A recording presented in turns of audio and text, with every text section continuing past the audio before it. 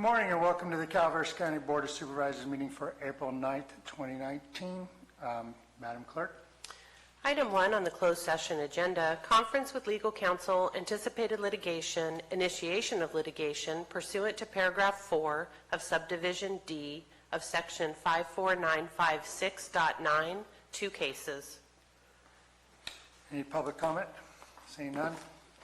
Item 2, conference with legal counsel, anticipated litigation, significant exposure to litigation, 1 case pursuant to Government Code section 54956.9 D2. Any public comment? Seeing none. Next item. Item 3, conference with labor negotiator pursuant to Government Code section 54957.6, County Designated Labor Negotiator Judy Hawkins regarding employee organization, Calaveras County Sheriff's Management Unit. Is there any public comment on this item? Seeing none.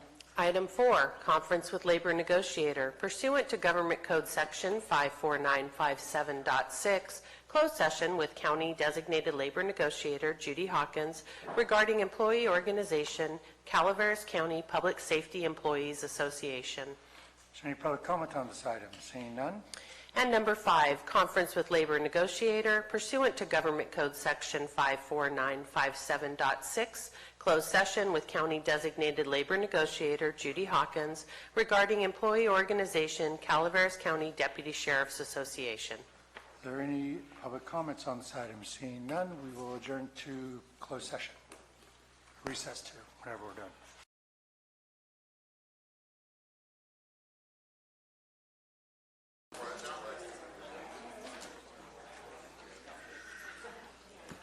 Good morning and welcome to the Calaveras County Board of Supervisors meeting for April 9th, 2019. If you would please join me by rising for the Pledge of Allegiance if you can. Supervisor Stopper, please read it. Thank you, Chair.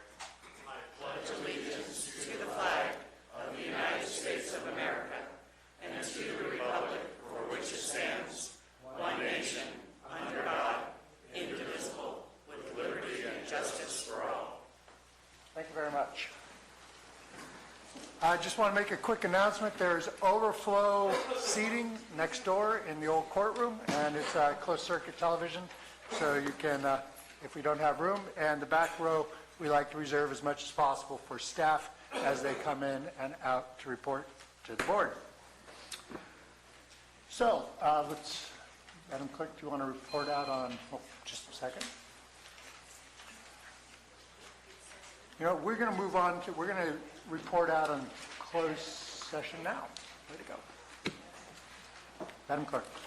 Item 1, conference with legal counsel, anticipated litigation, initiation of litigation, 2 cases pursuant to Government Code section 54956.9 D4. Case 1, on a motion by Supervisor Mills and a second by Supervisor Stopper, the board voted unanimously to approve County Counsel to represent the county in the matter of PG&E Corporation and Pacific Gas and Electric Company, United States Bankruptcy Court for the Northern District of California, case number 19-30088, a Chapter 11 bankruptcy in which Calaveras County is a creditor. And the board approved and directed staff to execute a retainer agreement with Michael K. Slattery of Lamb and Kawakami, LLP, to jointly represent Calaveras and other counties in this matter. Case 2, on a motion by Supervisor Mills and a second by Supervisor Toffanelli, the board voted unanimously to ratify the filing of civil action number 19-CV-2421 in United States District Court for the Southern District of New York, naming members of the Sackler family and Rhodes Pharmaceuticals as defendants in an action to be consolidated with existing litigation against opioid manufacturers and distributors pending in federal court. Item 2, conference with legal counsel, anticipated litigation, significant exposure to litigation, 1 case pursuant to Government Code section 54956.9 D2, There was no reportable action taken. Item 3, conference with labor negotiator pursuant to Government Code Section 54957.6, County Designated Labor Negotiator Judy Hawkins regarding employee organization, Calaveras County Sheriff's Management Unit. There was no reportable action taken. Item 4, conference with labor negotiator pursuant to Government Code Section 54957.6, County Designated Labor Negotiator Judy Hawkins regarding employee organization, Calaveras County Public Safety Employees Association. There was no reportable action taken. And lastly, number 5, conference with labor negotiator pursuant to Government Code Section 54957.6, closed session with County Designated Labor Negotiator Judy Hawkins regarding employee organization, Calaveras County Deputy Sheriff's Association. There was no reportable action taken. Thank you very much. For those of you standing in the back, there's 3 or 4 chairs over here. There's a couple over there. Everybody be friendly and let everybody find a chair. And there continues to be overflow seating next door. We'll go on to announcements. Are there any announcements from the board? Supervisor Mills. Yes, good morning. Thank you, Chair.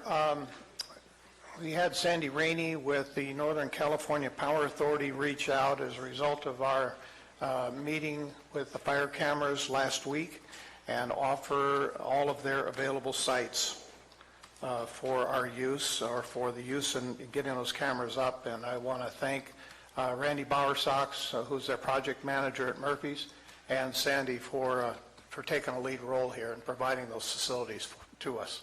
So I just wanted to mention that. Thank you, Supervisor. Supervisor Stopper. May 4th, the fishing game, the County Fishing Game Commission is going to be putting on the Kids Fishing Day at Murphy's Park. This coming up, again, May 4th. And we would like anybody that has their kids or anybody that wants to go up and see what it's all about, please go up to Murphy's Park and participate. Thank you. Thank you. Staff, Madam Tax Collector, Treasurer Tax Collector. Yes, good morning, Barbara Sullivan, Treasurer Tax Collector, doing my public announcement. The taxes for the second installment are due by tomorrow by 5 p.m. So people have a day to get it in the mail, postmark it, or do it online payments now, which is awesome. So just wanted to give a friendly reminder for that, because I know everybody loves me. Tax day. Thank you. Yeah, that was it. Thank you. Thank you. Thank you, Barbara. Other staff? Very well. We will move on to recognition and acknowledgements. Item 6 is from the library to adopt a proclamation recognizing the week of April 7th through 13th, 2019 as National Library Week in Calaveras County. Supervisor Toppinell. Yes, thank you. And I have the pleasure and honor of reading this proclamation that's in front of us. Nancy, I see the librarians here. It's a proclamation recognizing the week of April 7th through 13th, 2019 as a National Library Week in Calaveras County. Whereas today's libraries are not just about books and materials, but about what libraries do for and with people. All right, Nancy, what are we doing with people? Whereas libraries of all kinds are at the heart of the cities, towns, schools, and campuses across America. Whereas libraries have long served as trusted and valued institutions where everyone in the community is welcome and people of all backgrounds come together and connect. Whereas libraries and librarians offer services, programs, and expertise which build strong communities. Whereas libraries promote a free exchange of information and ideas which are cornerstones of our democracy. And whereas libraries promote civic engagement by being a source of information and awareness about community events and issues. Excuse me. And whereas libraries and library workers partner with other civic organizations to help meet community needs. And whereas libraries and librarians empower their communities to make informed decisions by providing free access to accurate information. And whereas libraries are a resource for all members of the community, regardless of race, ethnicity, creed, ability, sexual orientation, gender identity, or socioeconomic status, by offering services and educational resources that transform lives and strengthen communities. And whereas libraries, librarians, library workers, and supporters across America are celebrating National Library Week. Nancy, do you have something you would like to say? Nancy Giddens, Calaveras County Librarian. As you heard, the theme for National Library Week this year is Libraries Equal Strong Communities. And it's been a privilege for me for the past 3 years to lead the Calaveras library system, and especially this year, as we strive to make our libraries and our communities strong. I have appreciated the support of the community, county government, and the Board of Supervisors as they give us the ability to improve the quality of life for our citizens. I believe that the scope and impact of our efforts of how we make communities strong are best understood by our numbers. In our 17-18 report to the California State Library, we saw that over 24,000 of our citizens are registered library users. 5,200 of those are children. We were able to offer in-person service to our community for more than 10,000 hours in all of our 8 locations around the county. We had 64,000 visits. We circulated 143,000 items. So those who say books are no longer relevant to us can see that they are relevant to our citizens. That includes just 10,000 digital items, so 133,000 of those are physical items. Through our wonderful Link Plus interlibrary loan program, we circulated 4,600 items. The previous year, when our patrons were paying $3.50 per item, we circulated 325. That's a 14 times increase. Giving our community access to the 65 library systems and 11 million items that are available for through Link Plus make our community stronger.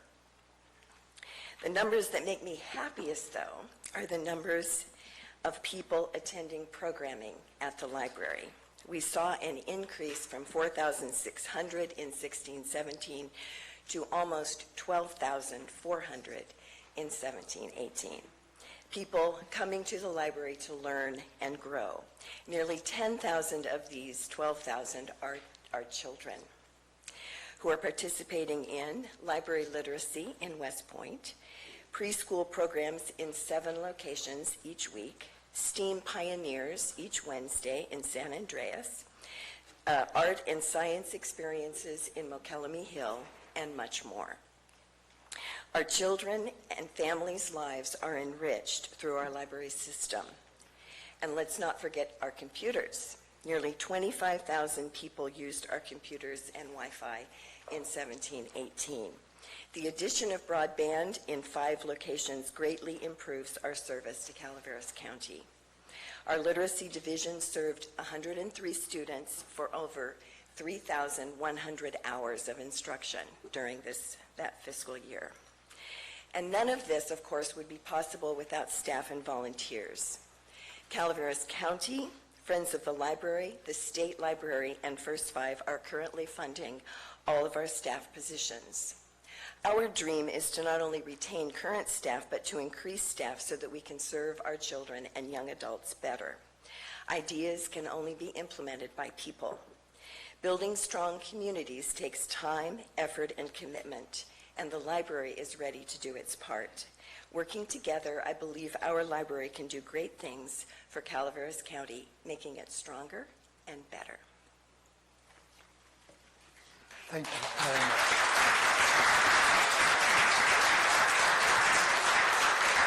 Any board comments before we move to public comment? I mean, I'm sure there's a lot of people got a lot of nice things to say about our libraries. Nancy, I'm going to look at you because you've been a driving force in in essence, coalescing a lot of the activity that's gone on here in the last 2 to 3, 4 years. So I think that you and the staff that surround you and all of the volunteers, whether they're in Copperopolis or West Point, doesn't make any difference, have one single purpose in mind.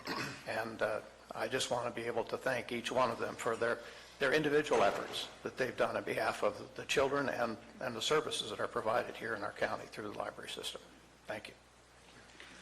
Supervisor Stopper. I also want to thank you. You haven't just taken strides forward, you've taken leaps. I can remember back when I was in 6th grade, going up to Sally Tuttle's house to do reading with her, and she's been solidly involved way back then, and it's, you know, the library system's been revived. Thank you. Thank you. Public comment. Let me make a quick announcement. If you've got an empty seat next to you, raise your hand so people in the back can grab a seat. And I can't have everybody standing in the back unless you're up to speak. So we do have overflow next door as well. But we'll start with public speakers. And the seat's not vacant if somebody just got up to talk. So please. Hi, I'm Connie Bowser from Angels Camp, and as you can tell, I really did want to say something about the library. I have been on the Library Commission for a long time, when Maury was here and at the beginning with Nancy. And it has been such a privilege to work with Nancy and all of the volunteers that have created so many new programs in our library.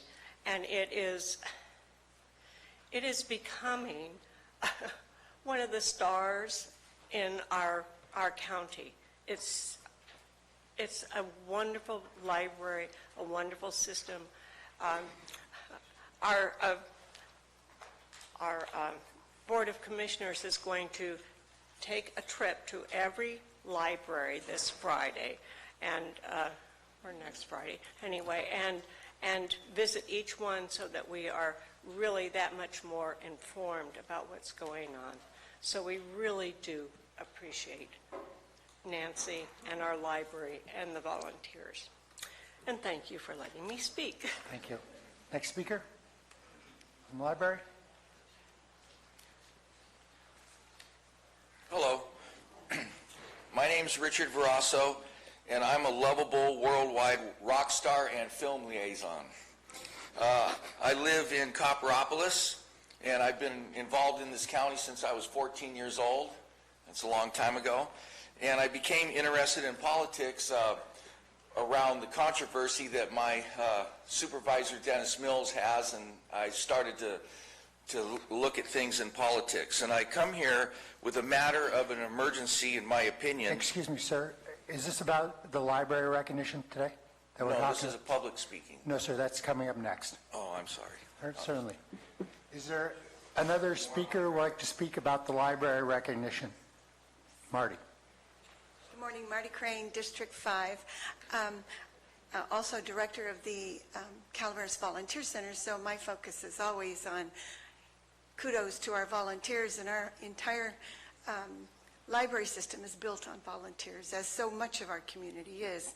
And I wanted to make sure that we all remember that when Maury was here for many, many years, she stood here and gave us a really long history of her time in here, which included goats running through the library, and then, of course, when our Dirty Book Club, you know, all the fun things and all the foundation that was laid when she was here that has allowed us to now welcome Nancy and all the amazing things that she and the team, but the volunteer team has brought to us. So we all build on what other people have done, and I suspect we will continue to build, and kudos to Nancy and the team. Thank you. Thank you. We're going to hold applause. Everybody's welcome to do happy hands, but we don't do that in here. Other speakers regarding the library? Seeing none. Al? Is there other speakers? Al, you'll be our last speaker on this item. I You thought get I the was, final word. I thought I was number 5. It turned out I'm next. That's pretty good. I'd like to join the others in saying a big thank you to Nancy and the things that she's accomplished with the library. Nancy was a guest on our Taxpayer Alert public access TV program not too long ago, and she, in a half hour, she laid out some pretty awesome things that they're doing. And she didn't have time to talk about all that here, but if someone would want to get more information about what she's been doing with the library system, they need to go to YouTube, Calaveras Taxpayers Alert, and then her name, and you'll get a really interesting show. Thank you. Thank you, Al. All right, I'll bring us back to the board. Further discussion or motion? A motion, not the motion. I'll move this item, Mr. Chair. Moved by Supervisor Toffenelli. As someone who has office hours at the library in Arnold, which was built by volunteers, the same as the one in Murphy's. Oh, that's a long way of saying I'm seconding the motion. Second by Supervisor Callaway. I'll call the vote. All in favor? Aye. Opposed? Passes 5-0.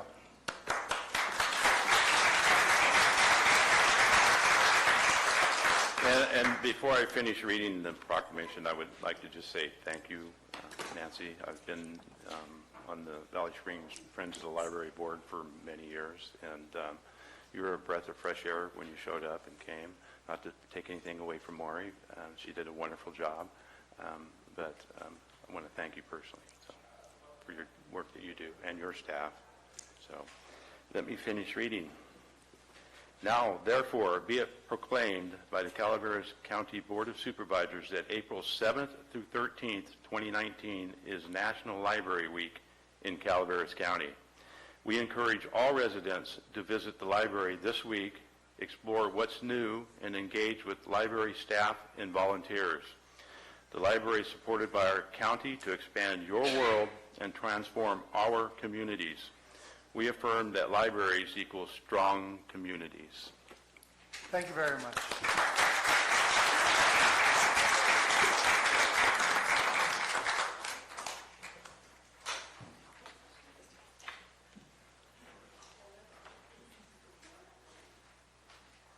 Any of the library volunteers want to come up and be included in the picture? Yeah? Come on, library volunteers.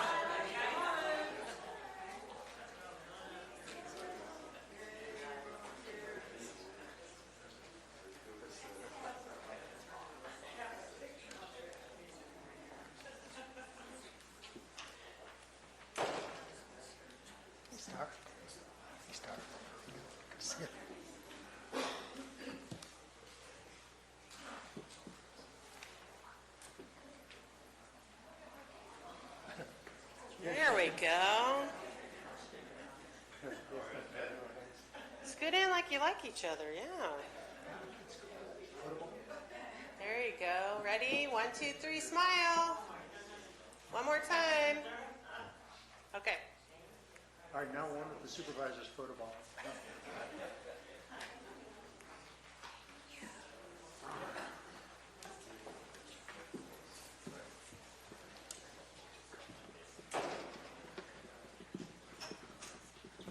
Thank you very much.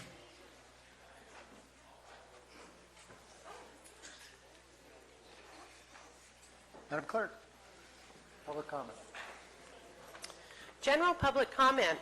Any item of interest to the public that is within the subject matter jurisdiction of the board and is not posted on the consent or regular agendas may be addressed during the public comment period. California law prohibits the board from taking action on any matter which is not posted on the agenda unless it is determined to be an emergency by the Board of Supervisors. If public comment is completed before the 30-minute allotted time period, the board may immediately move to the next order of business.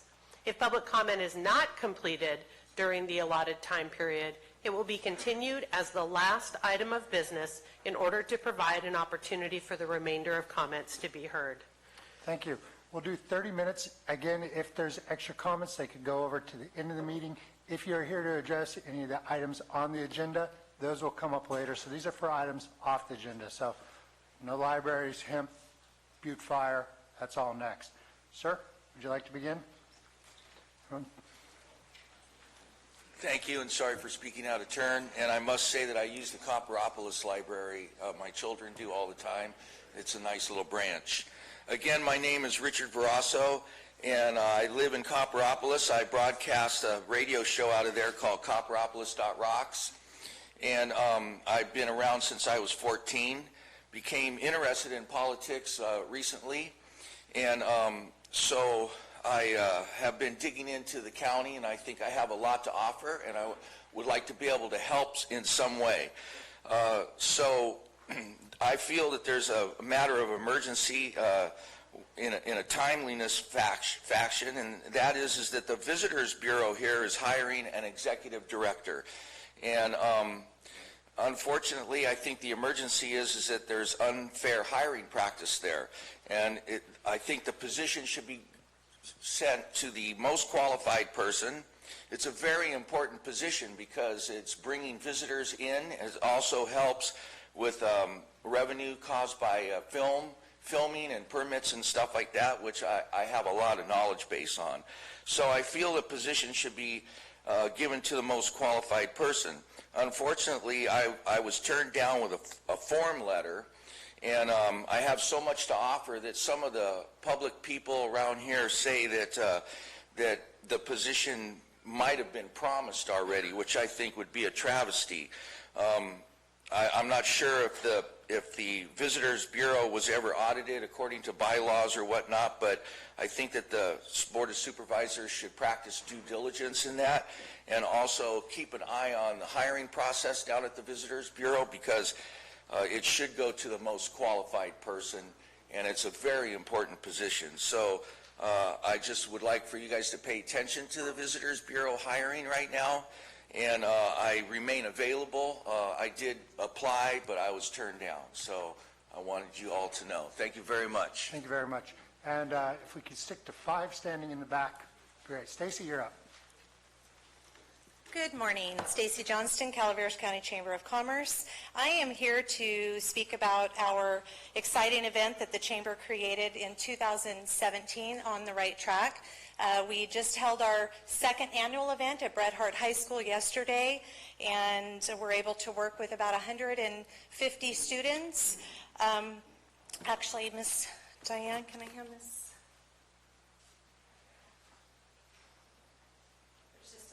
Information about it.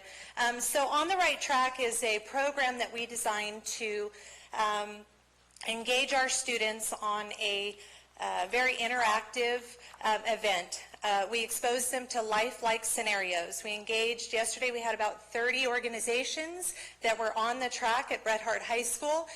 County services, healthcare, we had CHP, Sheriff's Department, we have financial advisors, you name it, we tried to engage them. And we walk students through lifelike scenarios as realistically as we can. And students have to engage these organizations as if they were needing their services. And what we found is that while we're preparing students for college or careers, we're forgetting some of the basic skills that they're going to need. When my daughter went to school in Texas, she called me one day and said, "Mom, I need a certified copy of my birth certificate," and she thought it was the one that I had in her baby book. And it was just, this light went off, and I thought, ooh, I've never even thought to teach her these things. So we provide opportunities now for our seniors, just such as that. Each student gets a binder with them that are filled with resources of every organization that is in attendance of that day. So these binders are now in the homes of every student here in Calaveras County, graduating senior actually. So parents can now turn to these binders for resources and information. So I invite you to attend our next event. It's at Calaveras High School, April 26th, Friday from 9 a.m. to 12 a.m.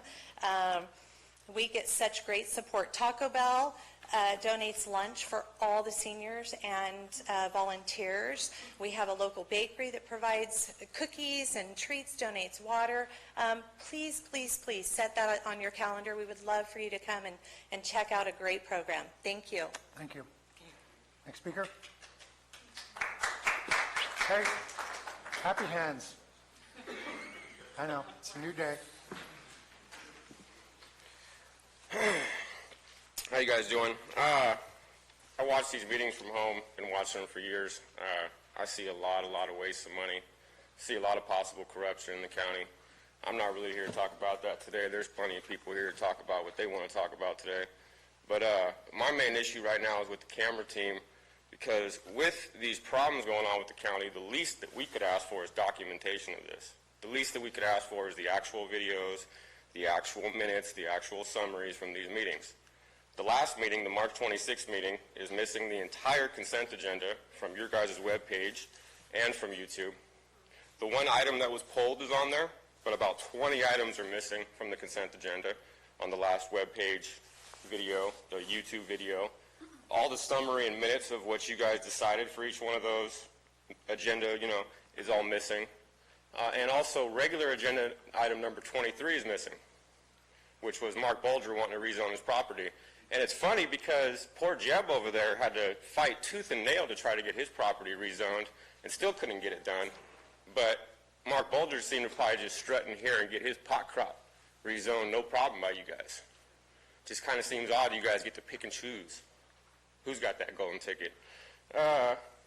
Looks like there's plenty of people in here to represent us today. I wish this meeting looked like this every time in here, because there's millions of dollars getting wasted by these people each year that could be going to a lot of better things. I don't need all my time. I just need documentation, and I would like for the March 26th meeting to actually put up, I called and talked to these guys. They said there was no problem with the video. Need to address the board, sir. I called and talked to the YouTube, or to the people making these videos, and they said there was no problem with the video. So I'd just like to know when we're going to get to see it. And this is a major problem, especially when Mills and other people are trying to make it so that the consent agenda can't even be commented on. So we could possibly, if they had their way, we'd have a consent agenda that we can't comment on, we can't pull items from, and we'd have the camera crew hiding it from the rest of us. So, I mean, if you guys just want to go in back doors and make all the decisions for us, like I know most of them are being made, just go do it. You know what I mean? But the camera crew especially, I don't understand. I mean, I talked to them, communicated with them. It's been 2 weeks since that meeting. They don't care. They don't seem to care. So just documentation of this corruption I'd like to see. So one day, if possibly justice is done and trials are actually held, we can have proof of what was going on in here. Thank you. Next speaker. Come on. Terry? Good morning, Terry McBride, District 2. The reason I'm speaking now is that I and several others went to the California Office of Plan and Research Commission on Catastrophic Wildfire Cost and Recovery meeting in Santa Rosa last Wednesday. I will tell you, it was I'm glad we drove up there. The commission is asking for input for everyone that's been affected by the wildfires in the respect as to PG&E and what many of us who haven't seen a dime are going through. And also folks that are complaining with good cause about how their insurance rates are going way sky high or being canceled outright. They had a group of folks representing the insurance industry, and it just so happens that one of our past insurance commissioners, California's, was sitting on the board, and he wasn't having any of what they were trying to give him. So this is really, it seems to be an organization or a commission that actually cares about the people of California for once. That's a good one. And they are asking folks to send comments, hopefully by April 22nd. They'll have a meeting on April 29th. You can just go on, good old Google and look up California Office of Planning and Research, Commission on Catastrophic Wildfire Cost and Recovery, because it's the squeaky wheel that gets greased. And if enough of us speak up from all walks of life, then positive changes happen. Thank you. Thank you, Terry. Hal, yep. Money. Al Segallen, Taxpayer Association. I'd like to piggyback a little bit on the youth outreach that's going on. We really agree with it. I think Calaveras High is the next one, and the Association of Realtors, and I think the chamber will be, in addition to having the information that was mentioned, will be able to provide copies of the Constitution to kids, which is the point of my talk now. This little booklet called the U.S. Constitution and Fascinating Facts About It is probably the most powerful little and interesting little booklet that you could read. I provided copies to a previous Board of Supervisors. There may be two that have not received it, and if you do not already have it, I have one for you. Let me talk a little bit about it. The U.S. Constitution and Fascinating Facts About It, you'll see the entire text of the Constitution, the Bill of Rights, the Declaration of Independence, and much more. You'll find interesting insights into the men who wrote the Constitution, how it was created, and how the Supreme Court has interpreted the Constitution in the last 2 centuries since its creation. For instance, did you know which famous American refused to go to the Constitutional Convention because he smelled a rat? That was Patrick Henry, by the way. Which Supreme Court justice said of obscenity, "I know it when I see it"? That was Justice Porter Stewart. Which Supreme Court justice is also in the College Football Hall of Fame? And that's Justice Byron Whizzer White. Which 2 founding fathers both died on the 50th anniversary of the Declaration of Independence? I think a lot of people know that one. That's Thomas Jefferson and John Adams, who died on July 4th, 1826. Why America had a king instead of a president? Why America almost had a king instead of a president? Alexander Hamilton led a group of politicians who offered the American monarchy to Prince Henry of Prussia, but changed their minds before he responded. There's so much interesting information in here. There's also a listing of the major Supreme Court decisions. We all know about Roe versus Wade, but there's a lot more than that. And they're all listed here, and this is like a handbook, and has been a handbook for attorneys that would want to have reference for protecting their clients.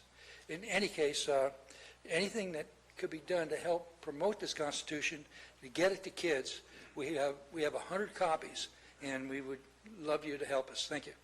Thank you. We'll continue petitioning our government with grievances. Sir, you're up next. That'd be the First Amendment. Yes, good morning. I'm Steve Russell, Supervisors, Staff, Council, and I'm pleased here today to announce the resurrection of the old Country Haven facility over on Toyin Drive. For many years it served as assisted care facility, was closed down. Just a little bit more than a year ago, was vacant and whatever, and I put a group together along with some help to open that facility once again. We're back in operation, paying taxes, providing jobs, and serving our disadvantaged here in the community. So I'll be up here regularly to continue to do this type of work, and just wanted everybody to know that. So any questions or comments? Okay, well, thank you very much. So you can see us. You'll be seeing us, our new signs and whatever. So it's a wonderful place to be, and I enjoy being here. So thank you. Thanks, sir. Bonnie? Thank you. Good morning. I don't know if you all had a chance to read the Stockton Record last week, but on the front page, very front page, it says, Coroner's Office honored for organ donation efforts. Apparently, in San Joaquin County, they're honoring organizations that are promoting and recognizing organ donations. We know the state of California sanctions organ donations by virtue of the driver's license that we have issued that has a place where we can check a box if we are interested in donating organs. But the reason I'm bringing this up is because the IHSS Advisory Committee wanted to include an article about organ donations in their last newsletter. And we were not sanctioned. In fact, we were censored. So I would like to read you that article that the Department of Social Services or the public authority thought was so insulting or rude or out of line.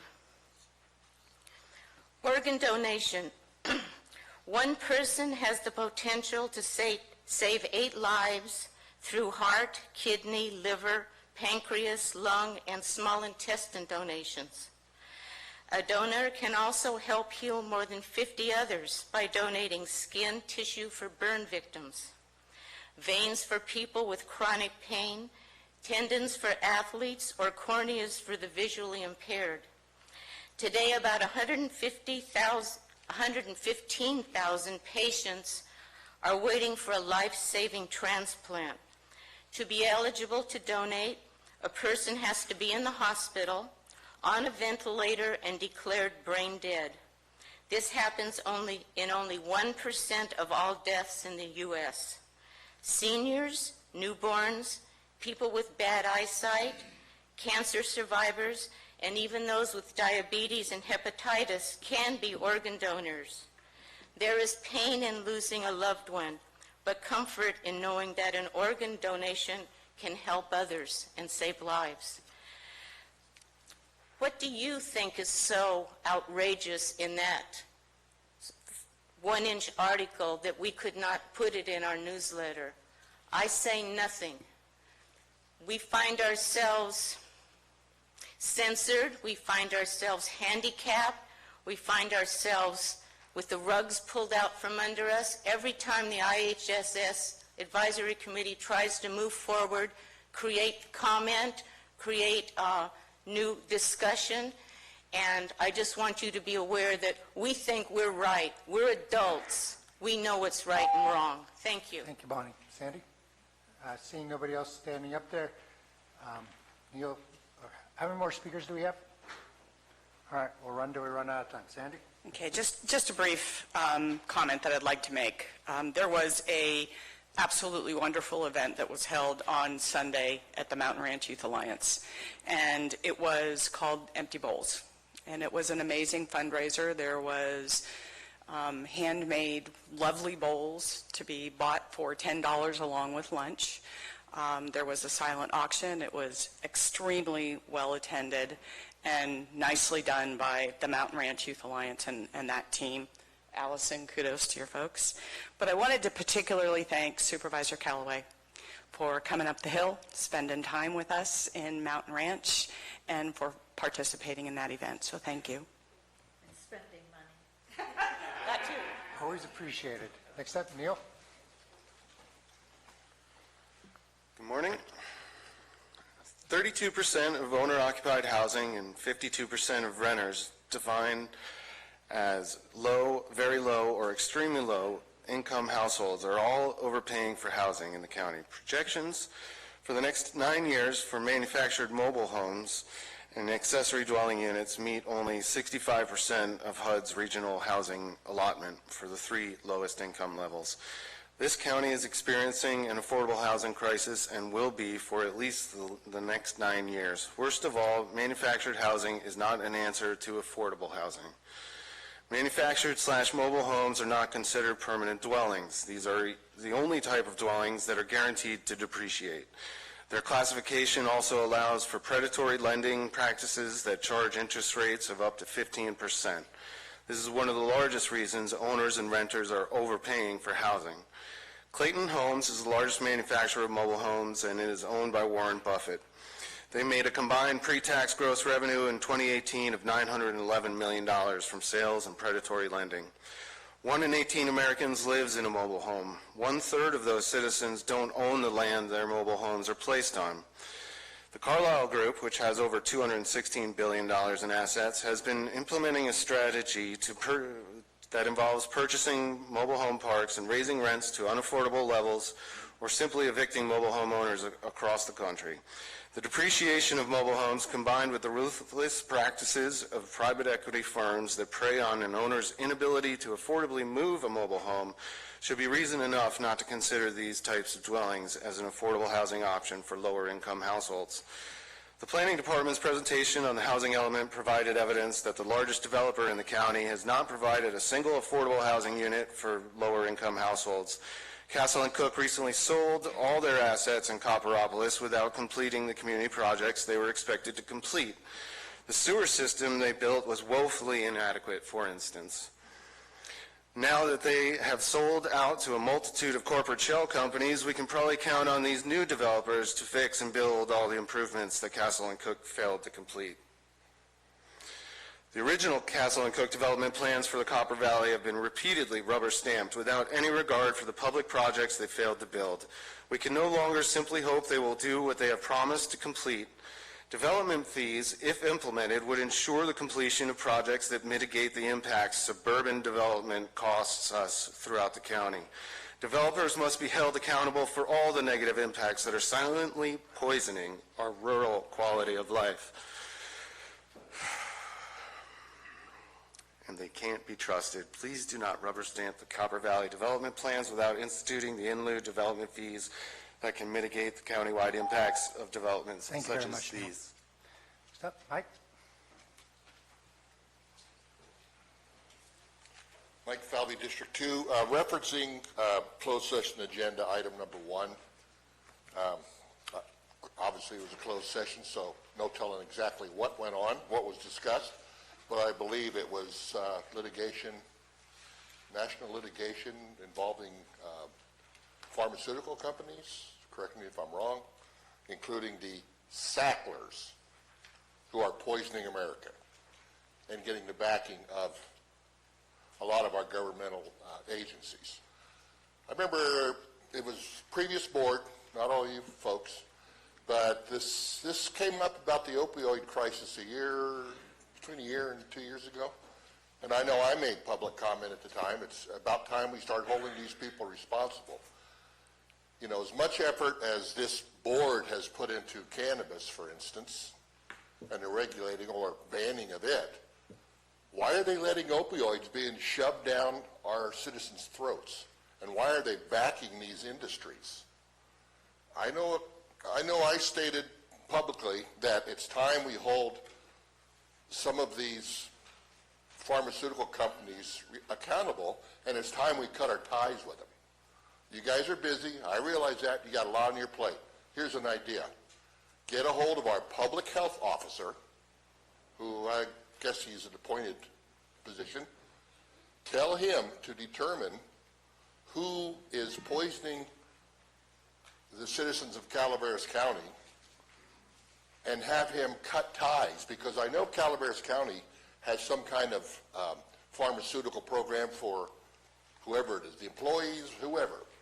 But to allow the Sacklers to poison, for instance, that's just one, and McKesson, I think, is another one. Correct me if I'm wrong. But to allow this to go on is criminal to me. You spend all this time banning one product, but you allow major pharma to run roughshod over the citizens of the United States.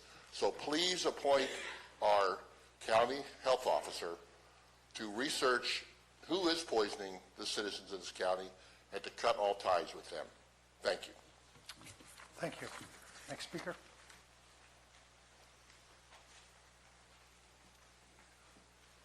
Hi, I'm Tyler Childress from District 2. I just had a few comments regarding the allocation of the Butte Fire settlement funds. Mr. Childress, this is not for the Butte Fire. Oh, I'm sorry. You'll get a chance to talk. It's later in this. Yes, sir. No worries. Next speaker. This is our last speaker. We will continue public comment at the end of the meeting. No, we're 30 minutes. Good morning. My name is Randall Bach. I'd like to say a few words regarding cannabis in Calaveras. I live on Higdon Road near West Point. Our family roots in Calaveras go back to the 1800s. We are proud to call Calaveras our home. I was introduced to the benefits of medical cannabis about 10 years ago with the recommendation of local doctors that began looking into the possibility of using cannabis to relieve chronic pain. As a result of that search, I learned of the medical properties of cannabidiol, or CBD as it is now commonly known. I'm sure some of you may have heard of CBD by now. With the help of friends and two very talented science and health advocates, we have developed a CBD-based medical salve. This salve has sparked a growing interest in our CBD products across the country and internationally. We have accumulated testimonials and documented the success of this salve for many individuals for a variety of ailments. I would like to propose a new beginning to a viable cannabis industry in Calaveras. I have consulted with a few people that have new ideas to make this industry a success. I think we should start small with a model group that we can learn from and transition to a future viable industry for Calaveras and all its residents. County certification of our cannabis will reward legal growers with eventual interstate commerce and banking once federally approved. Black market operators will not have that advantage. Lack of distribution will cause it to decline. This will assist law enforcement with their overwhelming task of illegal operations. An initial model group of growers would help fine-tune an ordinance for the next applicants to follow. Controlled growth of this new industry would enable Calaveras to benefit economically without the risk of losing control. I have ideas I would like to share with the county. I'm willing to work to make this a success for cannabis entrepreneurs, Calaveras County, and all its residents. Thank you.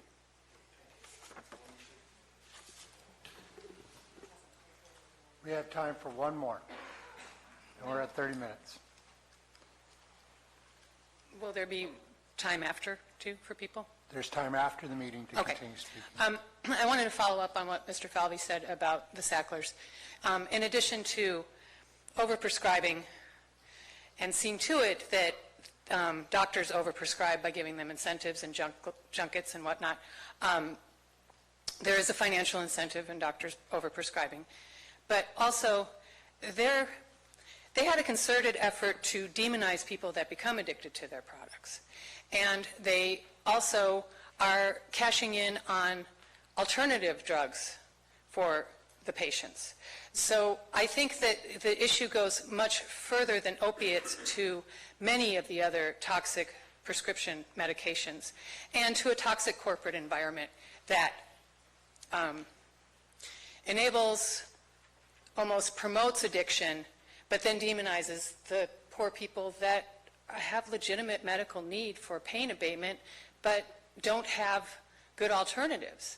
So I do think that it's really crucial for the county leadership to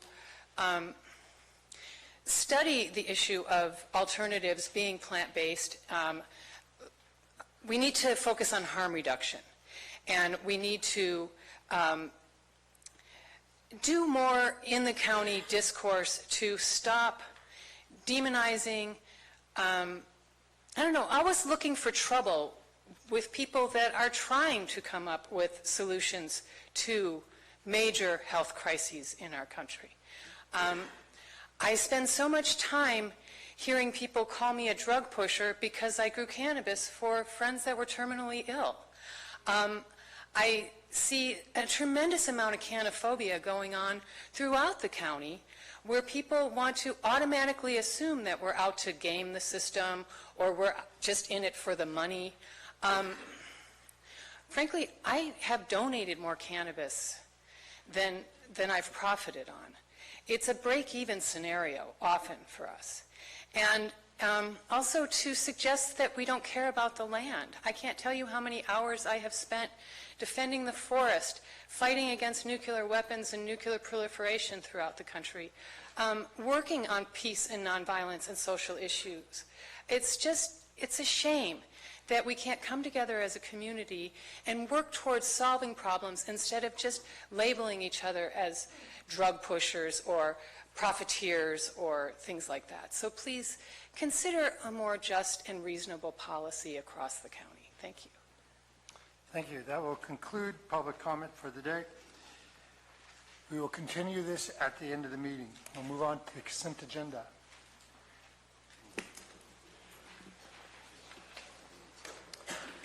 Consent agenda items are expected to be routine and non-controversial. They will be acted upon by the board at one time without discussion.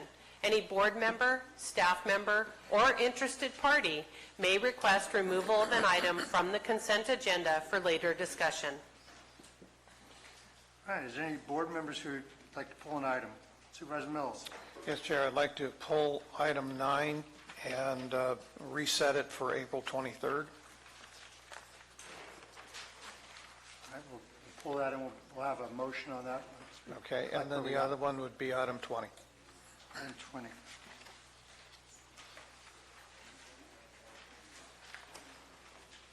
Does staff want to pull an item? Seeing none? Public?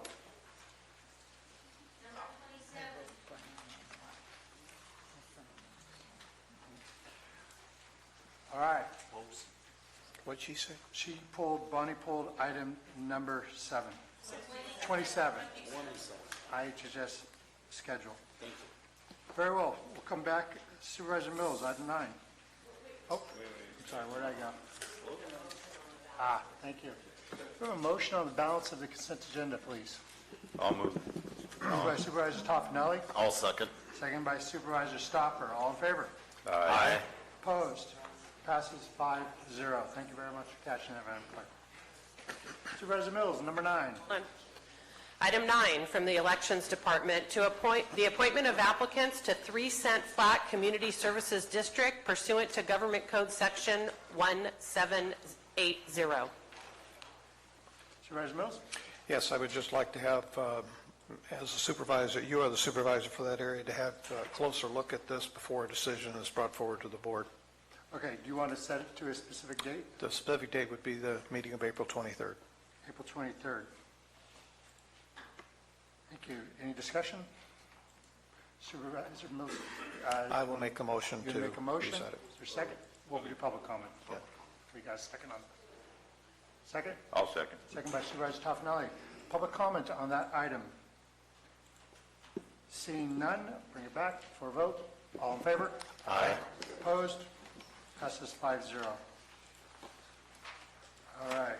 Next one is Item 20. 20. This item is from Integrated Waste Management to direct the purchasing agent to issue a blanket purchase order for Hunt and Sons in an amount not to exceed $100,000 for fiscal year 2018-19. Supervisor Mills. Yes, I'm sure that Mr. Moss is here regarding waste management. The question has to do with how did we get $100,000 askew of our budgeted item. We're now 3 months to the end of the year and needing $100,000 more than we had anticipated to meet that goal at the end of the year. How did we get that far afield? Mr. Moss. Good morning, Brian Moss, Integrated Waste Administrative Office, and thank you for the question.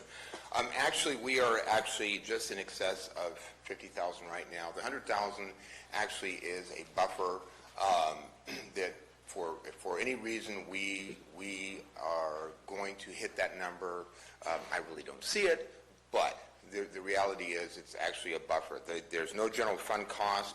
What I can tell you is that historically Integrated Waste Management purchased its fuel under the blanket of Public Works. So whether it be road yard, integrated waste, et cetera, all was done under Public Works, which has worked for many years.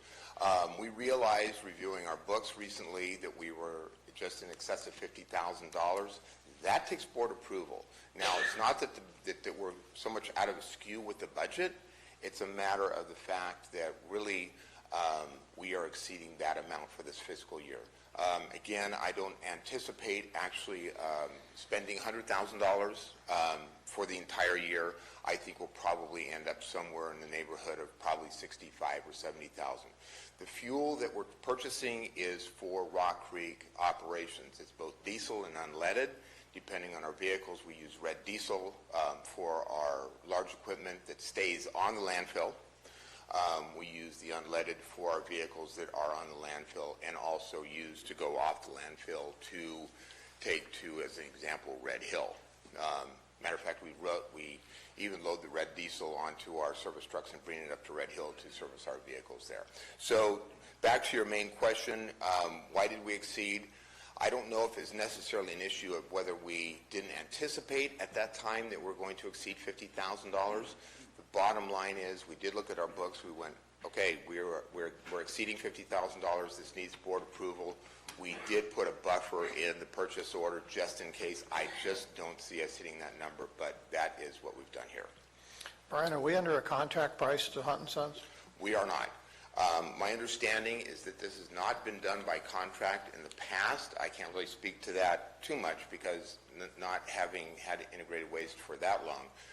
What I can tell you is the plan for this coming fiscal year is to certainly go out and do the 3-bid process to see what kind of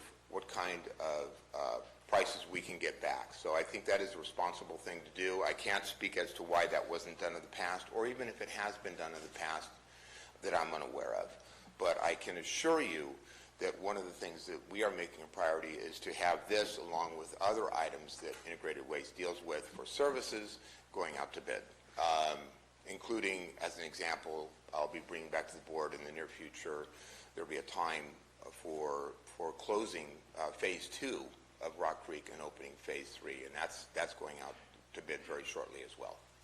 So you spoke to, could we, as part of this, because of the volatility of the market right now, could we be looking at 3 informal quotes rather than just locking it into a decision regarding Hunt & Sons only? They probably are the best price in the market right now, but to just due diligence of finding out what everybody else has got out there as well. I mean, I think that that's certainly something we can look at. My primary concern at this point is that we're in the last quarter of the fiscal year. I've got 3 months to wrap up the operations for the remainder of the fiscal year, and my concern would be that even those informal quotes, especially, well, if they're non-RFP, we could probably get the informal quotes, but the issue is I'm concerned that I don't want to hold up delivery of fuel for the remainder of the 3 months, and that's why we're concentrating on making sure we get a true RFP and actually 3 real valid bids going into the new fiscal year.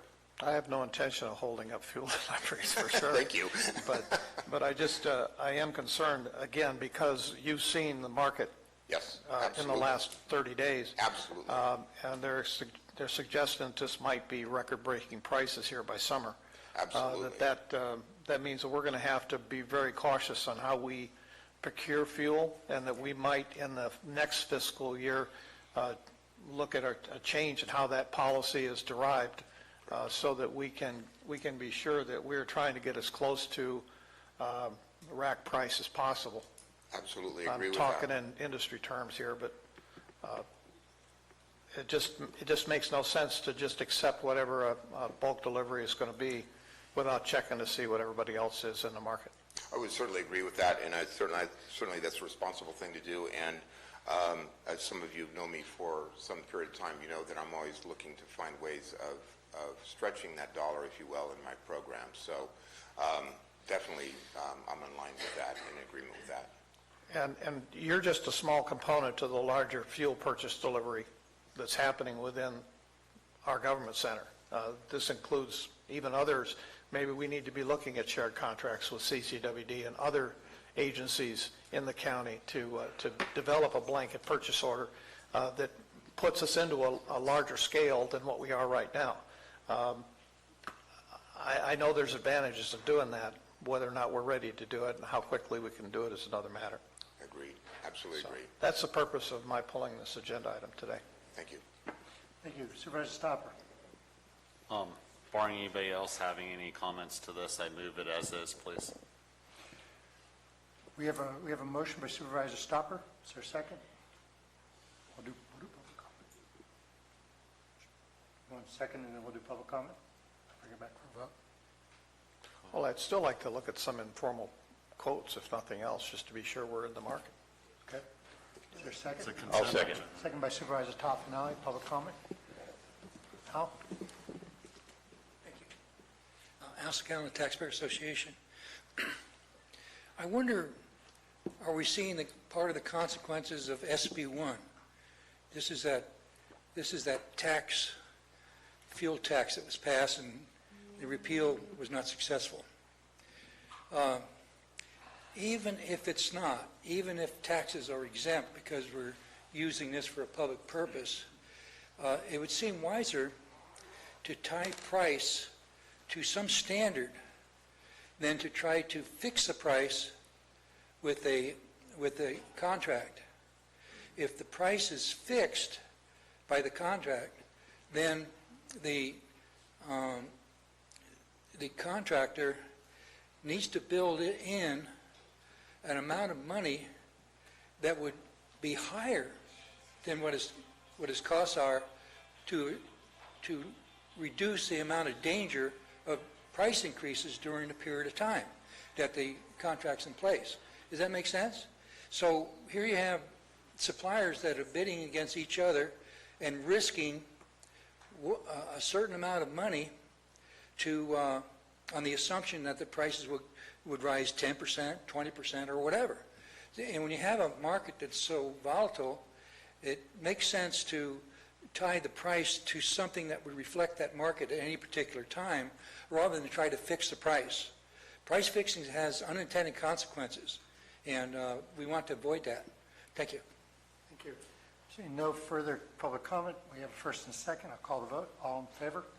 Aye. Opposed? No. We have 4 in favor, opposed by Supervisor Mills. Thank you. Passes. Thank you, sir. Thank you. All right, we are going to take a we're not done. I'm sorry. Right. Item 27 is from District 1, to adopt a resolution establishing a meeting schedule for the IHSS Advisory Committee. Ms. Newman?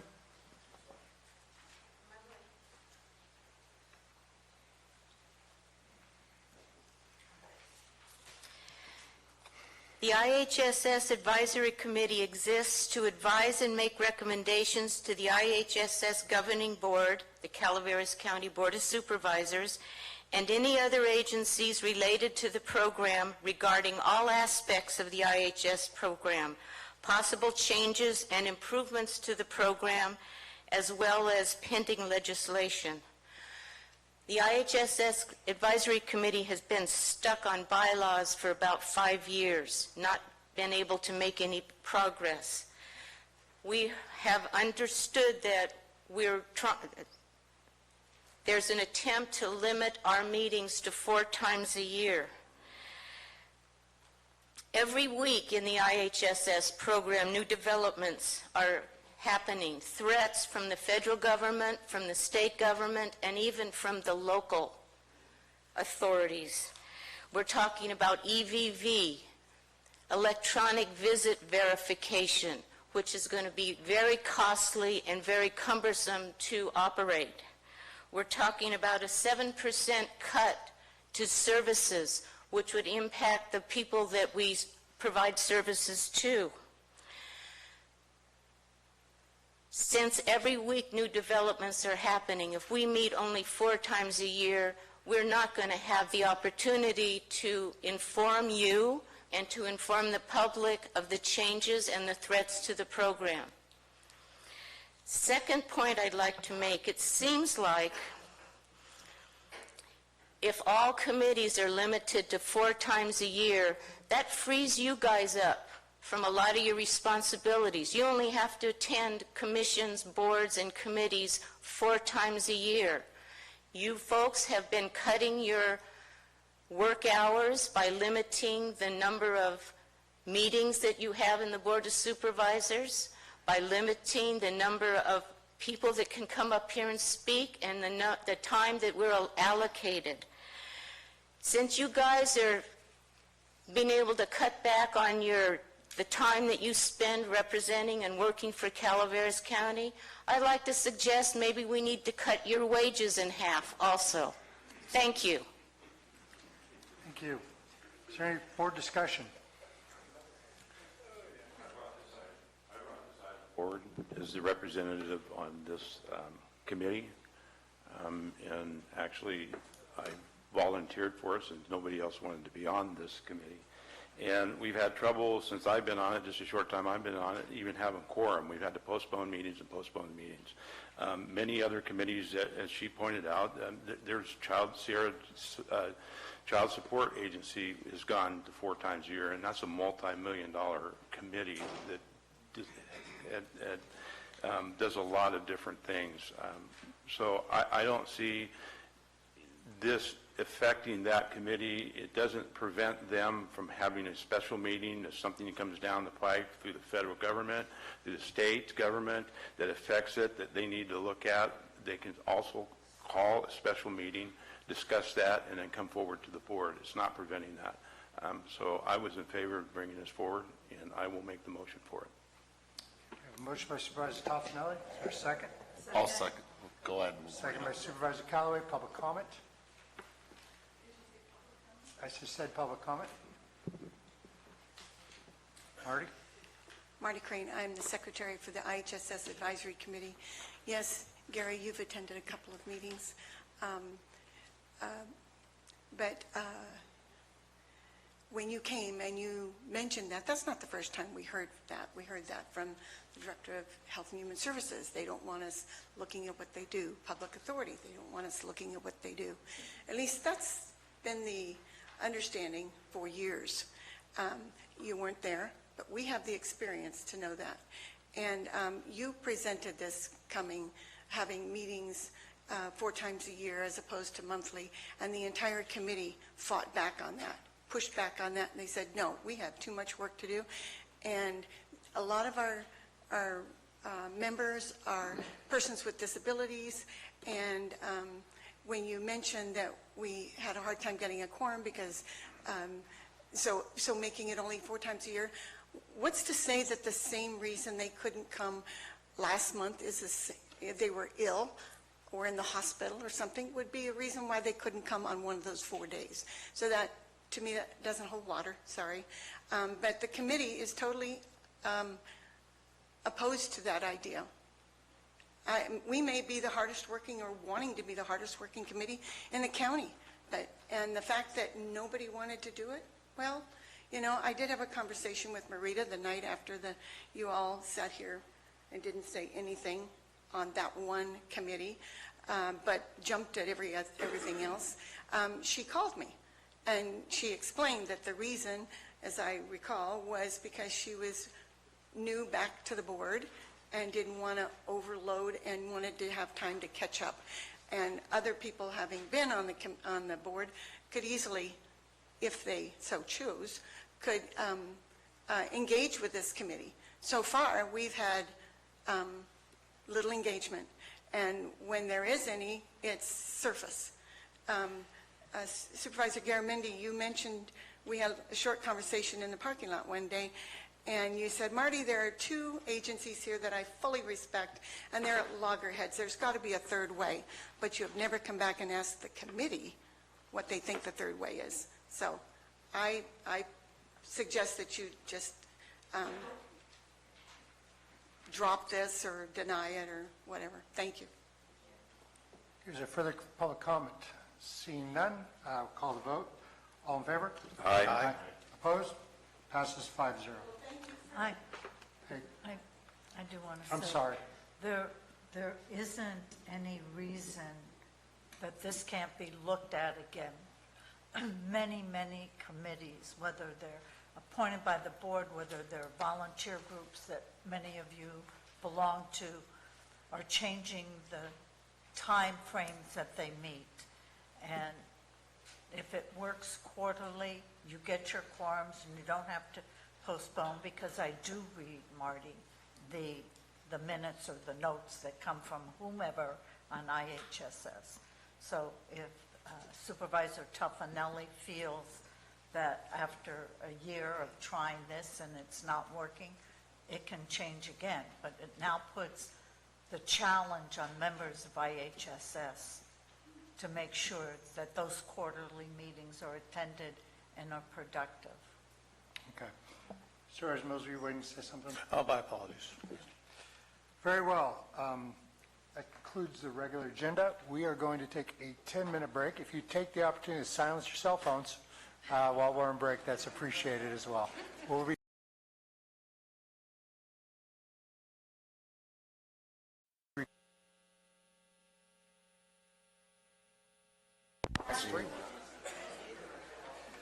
Welcome back to the Calaveras County Board of Supervisors. I hope you all had a good break and silenced your phones. If you didn't, please do now. Move on to our regular agenda. Madam Clerk. Item 28 is from the Administrative Office. 1, to approve various projects and allocate PG&E settlement funds. Determine that any and all allocations to non-county entities are in the public's benefit. Authorize and direct staff to effect the related budget transfers, which funds will ultimately be transferred on a reimbursement basis. This requires a 4/5 affirmative vote of the board. Or, direct staff to include the proposal as a standalone budget unit in the CAO's recommended budget in June 2019. This action only requires a 3/5 affirmative vote of the board.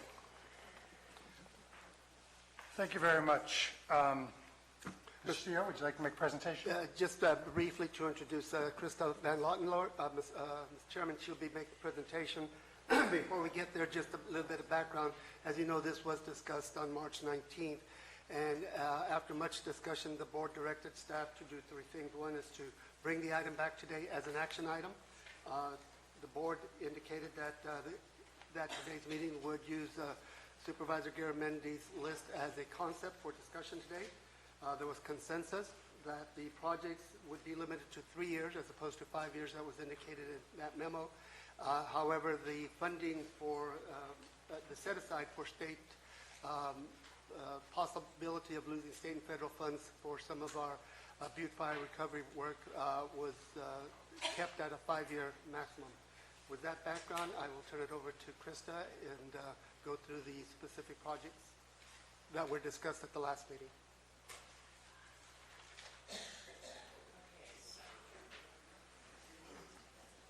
You're on. Great. So the projects that were presented to the board on that date are as follows. 14.6 million. Krista, can you Yes. either speak up or move the mic closer to you? $14.6 million for road repairs in the Butte Fire Zone.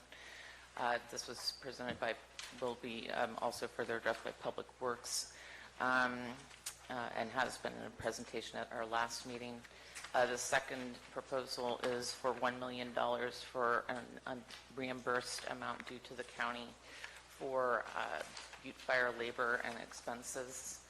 $1 million for county fairgrounds. So this would be with respect to sewer facilities as a county-wide evacuation center. $2 million for county disaster preparedness. These funds would be set aside for the various fire districts in the amount of $200,000 per district. In addition, we estimate a minimum of $573,398 of lost property tax. That figure's, I think, higher. In addition, $50,000 for the Sheep Ranch Fire Station and preparedness there. Community resiliency projects, one for the West Point Town Hall in the amount of $100,000. $150,000 for Central Fire, West Point Fire, $150,000 as well there, $250,000 for Central Fire, $150,000 for Moke Hill Fire, $100,000 for Community Resiliency and Mountain Ranch with their community club youth center. In addition, $100,000 for the Moke Hill Veterans District evacuation site, and $50,000 for Railroad Flat Town Hall. A total of, these are slightly off of the actual balance in the account, but just over $20 million. Lastly, Mr. Chairman, the board also directed that we bring the road plan that was developed by Public Works. That's a separate item on today's agenda, and it could be affected by your action of this item. Thank you very much. Well, ladies and gentlemen, I think we got a little bit of heavy lift here. So what I'd like to do is, one of the things we discussed at the last meeting was bringing back ideas, adding to the list that I presented, and then doing some math. So let's dig in. Supervisor Toffenali, you presented a list this morning. Do you want to talk about it, or?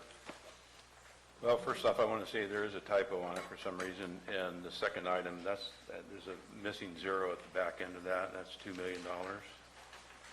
Which one? The second item, it has 2 zeros on the end instead of 3, it's supposed to be 3, so in total, $2 million. I will start a little bit at the beginning here and say that I had conversations with, and I don't know if the auditor's in here, the sheriff is in here. I had some conversations, my concerns with what was presented to us after having conversations with a number of people, and I had conversations with Michelle from OES, who wasn't here during Butte Fire, but has had to deal with the recovery portions of it and a lot of other things that are going on, and hearing the stories of it, talking to the sheriff. One of the major problems we had during the fire was, and we had all along, especially with the sheriff's office, is communication problems.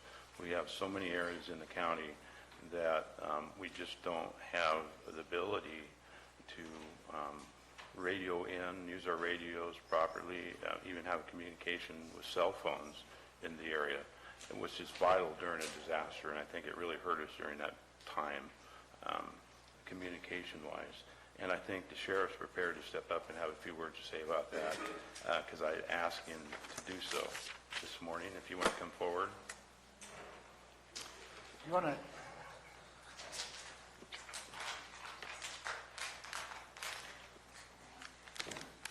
Good morning, board members, Chairman Garamendi. Sheriff? What would you like to know? I just want everybody to know I didn't ask for any money from this. No. I want to be upfront with that. Over the years in a roundabout way. A different situation. I did not. Going back to our conversation yesterday, and you said that there was a plan being worked on. You want to elaborate somewhat on what that plan is and some of the fundings that are needed to go forward to get that into place? Okay. We have been working with CCWD, and we have just, you're going to see next on the 23rd, we have a donation from the American Red Cross. We were able to build a radio tower up in White Pines. The radio infrastructure in this county, in the 17 years I've been at this department, has been non-existent. Is terrible. There's a lot of areas, especially in District 2. You're probably our worst area up there because of the topography. We just have no radio service. So when we have the Butte fire, our radio towers went down. I had one person tell me, well, we could have sent up smoke signals, but the problem was there was so much smoke in the air, smoke signals wouldn't have worked. But the reality is that the way and this could be an 8-hour long discussion. There's two different bands out there. There's high band and a low band.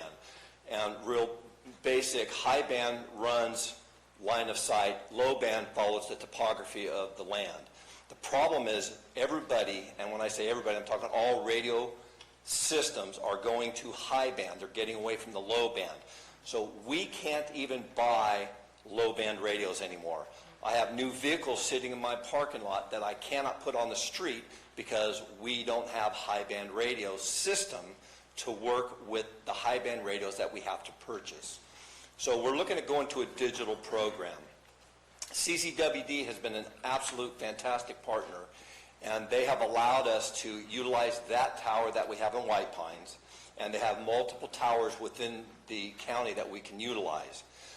We've been working with, well, it will benefit our OES program, it'll benefit our ambulance service, it'll benefit the fire departments, it will benefit our road department, our probation department, our HHS. Anybody who uses radios in our county will benefit from being able to utilize CCWD's towers and adding microwave systems and what we call a P25 compatible radio that will allow us to go digital.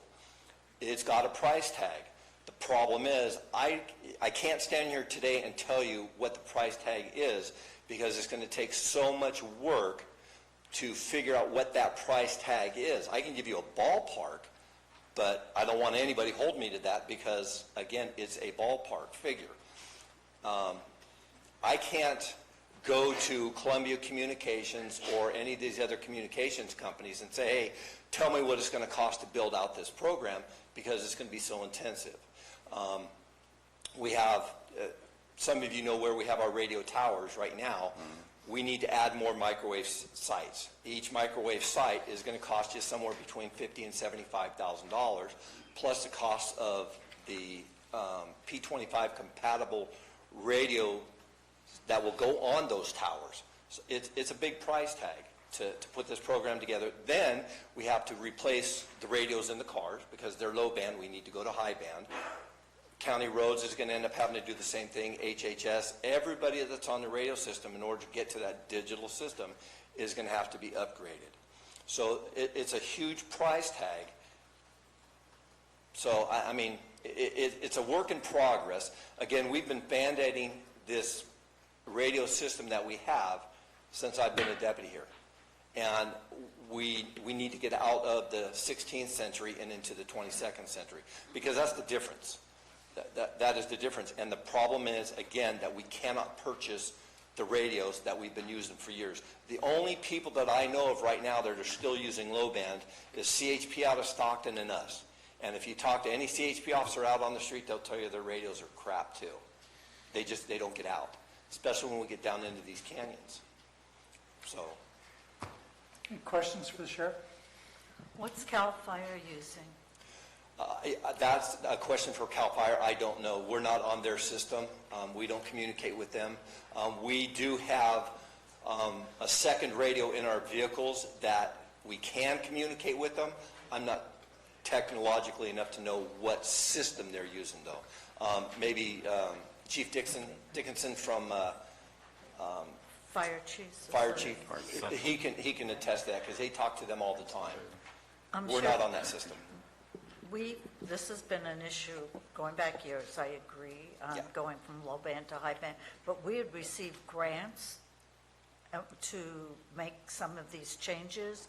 We had a partnership program going with Alpine County on the communication system. I mean, That goes back years when Clay Hawkins was still here. He was writing all those grants through OES. My understanding, Marita, is that those grants have gone away. We're having a hard time finding grants for those funds anymore.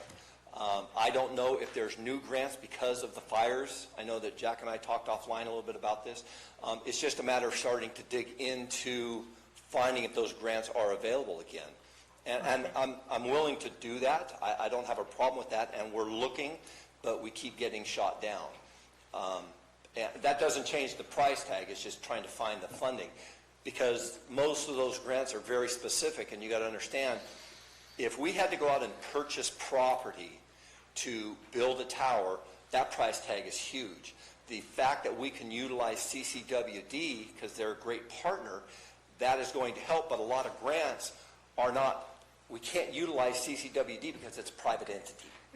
Can I make a suggestion? Because we've got a lot of items here, and if we start going through, what I'd like to do is, Supervisor Stefano, if you give your whole presentation, then we could discuss what we want to include. We get down there, and we could really get deep in there, but I don't want to, we could talk communications for hours. In fact, That's what I'm saying, absolutely. Yeah. Yeah, but I didn't know the rest of his day. I wanted to get him in first. So I'm here at your disposal. You're here for the whole day? I am here for the whole day. With this ticket out, I'm sure the sheriff will probably won't show up. Stick around. I know there's an agenda item at the very end that I'll be very involved in, so I'm here for the duration. Thank you. Thank you. Okay. Thank you, Supervisor Stefano. Yeah, well, we can just go through it if you want, and the reasons why I have funds there for what I have funds there. Let's go through it, and we'll go back and question. Okay.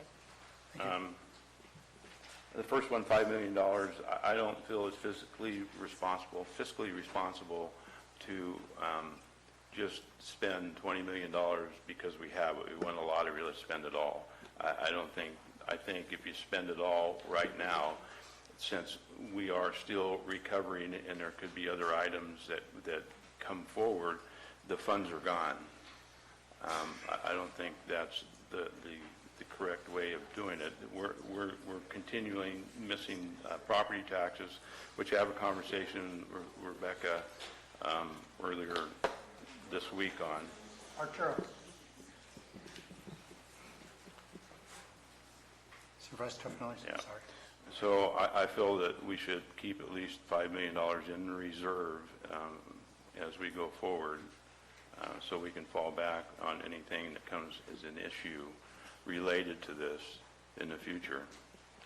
I earmarked $5,350,000 for road repairs after I went over the list of the road repairs in the presentation that was given to us by Josh. I felt a lot of those roads weren't paved to begin with, and I can't see spending money to repave or pave something that wasn't paved to begin with. This is my opinion, I'm sorry. Yeah, let me, Supervisor Toffenelli, if I might. Hey, everybody, please, we have to really be careful and limit our sniping comments.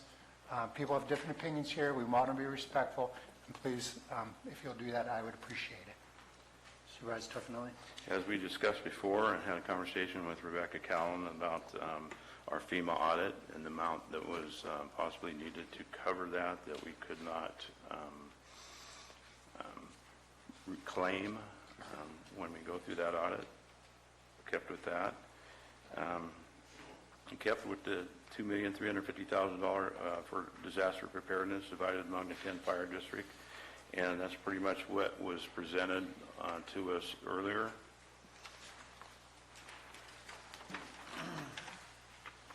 I had a further conversation with Rebecca Callan on the amount of money actually spent out of general fund that's not going to be able to be recovered by FEMA.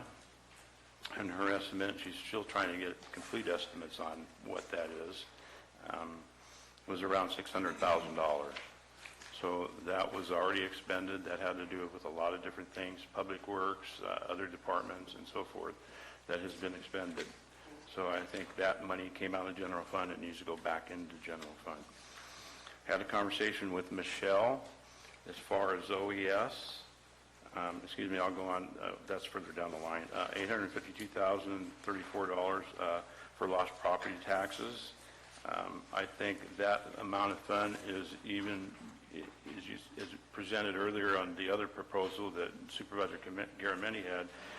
We are moving forward year after year on unapproved properties that we are losing taxes. I think we need in the future move forward to cover those lost taxes as we go forward. And we don't know if some of those properties will ever be improved again. So we need to cover those taxes. I had a conversation the other day with the city on the proposal for the $1 million allocated in the previous proposal for the fairgrounds, and they improved their sewer system out there. That's failing, and at that time on the 19th, I felt to be in agreement on it. But I did have a conversation with the city concerning this, and there are some issues. This is not a project per se shovel ready. The city is still trying to seek funds to get sewer line out there. And then part of their concerns are also, if that happens and this hooks up, how are they going to cover the maintenance, and can they cover the influx of what during the fair time of what that's going to be for their facilities, whether they can cover it or not. So there's a lot of questions. So I kept the $1 million in there. I figured we can revisit it in a year and see where the city is on it, how far they've gotten, if they got funding, what's happening with it. Again, that can be revisited. I put $650,000 in there for the following centers to be used to upgrade and prepare the centers for future evacuations. And all of these that are listed here are all evacuation centers, registered evacuation centers. And a lot of them, some of them felt the brunt during the time of evacuations, and were totally unprepared and need to be brought up for receiving evacuees. It's not just we have a building, come here. That's not what happens. And I was part of the ones at the vet hall and saw what it took to be able to bring people in there and have them actually live there 24/7. Some of them were there for about 3 or 4 weeks. And it's not just, here's a cot, have fun. There's a lot of things that go into it. You have to feed them. You have to have restroom facilities. You have to clean them. They have to be showered. Just everyday life going on in these facilities for people that actually live there. I talked to Michelle and the OES.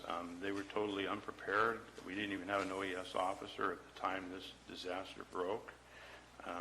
We certainly did not have a center, a headquarters center, to be able to coordinate everything that's going on.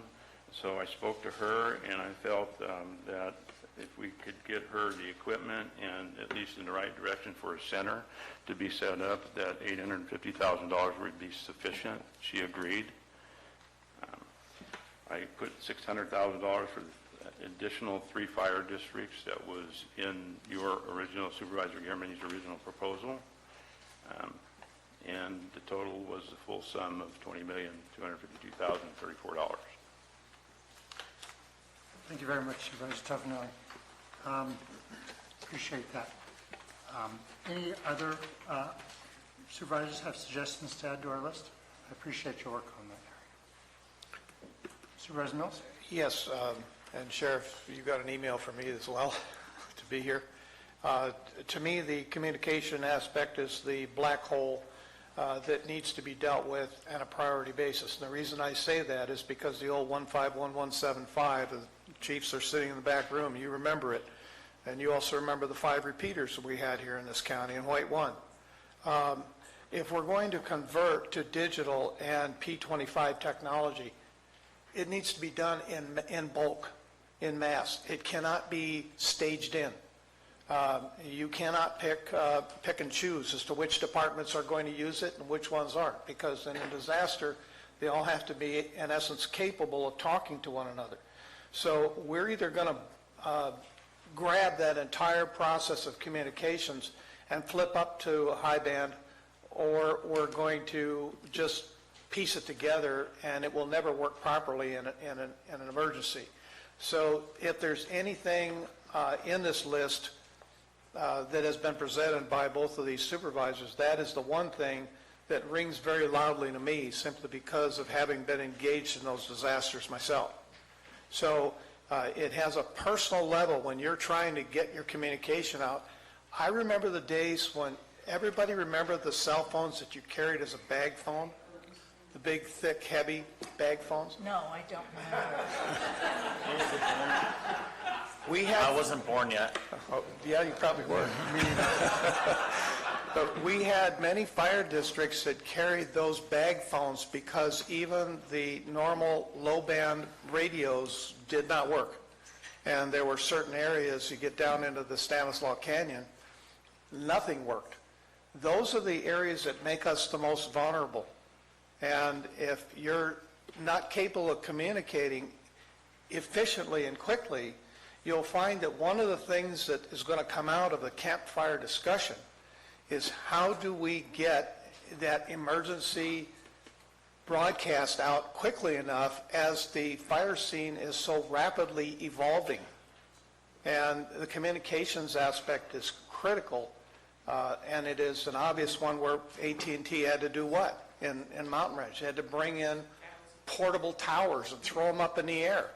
Well, what's to say we can't do that? There was a time when Vallecito Station had an air tower on a trailer that we could throw up in the air. We have to be looking at these options, but to realize that, yes, it would be great for us to spend a lot of money on roads, but if we are going to leave ourselves communication deficient here, we're putting ourselves in a very tenuous position in the longer term. And if we're going to solve this for the longer term, to me, that communications piece is the critical part. When I look at this issue, we have coverage maps. This is not new territory. Your cable systems and your Broadband systems, they have coverage maps that are very well defined in our area. AT&T has great coverage maps as well. One of the things that really rang home also was when that fiber optic line got cut. Remember? About, 2 weeks ago now? And how quickly did it take down the entire system for this county? Not just landline, but cell phone too. That means that the communication system that we need to put together has to be robust enough to overcome that deficiency to keep our emergency services able to communicate effectively and not leave us in a shortfall.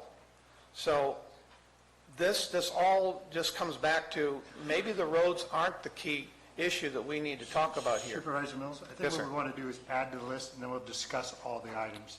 I will, okay. But So this if you got is, things you want to add, just throw them in. well, we'll discuss each one of these pieces because I think we're all pretty much there as to what we've got to have. We'll talk about it. Supervisor Callaway? I'm not sure how you want us to do this. What would you like but- to add to the list? And we'll talk Oh, about I want to add Bear Valley. I want to add Independence Hall. I mean, I've been evacuated twice. I've been at Bear Valley. I've been at Independence Hall. I've been at Michelson Elementary School for days at a time. So I'm somewhat having a concern, and I understand that these places that Supervisor Garamendi and Tuffanelli put out are the result of the Butte fire, but the old Gulch, it was different, and the Darby, it was different. So what is it that we're putting money into, and for what purpose? When I was evacuated for a week, I mean, the Red Cross was there, Health and Human Services were there, people I didn't even know were there. I mean, helping to feed us and making sure we had a place to sleep. And so this isn't the only place in Calaveras County. So my question is not that maybe we shouldn't be giving funds to these centers, but what is it? I mean, I look at Jenny Lynn Vets Hall, it's a brand new building. What is it that we're doing at that building that we might not be doing at the Mountain Ranch Community Hall? I mean, or in San Andreas Town Hall. I mean, I could understand it needs help, but I mean, to be paying for services is a whole different issue than paying for some of the upgrades to the centers for future evacuations, because I've got 3 or 4 in District 3 I can put in. Okay. So Supervisor Stopper, did you have something? We'll talk about the totals once we get our list set, then we're going to play math. Thank you.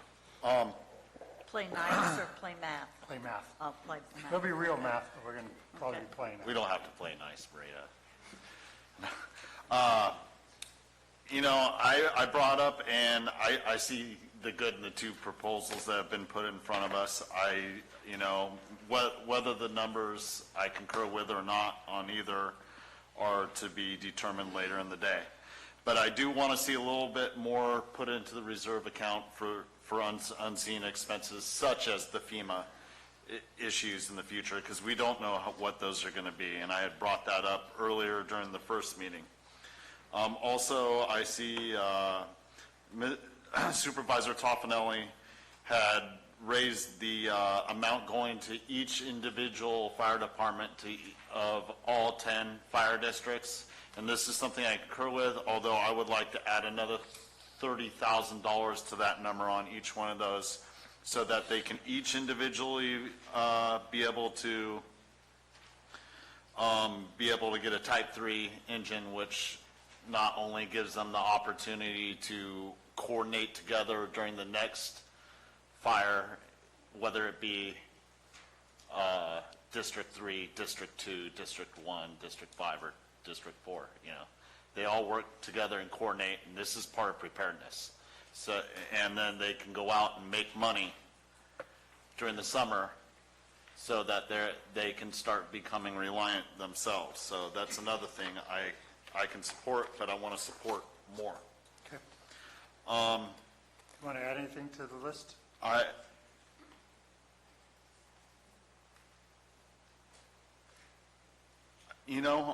Honestly, I think Marita does have a good point. I think there's other places up 3 that do need to be considered. When the Old Gulch cut fire came through, they were cut off going down the hill. That fire line saved them in the end before it got to Highway 4.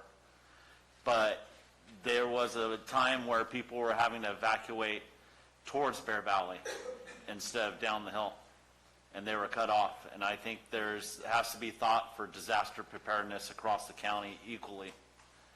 Even though the Butte fire is the result of the reason we have this money, preparedness comes as a whole in its entirety. All right. Let's do this really quick then, if that's all right with everybody. Gary, would you consider, I'm just figuring out how many new columns we're going to put in here. Gary, would you consider the reserves that you've got set aside the same as lost property tax reimbursements? I just went through the list, and there's 5 items that don't match up to the other ones. So I'm just figuring out if any of them fit with other items or whether they're independent. Yeah, the first one that was that's different on your list versus the one that was submitted before is the $5 million reserve account. The $5 million reserve, excuse me, $5 million reserve account, again, I felt we needed to hold some back in reserve, and obviously we're having discussions about upcountry and some evacuation centers up there. Certainly some of that money can come out for that. But my concern is going forward, if we find things that we don't know about now, if we spend all of this money, there's no reserve to take care of it. Okay. So I think that's a separate. Yeah. So separate item. I do have one other thought, and that's just something that came to mind as a result of a discussion with the fire agency. In the Sheep Ranch area, your reserves on water are notoriously weak, and CCWD doesn't have the ability right now to provide any additional storage capacity up there. Is that something that we just add to the list to have a little bit more discussion? Actually, Supervisor Mills, that's actually included under the Central Fires proposal. Okay, as long as we can see what... We could have them come up when we get to the numbers. Yeah, just check a box there. Thank you. Yes, sir. Supervisor Tuffanelli, you were... what was the next item? So the next item is, let me see, is there a consensus that we all want to have, that we want to have a line item of reserve? Is there just, no? Okay. No. I don't mind having a reserve. I think $5 million is too much. My experience on this board in the past and watching the board the last 4 years and knowing what's going to have, and I'm not Oh, you did watch the board the last 4 years.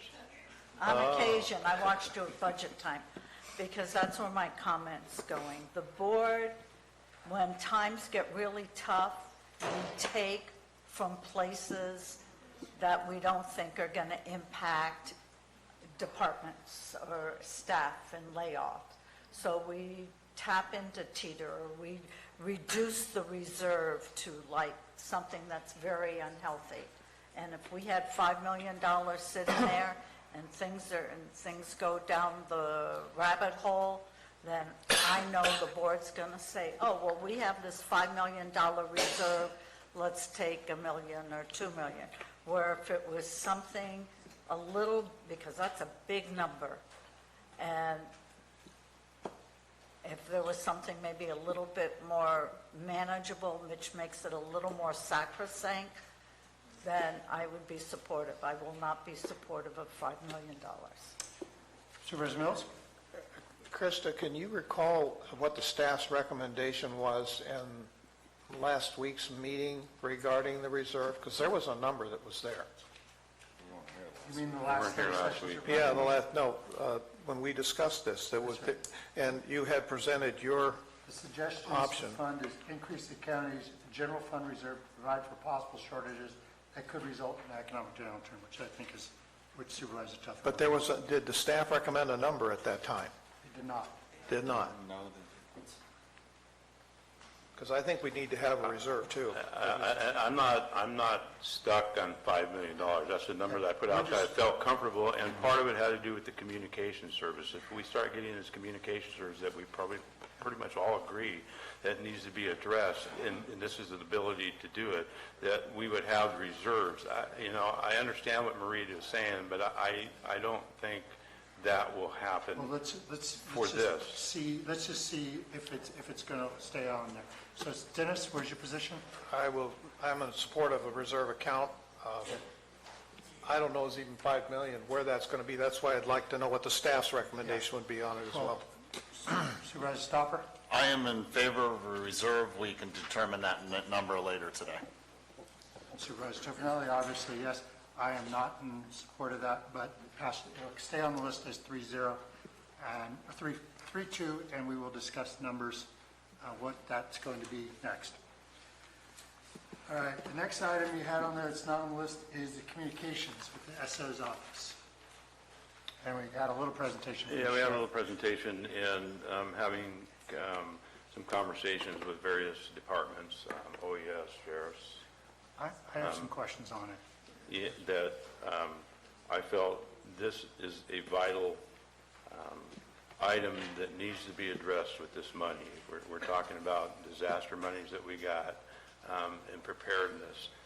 We have to do something with our communications here. The next disaster, who knows what's going to happen. If we don't have the critical areas that we need to have addressed now and moving forward. So that's why this number is in here. I didn't have an exact number. I just plugged this number in here because I know that the conversation with low band and high band with the sheriff, if he's going to go, he needs the high band like everything is going. He can't replace the radios as now. He's got cards sitting out there he can't use. That we need to put money in there at least to get the communications up to where we can use what we have. Can I ask, Sheriff, can I ask a couple questions on it?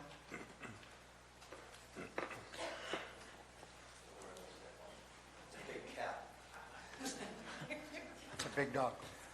Sheriff, you and I met back in January with your Sergeant of Communications, Wade, and after a good 45-minute conversation, I was thoroughly confused as to what is going on. Join the radio communication system. And I know that this has been something that's been going on since 9/11, actually, when we discovered there was a problem, and we're, 19 years later, and we still haven't solved it. So there's no question there's a problem, but there's also no question we don't know if this is big. I mean, we know it's going to cost a ton of money, but we don't know when we'll have the solution, the universal solution. We don't know how much that universal solution is going to cost. We don't know if Cal OES, with all the recent disasters, is going to fund. What they've talked about, if I remember correctly, for about 18 years, they've been talking about a statewide communications system where everybody's on the same page. So you could talk to the CHP on the same radio when you're doing your job. So it seems to me this is just kind of a nebulous, yes, it's going to come someday, but we don't know what that is right now. Well, there is a system that they're trying to put together right now that will allow us to communicate with LA County. Why they want to do that, I have no idea. That's something that's well beyond our lifetime down the road. The ability right now to communicate within the county with all the entities in the county is available to us right now. You're looking at a $5 to $6 million price tag, and that's just Sheriff Rick's estimate. I'm not a communication guy. In the people that I've been talking to, that's kind of a ballpark of what you're talking about. Could be a little bit more, could be a little bit less.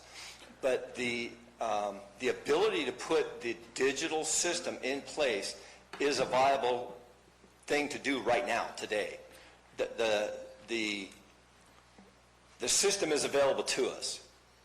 It's a matter of getting the bid put together and getting the cost put together to put that infrastructure together. So the ability to do it now is there. It's not like what I just talked about, being able to communicate with LA County. That's something that the state's been trying to do since 9/11. That's not going to happen in our lifetime, I'll be honest with you.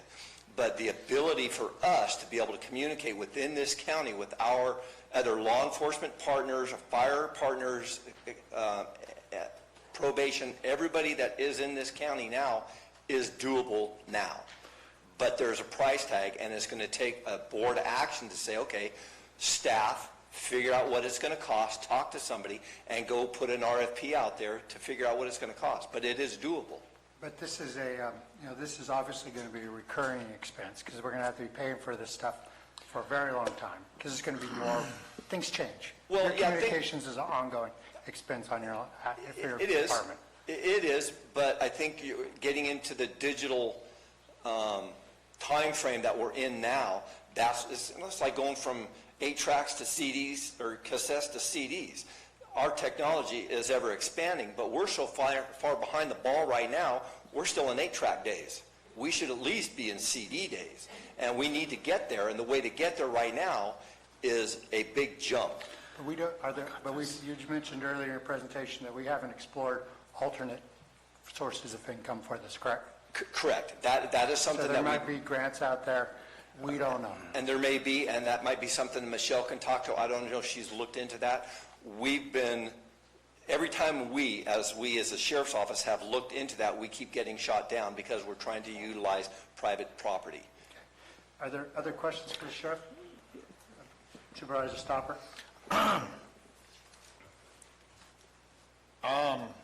I've been with, let's just say, working for the other entity that you are coordinating with. So there's some opportunity there to coordinate with them on some of the towers that they already have.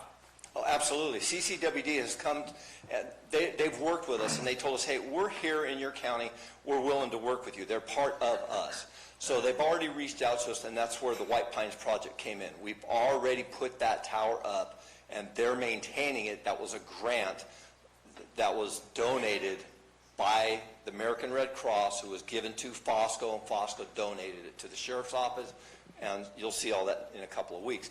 The bottom line is CCWD is a partner that is willing to work with us today and into the future. They're an asset to us, and I think we need to utilize that benefit that they're giving us, and it's a benefit to the whole county. Again, every department in this county that uses a radio system has the ability to move forward. And to talk to the situation in the Butte Fire, we were down for quite some time, and we actually lost some of our services during that time. I'm not going to speak directly to which services, but it was a barrier to saving people and fighting the fire at the time when we went to radio silence for a little while. Yeah, it was a big issue. Yes. Radio silence for us is a big issue, as it is for CAL FIRE, safety for anybody. Road departments, I mean, we couldn't communicate with anybody in a couple of areas, yes. Right. And that includes our air attack and everything else. Yeah. Supervisor Mills, you have a question? Well, not so much for the sheriff, but if we want to stay on the issue of communication, I'd like to bring one of the chiefs up. I have a question for them. Sure. Chief Stone, Chief Johnson, which... They're drawing lots. They're drawing lots back there. I think Del Oro should step up. Yeah, there you go. Good morning, Chief. Hey, good morning. How Thank you for a moment of your time. Sure. You folks went through this conversion on radios about how long ago with CAL FIRE? You mean for P25 compliance? Yeah. I know that there's a lot of funding mechanisms that required P25 compliance, as you mentioned. Going back with some of the Department of Homeland Security funding just required the actual hardware to be P25. Now, again, not being a techie on all the communications, I'm not sure when that P25 compliance had, turned on, or even if all the handhelds are and the mobiles are and the radio towers are. But there are people that are locally, situated through, we do a lot of the ECC dispatch with CAL FIRE. They're accessible to come and talk to the board, I'm sure, with their subject matter experts. And there's a time they're bringing in a fire cache radios as necessary within their structure to be sure that those communication links are maintained with departments that don't have the capability, correct? Yeah, my experience in larger campaign fires is the onset or the initial attack, as we call it. In other words, minute one to full spool up of a type 1 incident management team that can bring in resources. I mean, there's a time lapse there. So if you have infrastructure of any type that's impacted, of course, it can be overcome with, substitute type equipment like that, radio caches, portable radio towers. I think you even mentioned an AT&T vertical stand-up to enhance communication, but that took some time. So there's that gap if, infrastructure is impacted, and these larger fires that consume massive amounts of acreage, I think we can assume are going to impact the infrastructure in some way.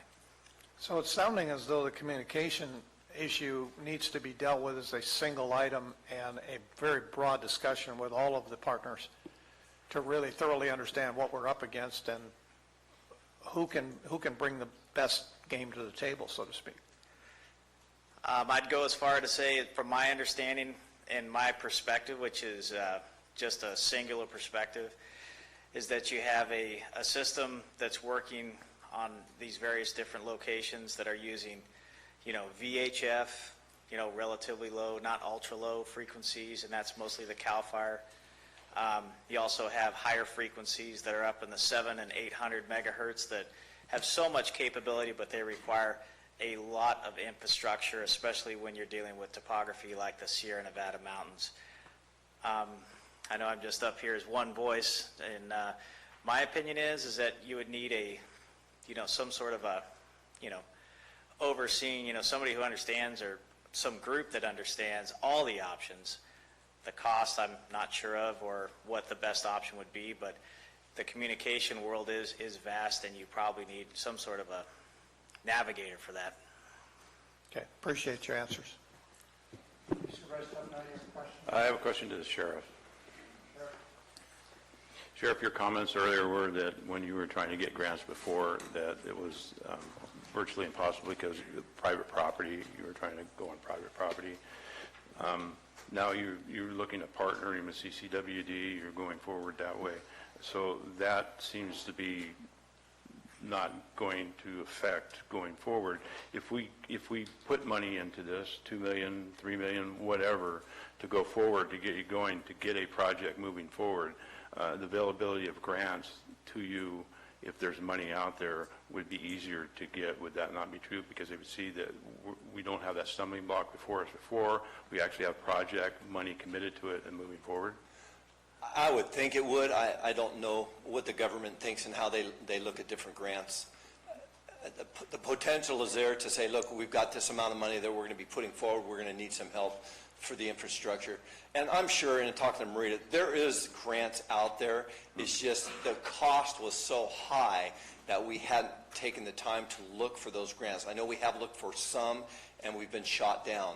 It doesn't mean there's not more out there, and we will continue to look. And if this is a board direction, you guys want me to start looking a lot harder, I absolutely will. And as our conversation yesterday, I think Jim was more involved in it, but at one point the SO did have a lobbying group go back with a plan to lobby with MIA in Washington, D.C. for funding for a lot of this, what we're speaking of now. Yeah. And that never transpired because 2008 hit and everything. Everything tanked. But that plan is still there. We still have a copy of that plan, whether it's viable now or not. So it could be the beginning of some project or the basis of something moving forward. And again, you got to remember, if you go back to 2008 up until 2015 in the Butte fire, and actually even into 17 with the other fires that we've had, Cal OES pulled way back on a lot of grants. They stopped putting funding out there. But I think because of the light that the fires that we've had in this state over the past 2 to 3 years, 4 years, has really made OES and the state government and the federal government look a little bit differently at what's going on out there, that maybe they have brought in more grants that are available to get. It's just a matter of finding them and putting somebody on that. I don't have OES in my house anymore. It's now Michelle, so that would be something for them to look into. And I don't, again, have a problem looking into it ourselves from the sheriff's office standpoint, because it affects us just as bad as it affects everybody else. It's something that needs to be addressed. That's the bottom line. Thank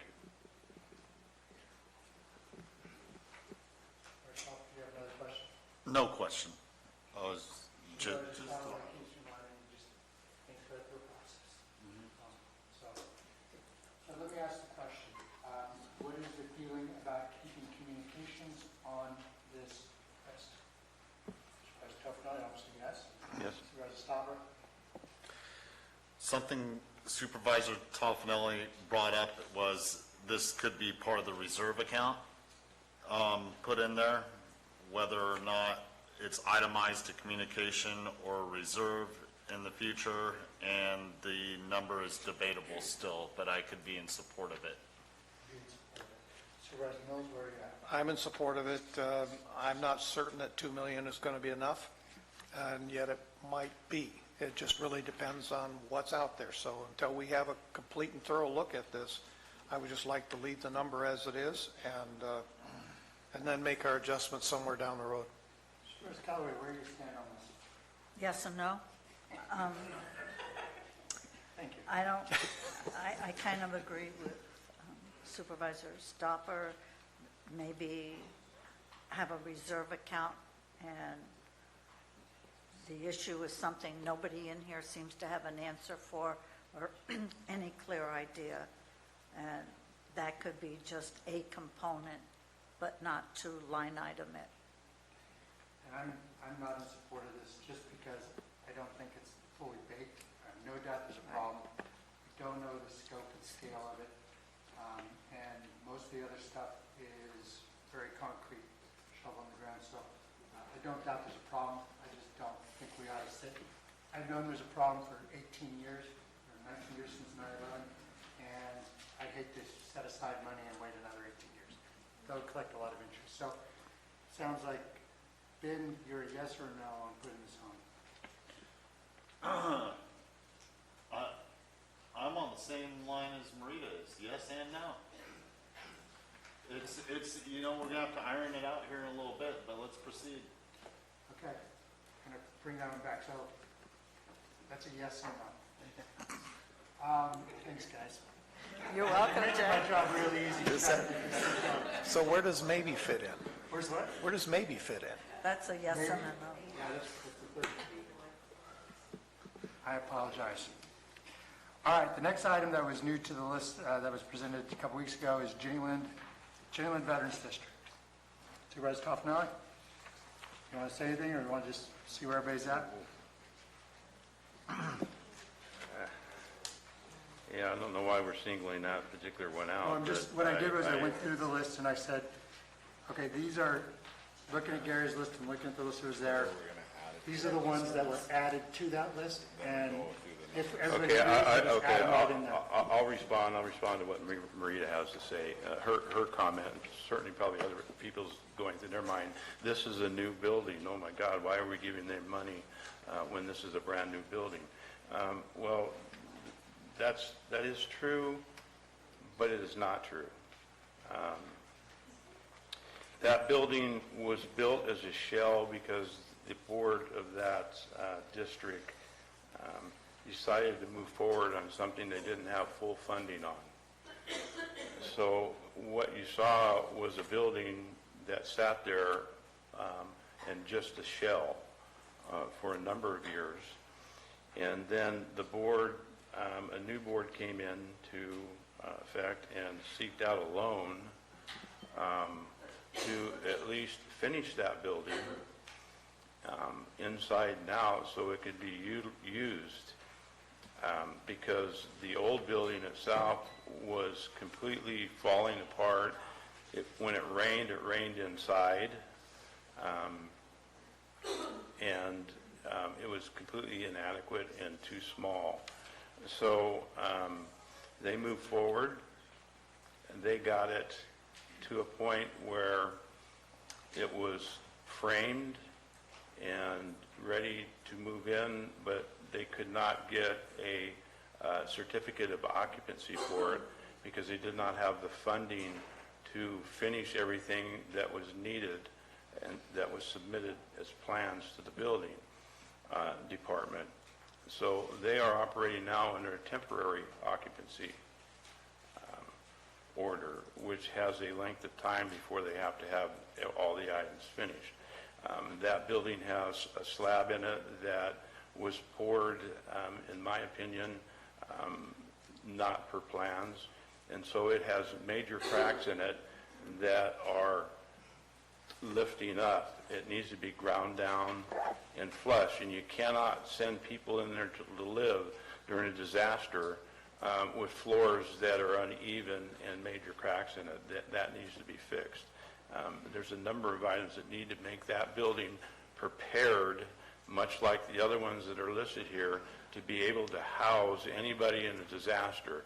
And it is one of the larger buildings, as we listed here, along with Town Hall here, that can take a number of people in during a disaster and house them. It has the number of restrooms available to them to meet the needs of it. One of the major problems we had before during the Butte fire is there was 2 bathrooms and that was it, and there was a number of people in there, and it wasn't, they were overflowing, we had them pumped, it was a major problem. The new building does have the facilities needed. However, it needs to be upgraded to be able to receive people, and that's the reason it's on this list. The same thing with Town Hall here in San Andreas. It needs to be upgraded and prepared for taking on any of the evacuees that need to come here. During the Butte fire, they did show up here, but then San Andreas was evacuated, so they had to move on down the hill. It's in need, and not only in need of repairs to accommodate people, but the stocking of the necessary items in it to be prepared for it, which a lot of this money needs to go to, and we're talking preparedness. So that's why those 2 items are on there. Thank you. Comments on, we'll take them one at a time. Supervisor Stopper. During our first meeting on this, I brought up, a majority of in the Butte fire zone was evacuated during this time. So, when it comes to disaster preparedness, it goes both ways and it goes across the county. I brought up the fact that Glory Bound Church down outside of Burson was a tent camp, multiple places. So in a way, I do agree with this, and I think if it would be all right, I could have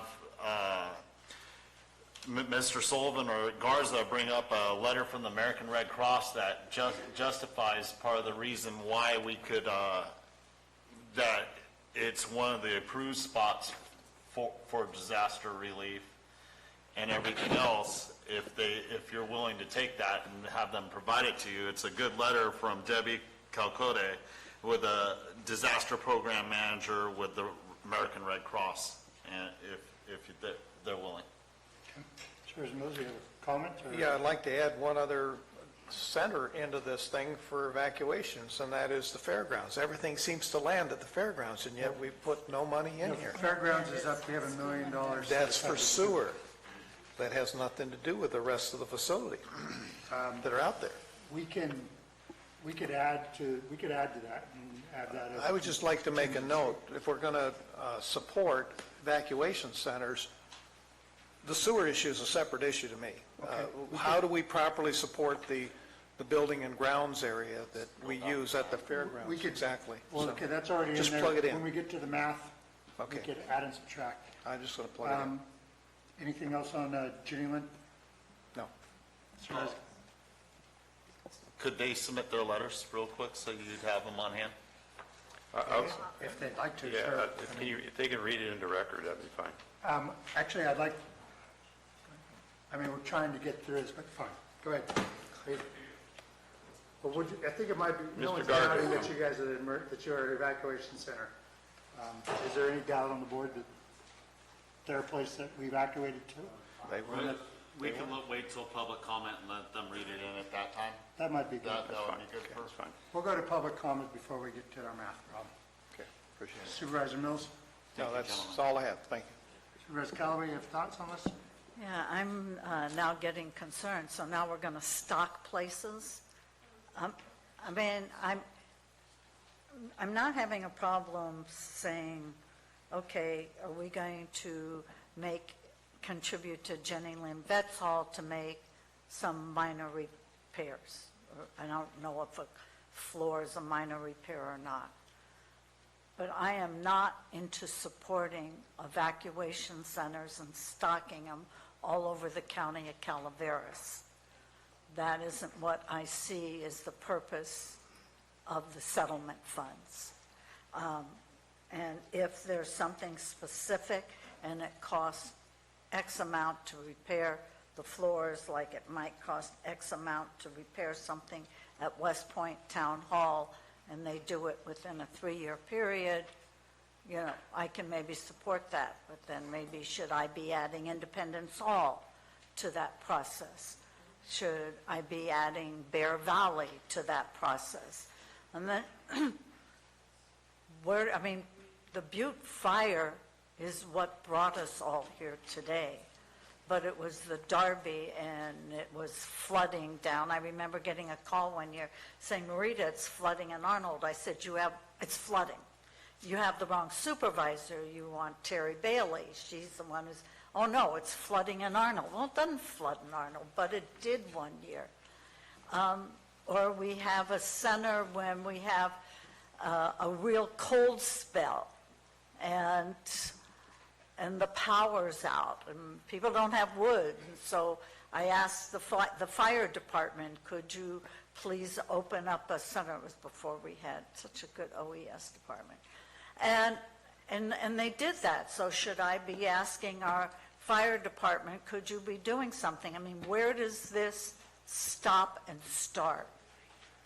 So I would want something a little bit more specific on Jenny Lynn and San Andreas Town Hall, the same as I had said to Supervisor Garamendi about West Point, Mountain Ranch, and Moke Hill, etc.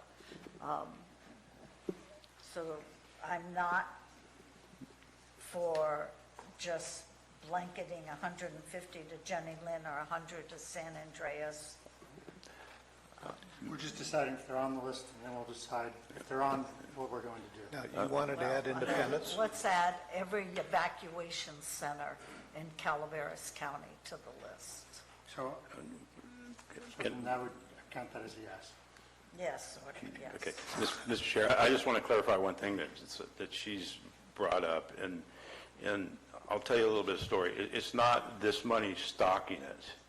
Red Cross will stock it. We had cots and other things that were stored at the old Vets Hall by Red Cross. And because of the lack of storage and the cleanliness and the ability to maintain that, when we went to pull those cots and stuff out on hand right away, when we got the influx of evacuees, we could not use them. We had to throw them away. So we need to set up the area when we talk about preparedness to be able to take that on and have it available and ready and be able to use it, and it's clean and ready to go and not sitting out in areas that it destroys it. That's what I was talking about, stocking, okay, not county money going towards that. Red Cross, when they designate these areas and has it stocked for immediate use when a disaster hits. So she wants all emergency shelters listed. I'm not sure whether, well, we've already done the part of the meeting where we talked about what we're adding. And we've got I think votes here, I think. Supervisor Callaway was expressing frustration, unless you were not. Oh, no, that's good work. I don't want to interpret wrong. Okay, so Jenny Lynn and San Andreas are on the list. What last one is OES? You have 850,000. Do you want to talk about why you want OES on this list? Well, I think OES is an important aspect of all of this. If we're going to talk about preparedness, we were totally lacked in preparedness when Butte Fire hit as far as having an OES. We didn't even have an officer at the time. I'm just thinking for the one-time expense, what would we use it? I mean, is there a one-time expense thing that we need to do? I think it has to do with Michelle, and if you want to have her speak about it now, she can bring it up. But I think this is necessary funding for that office. As far as going for equipment that she needs or items that she needs to set up a center, we do need to put money towards the center to set it up when some disaster hits. We did not have one. We used the sheriff's office at the time, and it was not the same thing about the sheriff, but it was not the best place to do it at. Don't we have and it affected our ability as OES at trying to get our constituents and citizens of our county the information they need and the places they need to go. When we had evacuations happening, we had families split up. There were so many times that people did not know where their family members were. People, when they were moved from the fairgrounds to San Andreas to down to Valley Springs, they just told them to get on a bus with my sons over here, my daughters. They were split up, young children. So I think this money needs to go towards OES to get that stable, and we're prepared when we go forward with it. I don't question. I was at the fire too. I know the chaos. I'm thinking, what is the one-time expense? Because we did set aside money. We did our capital improvements plan where we talked about where we were going to put OES, where they're going to be housed, and that hasn't been resolved, obviously. So what is the one-time investment we're making? Communication systems, computer systems, whatever she needs to set up the center. And there's no source of other funds for this? Well, this is so if we don't give you money on this, we don't have an OES site? Good morning. Or do we have an ongoing line item in our budget already for your programs? So from my understanding, I do understand that the Emergency Operations Center is on a CIP list. I am unaware of what the funding source for that is. It is currently $2 not million. We're looking at these projects overall. So for an EOC specifically, or just for these? Okay. So the discussion about, the function of an EOC, I went into at length on March 19th during that study session. We need a space that can function during the event, before the event, and through the duration of the recovery period of that event. Currently, we don't have a space that's accessible to the people that need to be there to do the functions that Supervisor Tofinelli was talking about as far as communication is concerned, as far as mass care and sheltering is concerned. All of the different emergency support functions have a role in that space and need a space to coordinate and to communicate. It's just as important as having the actual infrastructure there. You need the stuff and you need the space. So how did you possibly come up with $850,000? Where's that from? Well, it was during conversation with Supervisor Tofinelli. He approached me about a proposal, and I said, I can do a lot with. I'm just thinking because we just did this in the CIP for physical space. We did this in the CIP, but it had nothing to do with stocking it and making it usable. It had nothing to do with that. We need to be able to make it functional and usable so she can use it.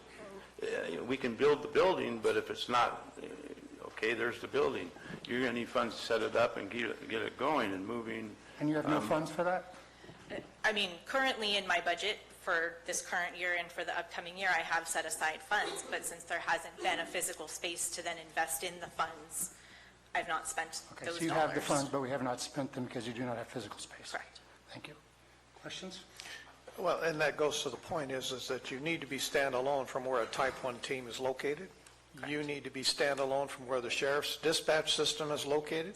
You're in a whole different realm of how you're supporting all of that, but you need, although you need the space, you also need the equipment to operate within the space. Correct. And that means all of the computers and the communication systems, et cetera, and a phone bank that's dedicated, and that it will go on long after the disaster's over. And so that space is going to be continually used, literally weeks, months, and almost years later. So we can't just talk about this as a space. We have to talk about it as what other support equipment that you have to have on a long-term basis to make it successful. Supervisor Mills, she just told us she has the money, she just doesn't have the space. You have the money for the equipment. It depends on what the space looks like. I can do a lot. I can, be negotiable about the stuff that goes into the space. Thank you, Ms. Keller. See if we get the public. The money is general fund. So the two sources of funding for OES is general fund or Homeland Security money.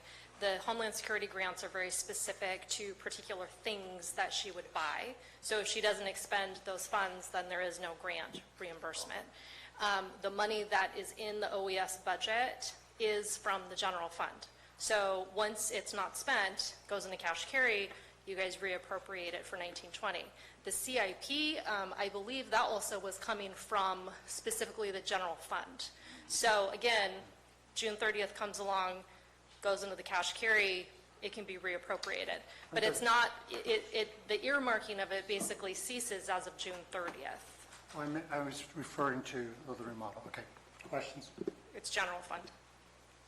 It's general fund, some of it's teeter funds, it's at different areas, but it is general fund dollars. Yes. Who wants, other questions, or how many people want to keep this on the list? I'm in favor of it. Supervisor Stopper?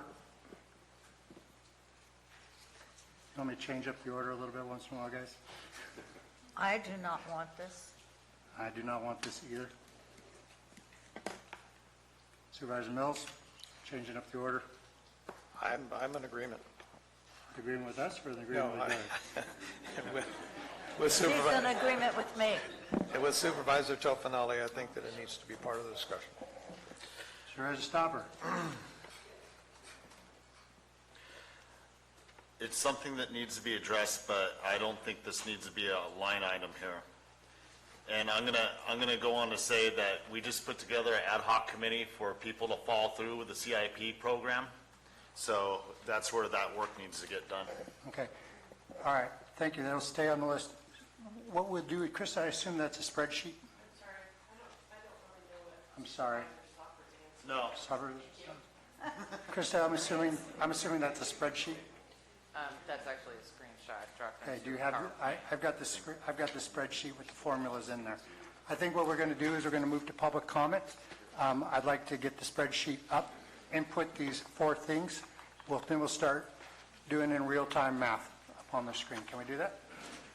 We're probably going to have through lunch hour, because we're probably not going to get through public comment before we break for lunch. But when we come back from lunch, can we put that together? Just the list. Chair, 5 at a time up there.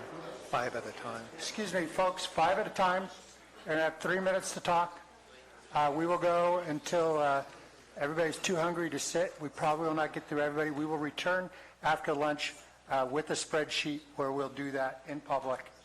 I don't think you guys want us taking a spreadsheet in the back room at lunch and coming back and tell you what we did. Unless you do. All right, first speaker, Mr. Childress. And if you could all, happy hands, thumbs down, but no shouting, please.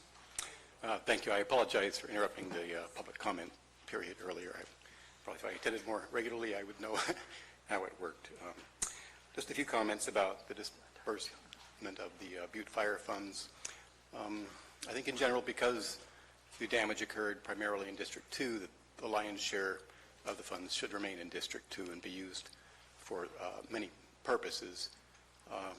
I was not evacuated during a fire. My son had to come in across the roadblock at the end of Jesus Maria to tell me it was time to get out, even though the fire station was only 1.5 miles from my house. I could obviously see the ashes falling, and I maybe should have gotten out sooner. But in the allocation for the roads in District 2, in particular Jesus Maria Road, I hope people have, all of the supervisors has driven that road lately. It's in dire need of repair. It's really unsafe. They're washed out sections.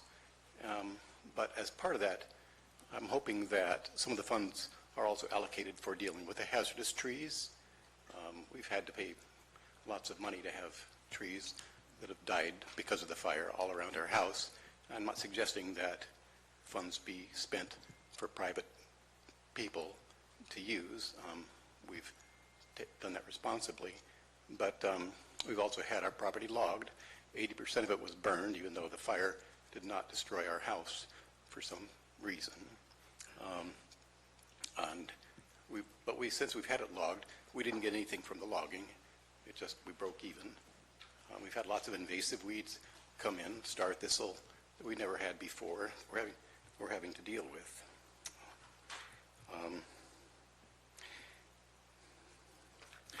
I would like to say that I think those cell phone improvements and emergency communication improvements are important, very important across the county. It just seems like such a major expense at this time that it would take too much out of the settlement funds to take care of that. I think that possibly we could look with a better magnifying glass at the needs in each of these districts. Allocating $200,000 to each of the fire station districts just sounds even, it sounds fair, but I don't think the needs are equal. And I think that amounts could be adjusted according to the actual needs of each location. And in all due fairness to Supervisor Tofinelli, I don't think the inadequacies of the Jenny Lind facilities were due directly to the Butte fire. I mean, there's definitely maybe a need there, but I don't think these funds should be used for those purposes. Thank you very much, Mr. Childress. Thank you. Mike? Mike Falvey, District 2. Number one, right off the top of my head, you guys are losing sight of this argument here, pro and con. You didn't win the lottery. They didn't come and say, here's $22 million to spend as you wish. In actuality, they did, but if I said this before at the previous meeting, if it was causing districts, whatever district you name it, that's where the funds should be set to get that district back where it needs to be. I agree generally with Supervisor Garamendi's proposition. The $5 million in reserve account for, quote, future unforeseen expenses, unquote. Is that maybe to pay off a cannabis lawsuit? I mean, what are these unforeseen? I'm a taxpayer. I don't want to pay off a cannabis lawsuit, you know, with funds we got that are supposed to repair damages that we were entitled to be repaid for.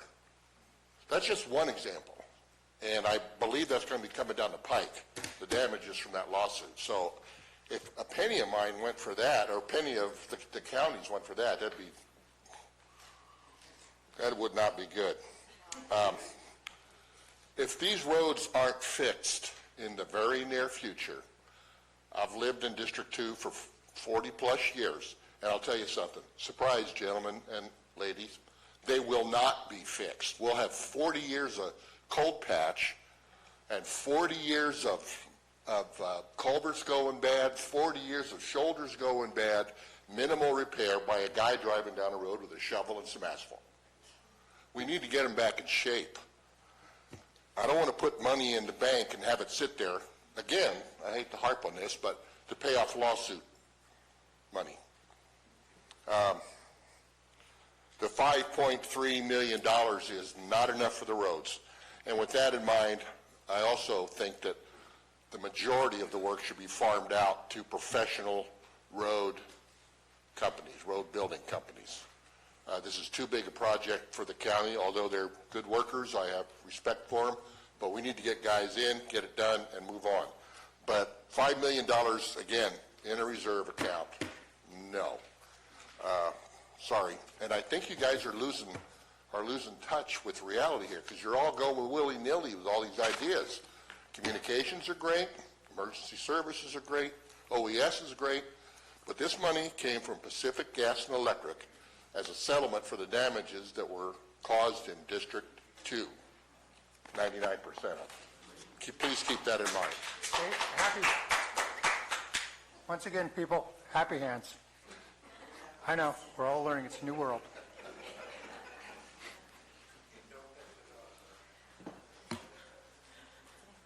Somebody stepped on him, so I apologize for the yip. Sorry, Diane Lawley, District 2. Lost my home, lost my property, but I was prepared. I had insurance. Yes, I got some PG&E settlement for things that the insurance didn't cover, so I'm okay. And in listening to you and everyone else, I have suddenly come up with some more things, and it's like, okay, you got all this money. It's not Christmas. We had a fire. I know preparedness. I had insurance. And I'm not going to go through my list, but I am going to say, when I went to PG&E and asked for X amount of dollars, I did my research, just like you gentlemen and everybody that's involved in the county did. I knew what it was going to cost to take down those trees. I knew what it was going to cost to burn them. I knew my new driveway was going to cost, my fences, et cetera, et cetera. So I don't understand what's really going on here. However, I think whatever you presented to PG&E, that what you needed and what they agreed to, for me, it was spot on. So I'm hoping that they also were spot on with you folks. And so what you got for it, the money, spend it for that. Clean us up, fix us. And yes, I will, to the sheriff, we do need the radios up here. We have new deputies, and to think that they're not able to be out there and do their jobs is a little freaky. I recently lost a cell phone, and they sent an officer out to help me find it. It was so nice to have, and I mean, I'm an older woman, and in the dark, and I'm sorry, I lost it. Well, it slid down between the seats, and I couldn't find it, and couldn't make a phone call, and to have anybody call me. And it was really nice to have this nice young deputy show up and say, hey, I can help you. Other than that, thank you for your time. Thank you very much. Come on down.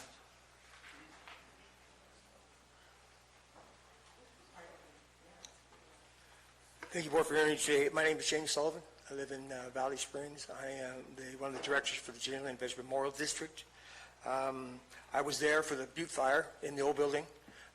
We had some huge problems that we were not able to overcome because of the lack of communication within the county. People would come to us saying, hey, where's my kid? Or where's my wife? Where's my son? You know, where's my animals?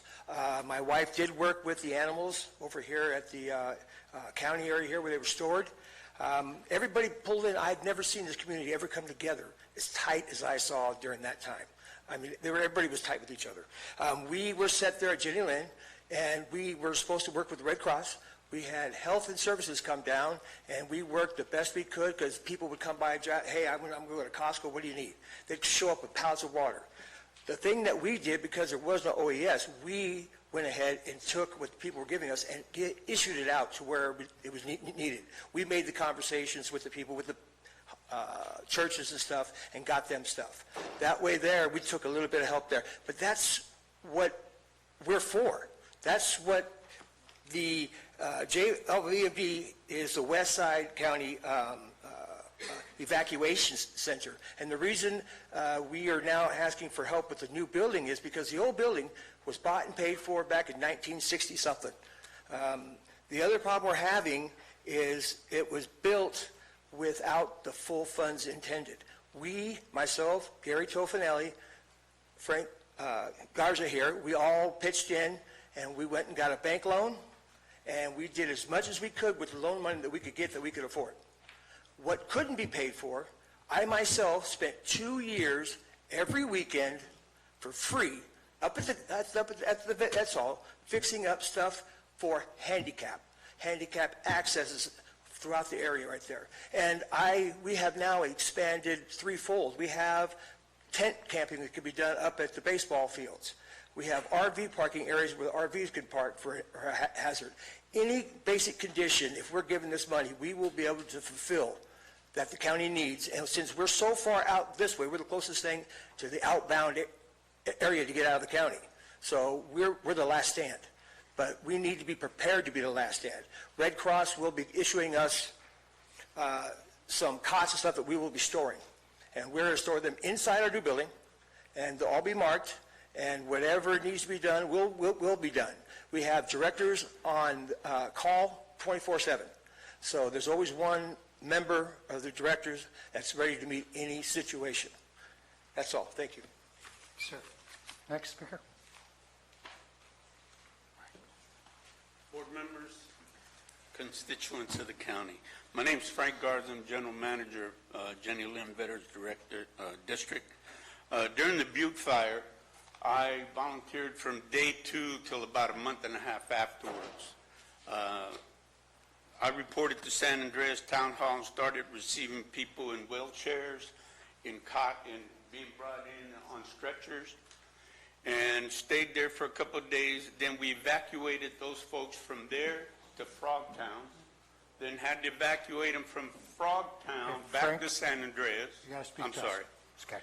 And then from San Andreas, we had to evacuate them to Jenny Lynn's Veteran Memorial District and to Good Samaritan Church. Frogtown was taken over by CAL FIRE, all the other fire departments that were coming in to fight the fire. So Frogtown is not always available to evacuees during emergencies. According to OES, when they took over Jenny Lynn Veterans Hall, we were the last stop before everybody had to be evacuated to San Joaquin County, because we were the last shelter, recognized shelter. Glory Bound Church, Tent City. How many evacuees that are wheelchair bound, invalid, need medical assistance can live in a tent city when it gets rainy, when it gets wet? The allocated funds that we're asking, whether we get the amount Mr. Tofinelli proposed or not, are going to be to improve our existing facility. We would like to install a generator and a transfer switch, so when PG&E or whoever takes over decides to turn off the power, we will be self-supporting. We can have power for the people that need medical assistance in there. We can have lights for those that need medication, so that we can have power for the people that are on oxygen. We also want to use some of those funds to turn one of the existing bathrooms into a shower, so that when we ever have evacuees, they can shower there, so that the people that need medical assistance don't have to be put on a little bus and taken anywhere else for showers. Our 2 softball fields can be used to park RVs along with the parking lot up there, or we can house large animals up there. We are one of the 4 largest facilities recognized by the American Red Cross as a shelter in this county. We are also in the process of getting surveyed by the American Red Cross in the next week or 2, and in June we are going to start conducting training exercises with CAL FIRE and the American Red Cross. If you decide, and we hope you do, decide to allocate very much, funds, Frank. we're going to improve our facility. Thank you, Frank. Thank you. Ms. Sharp? Hi, my name is Shannon Sharp. This is my daughter, Anastasia. We're homeschoolers. This is a great civics lesson today. I want to thank the current Board of Supervisors and those in the past who have taken the steps to encourage people in our county who have been through this. District 2 has been through hell. Yes, there have been other fires. Yes, there will be other fires. My husband lost his wood shop in the fire. Another home that we built on 180 acres. It's been in our family since 1950. We've been living here for 16 years. I'm also currently the Mountain Ranch Community, 4-H Community Club leader. So we have families in our club with young children and so on that have been impacted. When I saw that there was this meeting today, I said, I need to come and speak up. For every time that I drive up and down Whiskey Slide Road, which is where we live, keeping in mind that the 2 thoroughfare roads that were used and impacted deeply, Jesus Maria and Whiskey Slide, are the only in and outlets to other parts of the county. I drive them more than daily. I'm surprised there aren't ruts in the road just from my car, but I would reiterate the burned trees that are coming down constantly, the mudslides, the erosion, the lack of shoulders because of trees that were fallen, haven't been cleaned up. They're just sitting there like waiting campfires. And in addition, I have young drivers, and if one of those trees falls on my children, injures them or kills them, there will be hell to pay. I'm sure a lot of people feel the same way. We also received money from PG&E. I'm very grateful for it. I think of it in order of recovery, repair, and then prepare. Keep that in mind as you prioritize these funds. Recovery. I'm not going to insult people with things. I know how hard it is to make the decisions when you get a lump sum of money, but you have to think of how do we recover first, then how do we repair what is in disrepair, and then we prepare.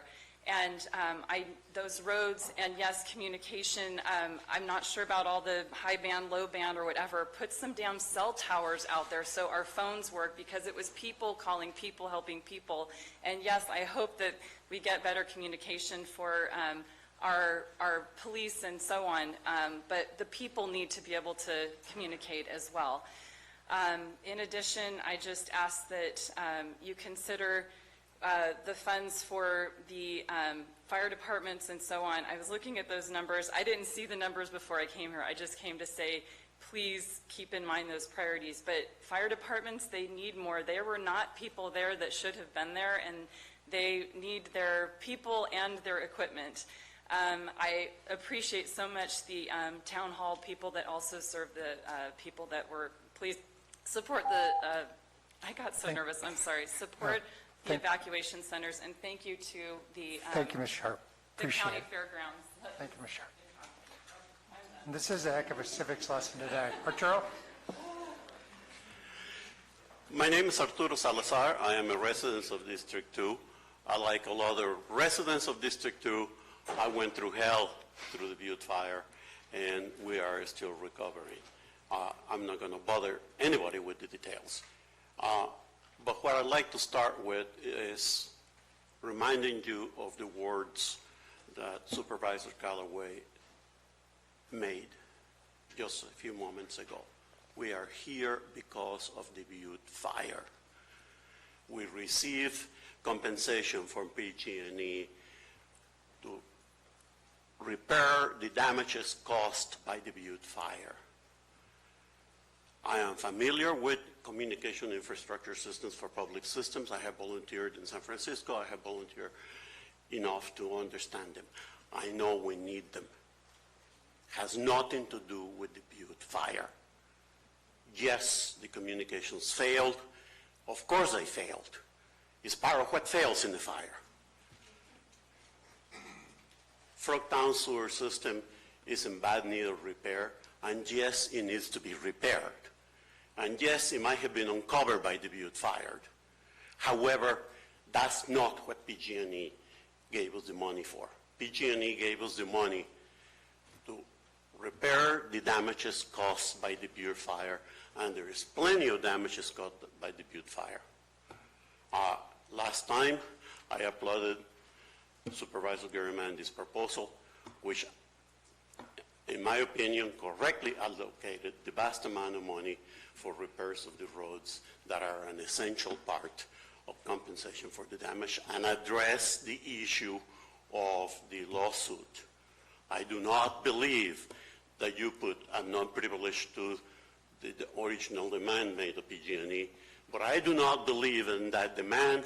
There was, our communications infrastructure is terrible and we need to repair it, because that was not something that was caused by the Butte fire. The communication infrastructure problems that we're experiencing are the results of decades of neglect, not the Butte fire. The same thing can be said about the sewer system in Frogtown. It's the result of decades of neglect and lack of maintenance. I appreciate the need to doing those things. I truly do. But I do not believe that's what this money is for. It's not a Christmas gift. It's not manna from heaven. It is money that we receive from PG&E for the purposes of repairing the damages caused by the Butte fire, and that should be the only thing that is priority. Everything else should be secondary. Yes, there are important secondary things. Thank you very much, Arturo. Thank you. Fellow board members, we will continue public comment to 12:30, then we'll break till 2, so we could do the spreadsheet. Supervisor Linsky, board chair recognizes former Supervisor Steve Linsky. Thank you, Mr. Chair. And just welcome back, Manny. I just don't get how you keep coming back for this, but I also don't envy the choices you have, because the truth is there's not enough money to cover all the things we haven't done over these years, let alone the impact of the Butte fire. So I haven't heard a single thing today that's not a legitimate project or concern, but I do have some opinions about priorities, and I'd like to share them. I'm pleased to see the fire departments get county attention. That's a good thing. I'm pleased to see roads get some attention, and also the resiliency projects. But District 2, there was a reference earlier by one supervisor about a black hole in communications. True enough. In fact, a lot of that is in District 2. But District 2 is a black hole. We've lost our economy. We've lost a good portion of our revenues for fire departments that are dependent on property taxes. Our roads are washed out. Our electricity goes on and off. We are sitting in a third world situation. While people talk about institutional needs, we have recovery issues yet before us. This fire keeps on giving us pain. And the moment that we get a little bit of money, there's going to be a whole lot of grabs on it. But the truth of the matter is our district is in serious trouble. I'd like to go over just a couple of things. Central Fire, which had 12 people lose their homes while they were fighting the fire, 12 of their volunteers, has lost a good part of its tax base. Railroad Flat School has lost half of the attendance at it, and once again threatened with closure. We have people, and this is my biggest concern, that are living still on dead-end roads with the winds going uphill and the roads going uphill and dead-ending. That's how a lot of people in Paradise lost their lives. We have remedies, even road remedies, that are not on your list that could actually save lives. We don't need to, truthfully, at this moment, we don't need to be doing new but needed projects after deferring our work for decades. What we need is to restore some semblance of normalcy in a place that has been completely disrupted by that fire, and perhaps subsequent board decisions on other matters. Tuolumne County had a big fire, the Rim Fire, and they made some decisions about short-term, oh, geez. I'm sorry, Sarah. Sorry, Steve. Steve. Think about the forest, think about its conditions. It's not even on your list. We're going to burn again soon enough. Thank you, Do Steve. something about it. Yes, sir. I do want to say, Supervisor Walensky, about District 2, you do shovel your own snow. Just Unlike certain other districts, which need lots of service. We fill our own potholes sometimes, too. Bonnie? Couple of questions and maybe some comments. Did we expect more money from PG&E? I mean, were we expecting a lot more than $20 million? Because to me, it does not seem enough to repair the damage that has been done. I think all districts would like to benefit in some way or other, and I've heard a lot of comment about ongoing projects that have been neglected for years. What district or districts were actually affected by the Butte fire? We know District 2 suffered immensely. Did the San Andreas area suffer? Did other places suffer? Is it all focused on District 2? Because I think that's where the money needs to go to do the repairs that have occurred because of the fire.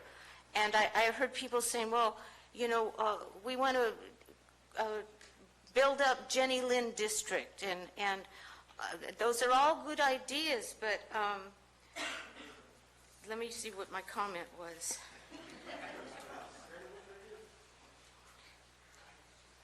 If the money wasn't, if the districts and the projects were not affected by the Butte fire, I think they take a back seat to repairing what has been damaged.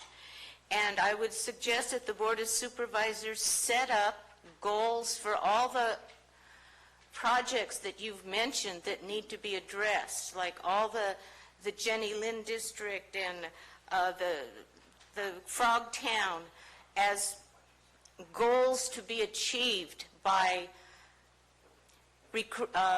attracting more grants, cutting funding in areas that are maybe not as important as having the resources available to support the overload of refugees from the fire areas. And I just think we're looking at this money as like a cash cow that we all might benefit from, but I think we need to focus on PG&E could have given us $50 million, but they're bankrupt, or so they're saying. And if they did, I bet you $50 million wouldn't even be enough to repair the roads, the culverts that I'm hearing about, the falling trees, the people that have lost everything, that didn't have any insurance, because insurance companies don't want to insure the people that live out in the hills. So I think we're missing the point of what the Butte Fire funding from PG&E is for. Thank you. Terry?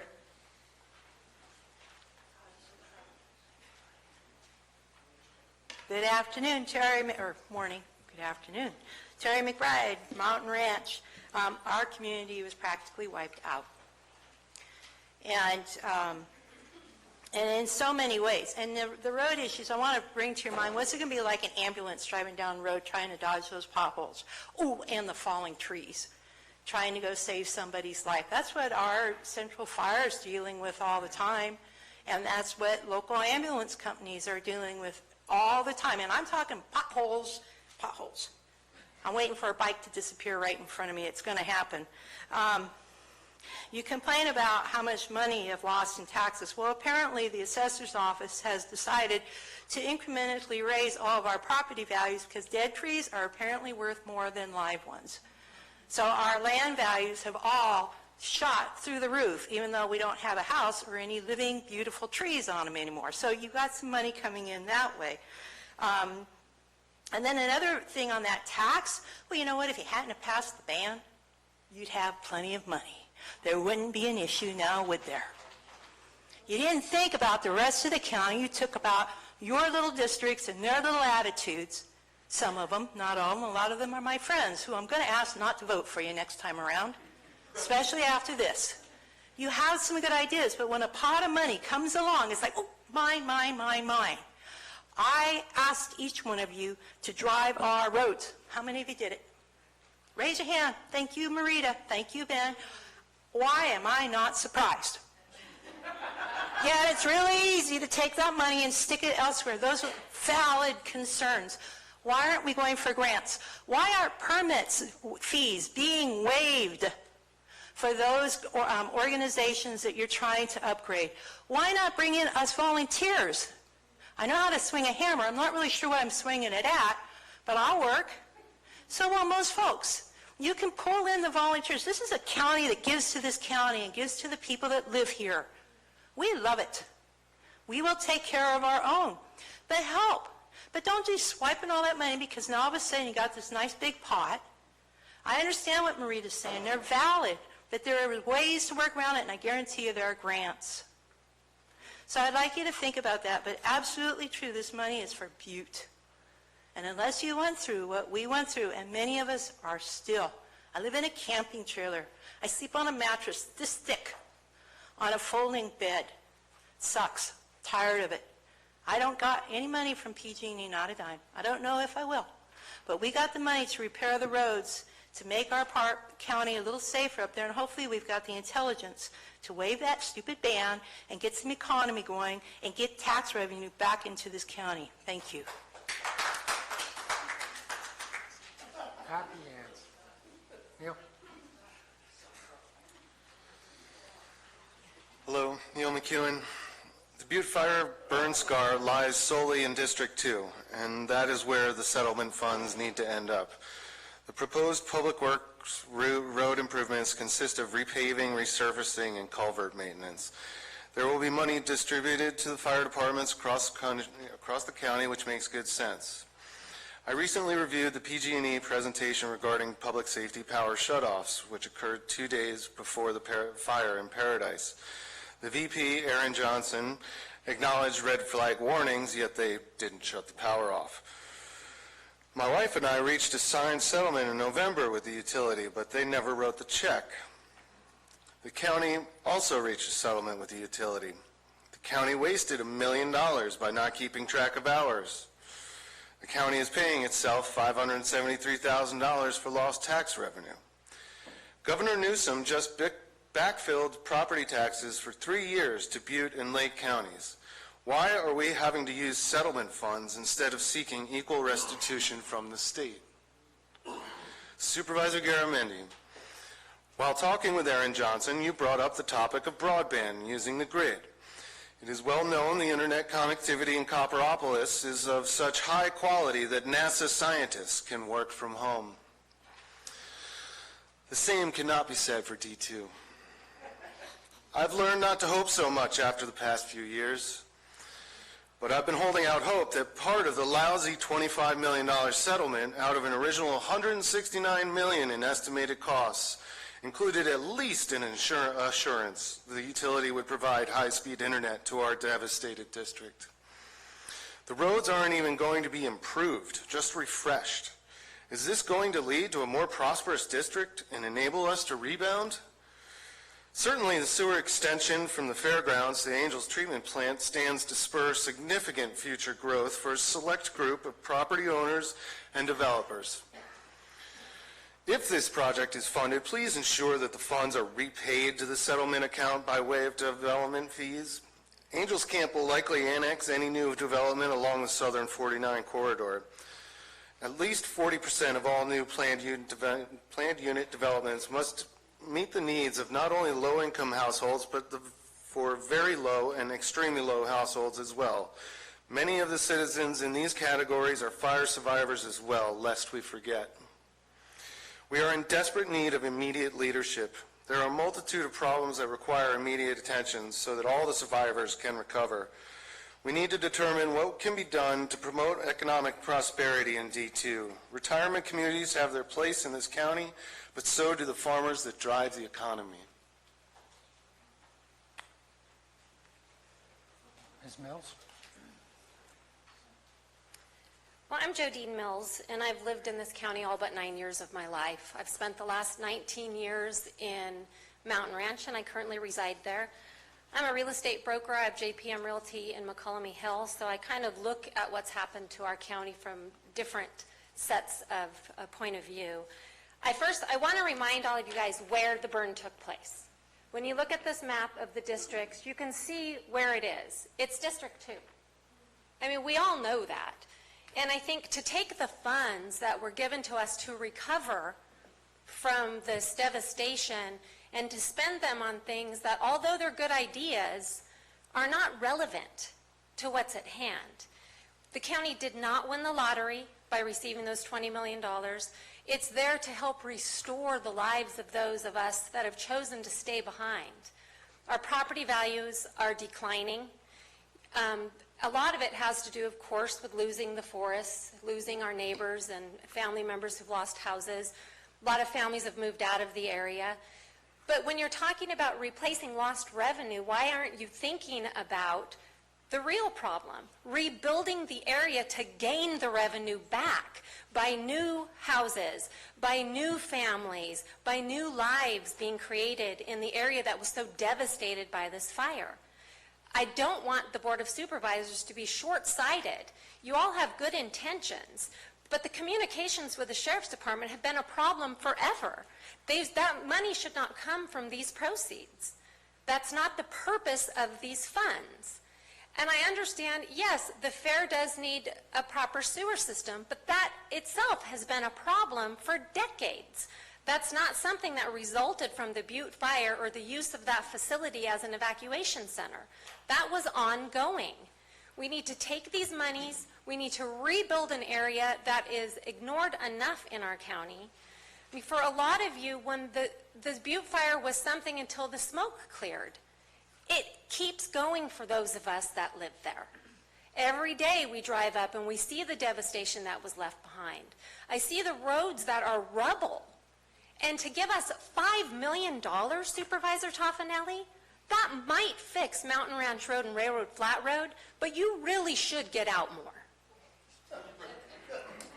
Thank you. Board recognizes Planning Commissioner Laddish. I'm not here as a planning commissioner. I'm here as a resident of Sheep Ranch and a volunteer for Central Fire. September 11th. Well, that's a date that should loom large both in national and Calaveras County history, security, and preparedness.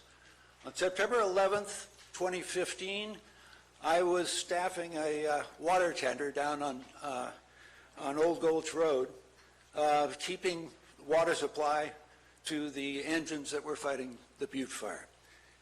And the word that went along the line that morning was that the fire was getting past us, it was heading to Sheep Ranch, it would overrun Sheep Ranch and would be in Arnold by 7 o'clock that night.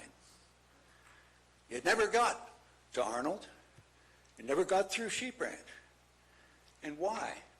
Because the Sheep Ranch Fire Station, this little building with a nice big field next to it, was hosting 30 to 35 units of firefighting equipment and their staffs. And they were towing the line and holding back the Butte Fire, along with lots of other assistance, bulldozers and aircraft support and this sort of thing. But those people were there and doing remarkable, heroic work. They were doing it without adequate support. When the community of Sheep Ranch built its fire station in the early 70s, we have one toilet, no showers, of course no washers or dryers. We weren't considering having that many units there, but it turns out, as it did in the Old Gulch Fire in 1992, as well as in the Butte Fire, that Sheep Ranch is in a strategic position to serve as a command center.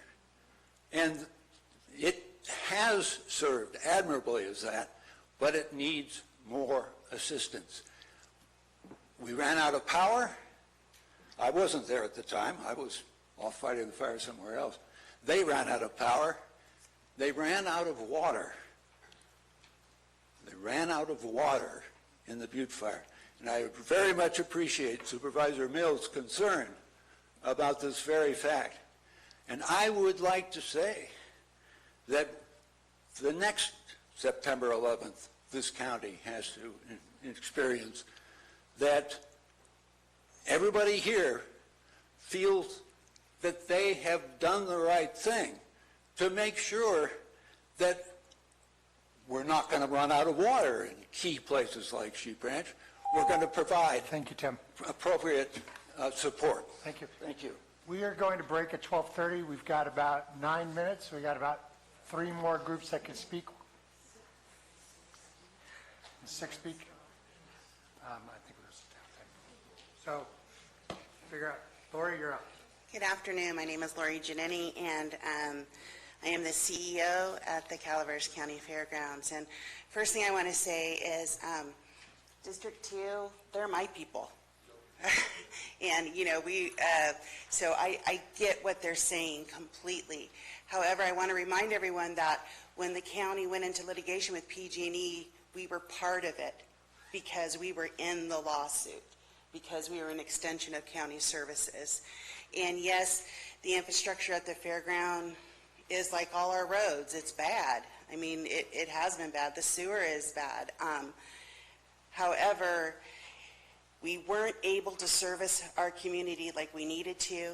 We did have CAL FIRE there. We also had 300 evacuees after Red Cross left. So just to say that we appreciate, you know, all the issues here. We appreciate the feelings and the emotion, but we just need to do what's best. And yes, it was District 2, and I'm District 2 and 1 actually, and but it was all the other people who served District 2 so faithfully And I said it at the last time I spoke at this meeting, you know, we're so divisive sometimes, and I don't really understand that, but when it came to an emergency, we weren't at all. We just cared about each other. It didn't matter where you lived. It mattered if you had a pair of socks you could give someone, you know, if you had a toothbrush. And I think, yes, we need to repair District 2. We need to make sure our infrastructure is in place for the next disaster. But we also need to quit being so divisive towards each other. So, again, the Calaveras County Fairgrounds is a county facility. It's everyone's facility. And during the Butte Fire, we served District 2. But it was all the other districts who did that with us. So, thank you for your time. All right. Chep?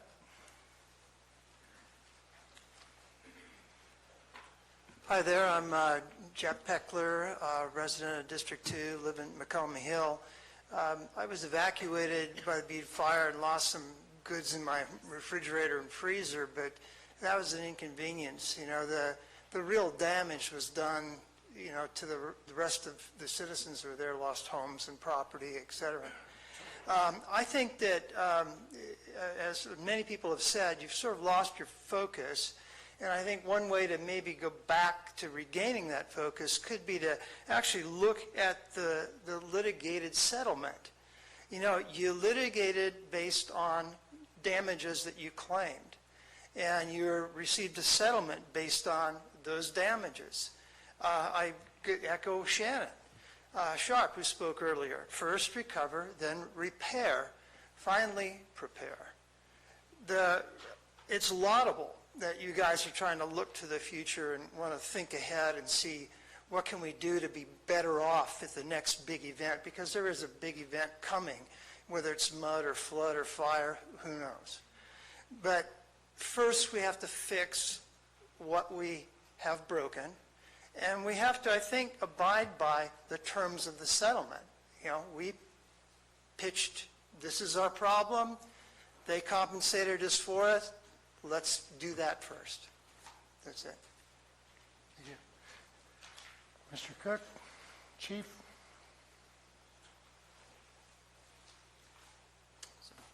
Jeff Stone, the Fire Chief for Central Calaveras Fire. Central Calaveras Fire protects Mountain Ranch, Railroad Flat, and Glencoe. We also protect the areas of Swiss Ranch Road and Sheep Ranch, which are county protected areas through a contract with the county. I wanted to talk about water supply, trees, but I am very concerned about the proposal to significantly reduce the allocation for roads. This will not help District 2 recover. And I want to use just a very recent example that I'm hoping will make this point. Every year we have to have what's called a bit inspection on our fire apparatus. And so a mechanic has to come out and they basically have to certify that it's roadworthy. This last Friday, on our bit inspection of our primary Type 1 structure pumper, it was put out of service permanently because the frame is cracked. Now, the engine is 30 plus years old, so I don't know if the roads that I'm trying to drive that engine on impacted that, but I can't help but think that it's a significant part of it. And so, you know, we have to increase the funding that goes to roads. I drove down Warden Road the other day. Warden Road, before the fire, was a paved road. It was one lane, but it was a paved road. It is now a dirt road. The pavement is completely gone. The reason that I was driving down Warden Road is we have a water tank out there that protects that area. I was called to go out there. A tree fell on our water tank. So that water tank is now out of service. And I am 1 month before fire season. So I don't know what I'm going to have to do to repair that water truck, but I'm probably going to have to get some equipment in there. I'm not positive I can even do that in the condition that Warden Road is in. So the amount that we're spending on roads has to be increased. That's the first thing. I do have to go back and touch on some of the other things under the proposal. Originally, Supervisor Garamendi's initial proposal was going to allocate $250,000. Chief, when we get back to the points, we'll probably dig into that, those line items, but thank you very much for the public comment. Thank you. Mr. Cook, you be our last speaker for lunch.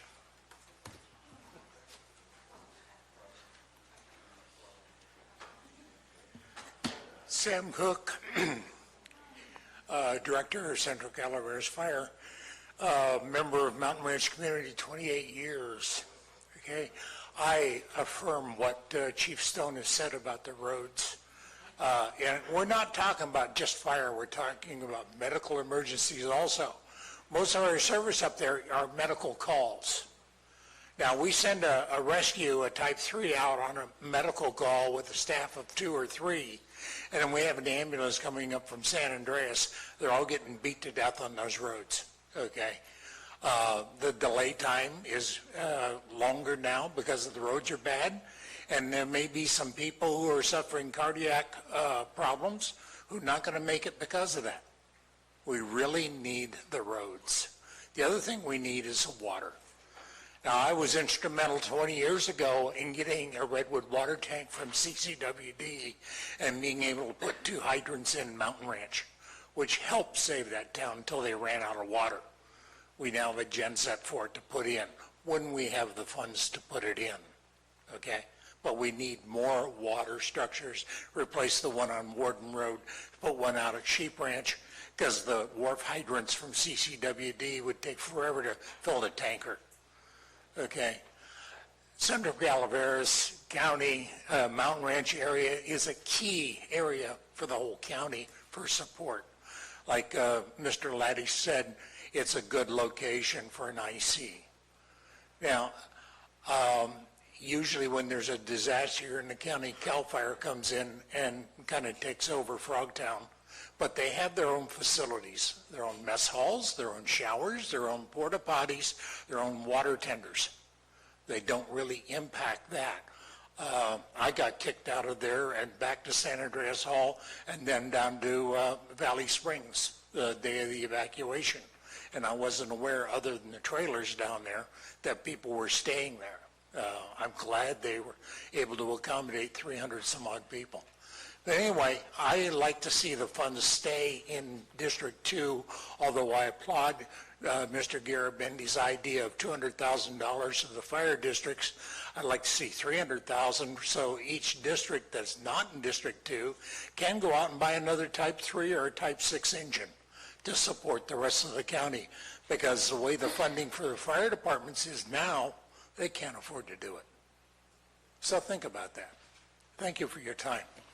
Thank you very much, and with that, we will break for lunch. We'll be returning at 2 o'clock to continue the show.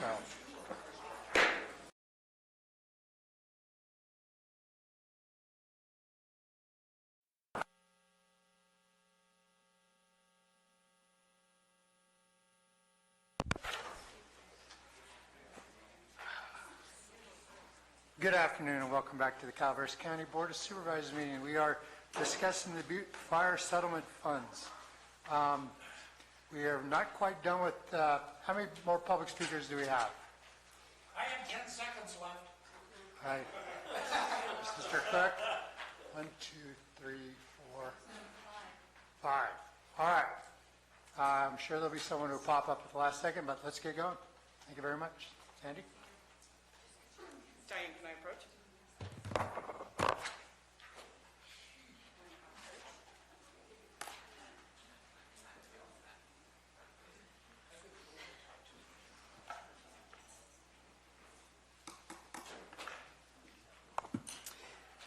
Good afternoon.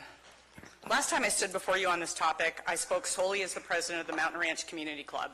So to close the loop, you have before you, or it's coming around, A straw estimate that prioritizes the things myself and my peers at the Youth Alliance Food Pantry and Park would like to see funded to make our Mountain Ranch community stronger, more resilient for the next disaster. Let me know at any point if you have any questions about those. Allison will go into it in more detail. Today, I really want to focus on Sandy Maitrot as a property owner. I'll be fairly blunt. The Butte Fire Funds are a settlement for the damage done to constituents of Calaveras County. They are an attempt to make us whole.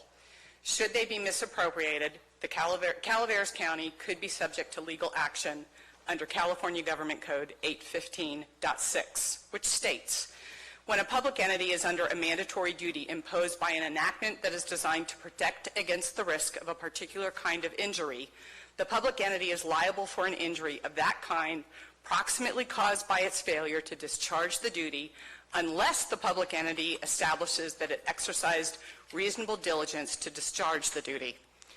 Directing funds to other portions of the county that were not affected by Butte does not show a reasonable diligence to discharge the duty. So follow me as I paint a hypothetical yet plausible scenario. Mountain Ranch Road just above the spur grade is degrading. There are no natural guardrails left because all the trees have been lost. Imagine someone comes around one of those treacherous corners in winter where the road is degrading badly, hits a patch of ice, and goes over the edge, resulting in a fatality. Assume that publicly this board voted to use the $14.5 million Joshua Pack has asked for to restore roads, and Jack, you have that in your plan, including this main artery and other ways. You have now opened the county up to serious litigation. All one has to prove in the case of Cal 815.6 is the following: that Calaveras County violated a statute, regulation, ordinance, or documented county procedure, that the plaintiff was harmed, that Calaveras County's failure to perform its duty was a substantial factor in causing the plaintiff harm. Pretty straightforward stuff. The only saving grace Calaveras might have to be found not responsible would be if the county can prove that it made reasonable efforts to perform its duty.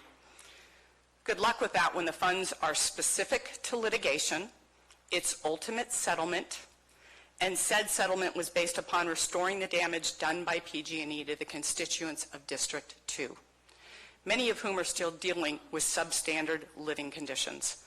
I ask that you think about that. Are there any questions? All righty, on that I will turn it over to Allison. Thank you. Ms. Charter-Smith. Good afternoon. My name is Allison Charter-Smith. I'm the board president of the Mountain Ranch Youth Alliance and Resource Center in Mountain Ranch. I'm also speaking on behalf of the Mountain Ranch Community Club, the Mountain Ranch Park, and the Mountain Ranch Pantry, which is managed by our Resource Alliance Center. Before you, Sandy has provided you with a straw man. It's a graph with sort of the identified of allocations of where possibly, if you do vote in favor to allocate these funds to our organizations, we wanted to take a possible good first step of sort of where we believe that we need this. And this is all in regards to community resiliency, but also to determine the ability to have us in an event of another Butte or another flood or whatever, right? As you can see from the list that we've identified, there's sort of two sort of tiers. And the first tier is the 1 through 6 is sort of identified as if the county does decide or does allow us to allocate for the $100,000 as pre-identified on Jack Garamendi's list, is very basic things that if we had the next emergency, it allows the community club and the Mountain Ranch Resource Center, which is a first and secondary American Red Cross organization shelters, to be able to be up and running. PG&E cuts the power off, as it did in Butte. We had no power, right? So that's why we're looking for generators, storage for food. There was a lot of food that was donated during Butte. Where do you put it, etc. And the second tier is where we identify there's additional costs. And what we're willing to put, we as the three organizations are willing to put some skin in the game. We've got a little bit of funding that we can identify, and we can talk more about that. But I really wanted to sort of emphasize to you that we've sort of put some thought into this in terms of where we think is the right things that we believe as the organizations to help our community members, as well as that as a reminder to all of you is when you do vote, is that what the PG&E funds were allocated for, what was the purpose, and for in regards to another preparedness of a community, we're asking for you to vote in favor of that. Thank you. Sheriff? Good afternoon again. I wanted to bring to light a couple of things.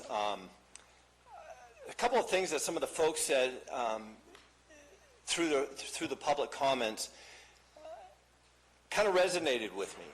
And one of them was that Jeff Peckler brought this up. I've known him for years. When I was the SRO, he was a principal.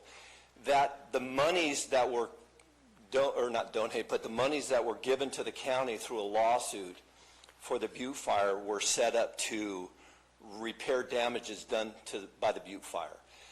Now, as much as I am ready to and would love to accept monies and see monies brought to the county for purposes of infrastructure in a radio system or whatnot, this is not the sheriff speaking. This is Rick speaking. I have 2 minutes left. That the money should be spent for damages done by the Butte Fire. The infrastructure for our radio systems has been antiquated for many, many years. That's something as a county we need to resolve, and we can talk about radio infrastructure down the road. But I think that the monies should be spent on repairing damages done because of the Butte Fire. That's Rick's opinion. I believe that the fire departments should be receiving some funding so that we don't have that problem again. If they'd had the equipment they needed, maybe the Butte Fire wouldn't have gone as far as it did. But those are the types of things that I believe that the funds should be going to, fixing our roads. I didn't realize, because I don't get out to drive around all the time, that there are sections of road that used to be paved that are no longer paved. That money was designed for that. Now, if you can do the repairs and make everything whole in the county again, and there's monies left over, then we should talk about where those money should go. But again, Rick speaking, I think as a citizen in this county that those monies should be done for repairs that the Butte Fire caused. That's all I have.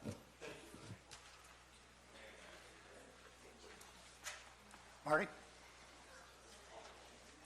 Marty Crane. So sitting here as the director of the Volunteer Center, and I just can't help but always think all of this is done by our communities. All these venues are developed and built by the labor of volunteers in our communities. And those that can't sling a hammer, maybe they can write a check. And I would venture to say that 99% of the people in this room have given huge amounts of their lives, not just in trying to recover from the devastation of this Butte Fire, but into helping to rebuild their communities. We wouldn't have these phenomenal communities if it wasn't for all the volunteers that do all this. So this is it's easy to say the county. Well, who's the county? The county is us. And this is our bank account. And you are the bankers. And so this is for us to decide what we can afford and what we can't, for us to step up and fill the need for the rest. So I know a lot of people have written checks to help and brought along their hammer to help with the new animal shelter up on the highway. Any number of other things. These things would not happen if it wasn't for the community. So this is our community, so if you're passionate about one of the things on this laundry list of projects, and you are able to do that, please write a check. You can tell us where the checks need to go. Okay? Thank you so much. Marty?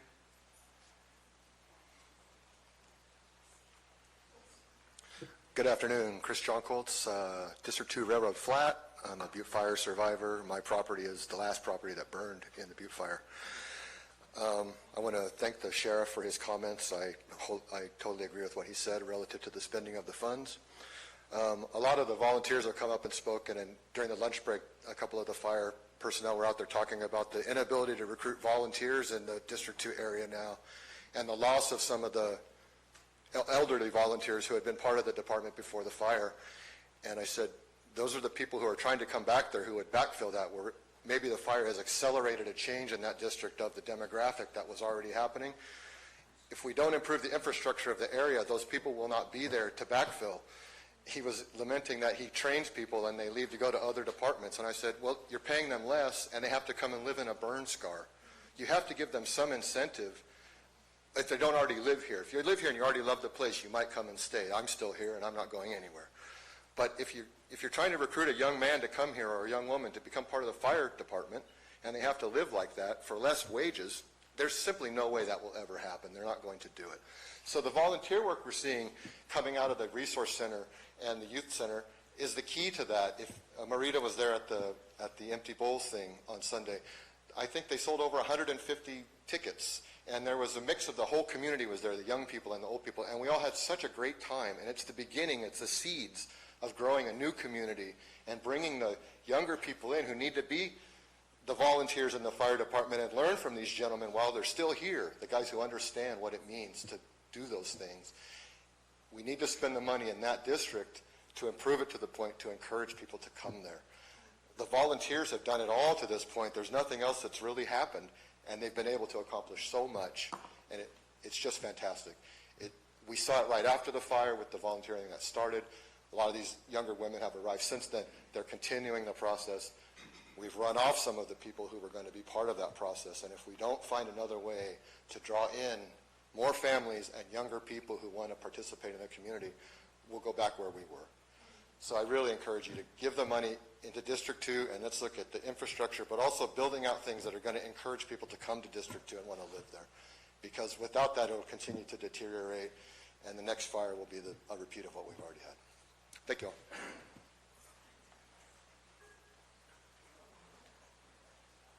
Cynthia? Good afternoon. Cynthia Sanchez, D2. Proceeds from a lawsuit are a reimbursement for a loss. Proceeds from a lawsuit compensate for damages incurred. The Butte Fire destroyed a large portion of D2. The entire county did not burn. The fire did not affect the entire county. The evacuations from D2 did have an effect on certain buildings, such as the fairgrounds, Veterans Hall, and town halls. But these buildings were not burnt to the ground. Since these buildings are evacuation centers and maintenance is not a first priority, roads throughout the county that were affected by the increased traffic due to the cleanup crews, tree removal, these roads should be repaired. But if these roads were not in the Butte Fire, they should not be a first priority. If the road is a state highway, possibly grants can be obtained through Caltrans and federal highways. The county did profit from all the emergency entities, cleanup crews and tree removal crews. How? Those crews spent money in our county while they were here. They spent money at the hotels, the restaurants, gas stations, grocery stores, etc. The fire districts should receive a portion of the proceeds because they all work together in a county emergency. The proceeds from the lawsuit are to be compensated for damages incurred in the fire area. That is D2. Unless, I got a full 3 minutes left. Wonderful. Unless you lost what we lost, our homes, property, heirlooms, animals, our forest, you really don't know what we endure day after day, year after year. It just wasn't the fire. It was all the hoops we had to jump through to rebuild our lives and still are jumping through. It was all the entities that were basically attempting to extort money from us, the fire victims. They included debris removal, tree removal, property tax increase, 8.06, shipping containers, the ongoing tree mortality, new building codes to deal with. For some, PG&E filing bankruptcy, breaching contracts made in November and December of 2018. And here we are today, another hoop. The proceeds from the lawsuit should be applied to D2, where the fire occurred. Why? Roads need to be repaired. Trees along the roads are still a liability and need to be removed. Erosion is still an issue and will be for a long time. Perfect example, when Mountain Ranch Road washed out due to the failed culvert in winter of 2016, my dam was 300 feet below that washout. It put 4 feet of debris and silt into my dam. I did not sue the county. I threw it in the lawsuit. And that is what you do. Whatever the fire caused, the damages it caused, you throw it in the lawsuit. The proceeds, this is a perfect example of how proceeds from a lawsuit are a reimbursement for damages incurred by the fire. Please consider Jack Garamendi's proposal. He is focusing on keeping the majority of the proceeds in D2 where the damages occurred and where the fire happened. Thank you very much. How many more speakers? Susan? So, 2? Okay. Tanya will be our last speaker. Couple of things. I'm in the burn scar, and people who did not live in D2 in the burn scar have said that they were hurt too. Yeah, the whole county hurts. But part of the reasons, for instance, that those roads were had those heavy trucks on them was the debris removal. That wasn't just to clean up our spaces. It was to make sure that the watershed downstream where you live didn't get that debris. You already got the benefit of that. You already got the benefit of the fire not getting to you. We didn't get that benefit. We have recovery to do about that. It's as if somebody was negligent, and you tripped over this thing that they shouldn't have left there, and they had liability insurance, and you broke your leg in several places, which requires multiple surgeries to put you back together so you're not limping. If you get that settlement, and it's not actually enough to complete all those surgeries and the exercises you have to do afterwards, and you decide to use it on something less urgent, people would think you were not very wise, and they would think you were not being responsible. So the responsible thing to do in this case is the repair that will allow District 2, which is the one that has the broken leg, to walk again without a limp, and the whole body will be better for it.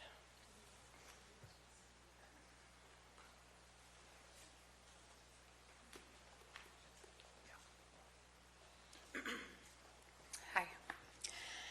We lost everything in the Butte fire. The fact that you haven't driven the roads in D2 means neither of you have seen how people are actually living in the burn scar. Property taxes can't be collected from properties that don't rebuild. The county should be helping to facilitate that instead of creating more barriers. It's hard to rebuild homes in areas that don't have access to repaired roads. The roads need to be repaired. I agree that the communications need to be improved. Our best communication came from LA during the chaos of the fire. As we were evacuating, we heard from LA to get information that we needed to leave. It would be great to fill your black hole with Measure C taxes to cover upgrading the communication systems, but you chose a ban instead. $5 to $6 million to cover the cost of communication. The general fund would be $17 million or more in the black, but that wasn't collected this past year.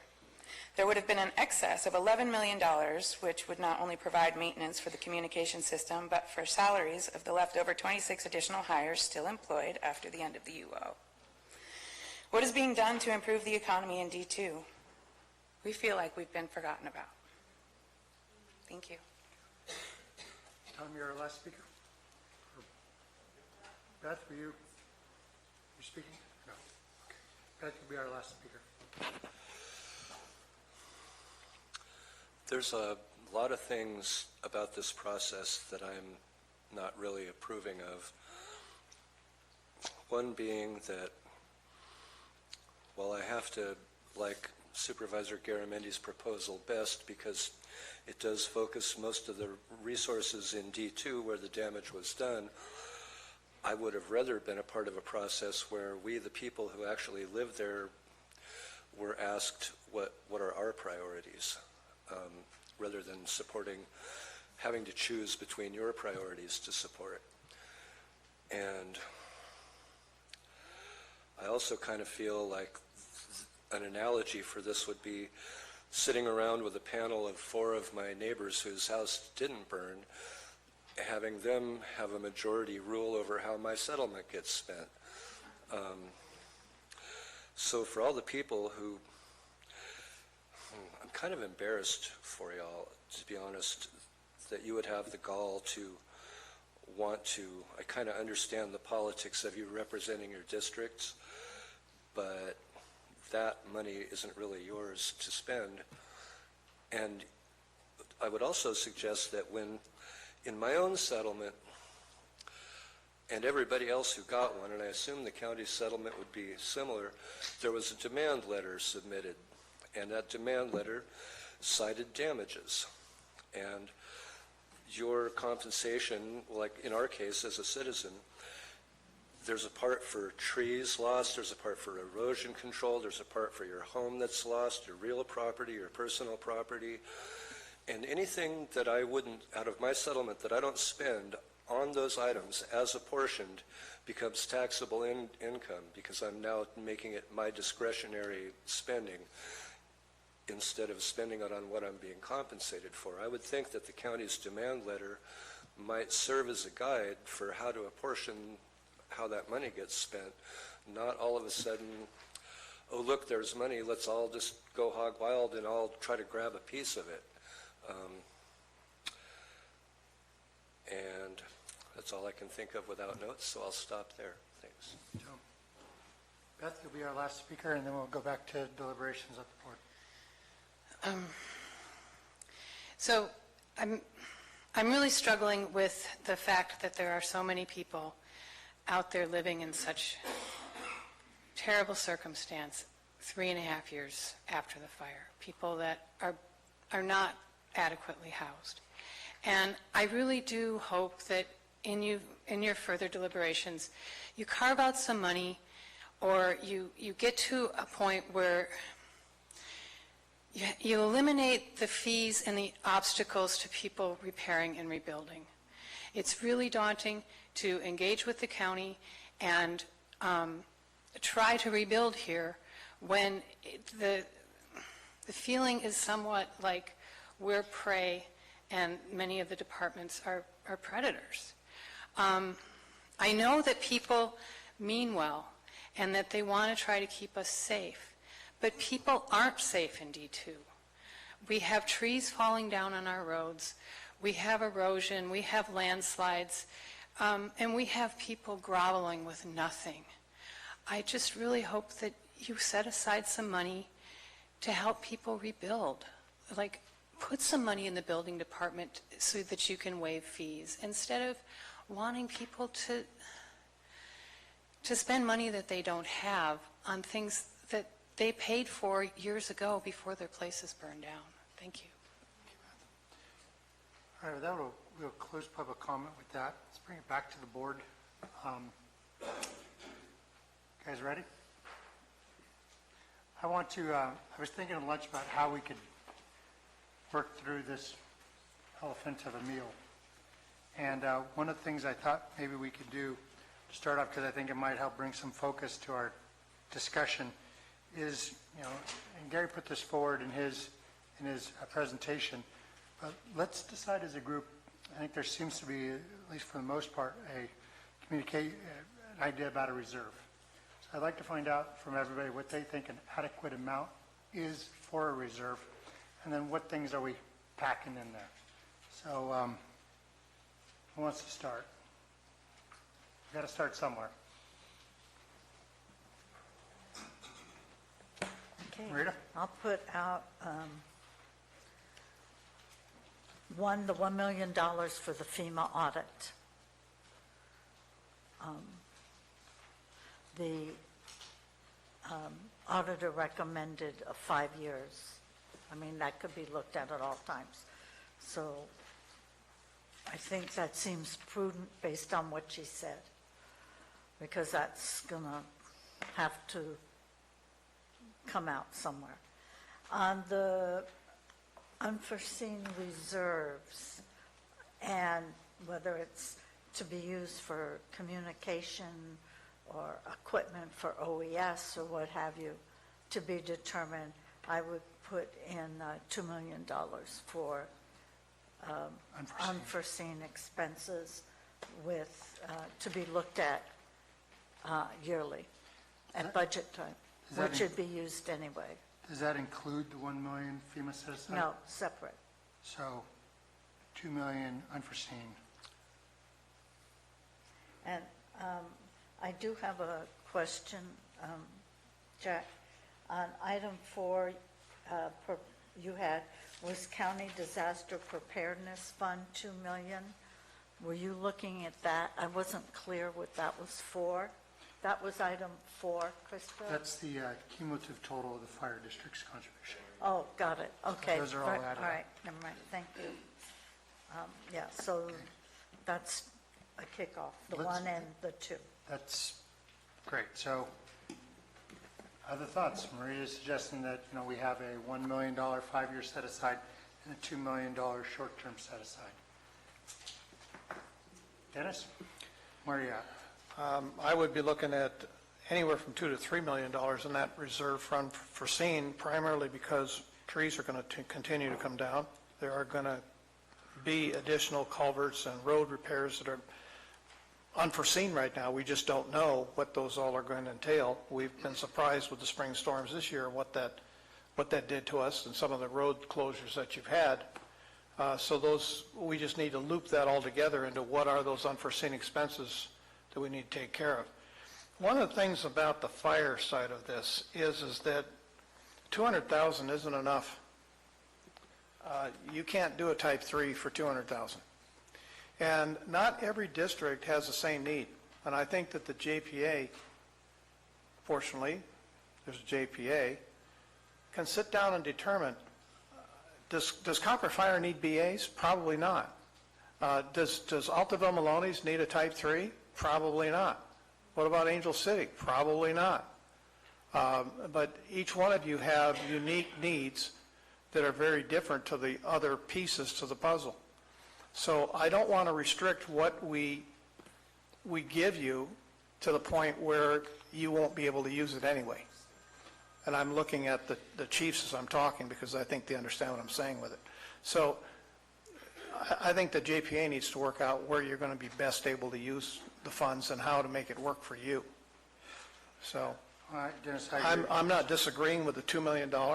I think it needs to be more to make it work right. But if we had the 1 million for FEMA, 2 million for unforeseen. I'm stuff. agreeing with that, but I think we need to push the fire districts to 300,000 to at least make it viable and make it work. Let's circle back on that one, because that's going to be a big debate. We're All going, right. So let's- the chair, I assume, is wanting to go right down the line here. Okay. And right now, we're doing on reserve. and We're going to take some big bites. let's take those and two. Figure them out, but we're going to have to stay within the bumpers.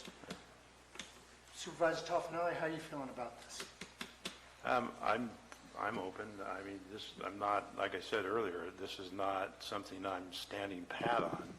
It was just something that I put together. But yeah, $2 million I could live with and the other 1 million for FEMA. Yeah. Supervisor Stopper? I concur. That's a very good starting point. I would like, so let me ask you another question, since I think we're making progress here. This 573 that I've got on my original sheet, that is was property tax. Can we loop that into that 2 million reserve? Because otherwise it's just going to go in the general fund. I mean, this is a contingency, so we don't have a timeline on it. So when we need it, it's there for whatever we need. Can we take that 573 and make it a part of that $2 million undesignated fund? Well, that's a one-year number. Well, Yeah, well, I mean, it's a real number, it's Right. dollars. But it's a one-year number. What are you going to do next year, the year after that, the year Right. after that? But it's going, if we have that, we have this $2 million unforeseen circumstances. What about tapering it? What do you mean? In other words, you'd be 573 this time, but tapering it in over a subsequent 3 years or 5 years. We only get it once. We only get $20 million. I'm just saying, as far as the set aside. But it's set aside, well, how we decide to spend that is this board's decision. Would that be unacceptable for helping add up to the 2 million? I don't know. I would not. I'd keep that separate. This issue with lost property taxes and the issue of expended general fund dollars are separate. I think that reserve is if Josh comes back and says, look, whatever money we give him, I need another $500,000 I can complete these projects, then we have that in reserve. We don't know where his projects are going to go until we get RFPs out there and know exactly what's going on. So I think the general fund expended a lot of money, is missing a lot of money over the course of not only during the fire but after the fire. And that needs to be replaced. As we talk about damages, that's damages. Okay, so I got that. So we'll hold that, we'll circle back on that later. So there seems to be a bit of consensus. We set aside the $1 million for 5 years for FEMA review. We take $2 million right now and we put it aside as a reserve. I'm trying to look at this and figure, are there things that are part of that $2 million sort of emergency fund? And I don't see them yet, but let's keep our eyes open. Next item that's a big ticket item is, well, let's get to the, well, we're going to have to figure out how this reserves line here. Crystal, why don't you put in $2 million? See what, and we'll start doing math. I thought you were stacking in the FEMA money with that at the same time, so make that $3 million. Well, it's going to be just for the function of this. For our purpose, we are stacking it in, but Okay. I think it's going to All take right. a little more Understood. Excel experience than any of us may have. And can I just get one clarification? So when we're talking about the property tax losses, those are property tax losses county-wide. So it's not just the general fund, it's the fire districts, the school districts, all of the taxing jurisdictions. That's where that number comes from. Does that make sense? No. AB8, your favorite subject. I know and understand, but I remember when we discussed this. Yeah, so is that? the losses of property taxes, so even when you look back when the state had backfilled the property taxes, it wasn't just to the general fund. That dollar amount represents the loss of taxes countywide. But we're not planning, in our settlement, we didn't plan to distribute these monies out of that, did we? Is it general fund, is the money the same color? Is it going into the general fund? Or do we owe it to somebody else? That is really your prerogative as the board, what you want to do with it. But in terms of my discussions with the state, and we are still trying to shed some light on ongoing losses of property taxes to the Department of Finance. It is inclusive of all losses of property taxes, including the losses to the general fund as well as school districts, fire districts, and every other taxing jurisdiction in the county. Let's not get confused. Okay. I just wanted clarification because when I go to distribute, if I was to distribute that money, I need to make sure you're just giving it to the general fund.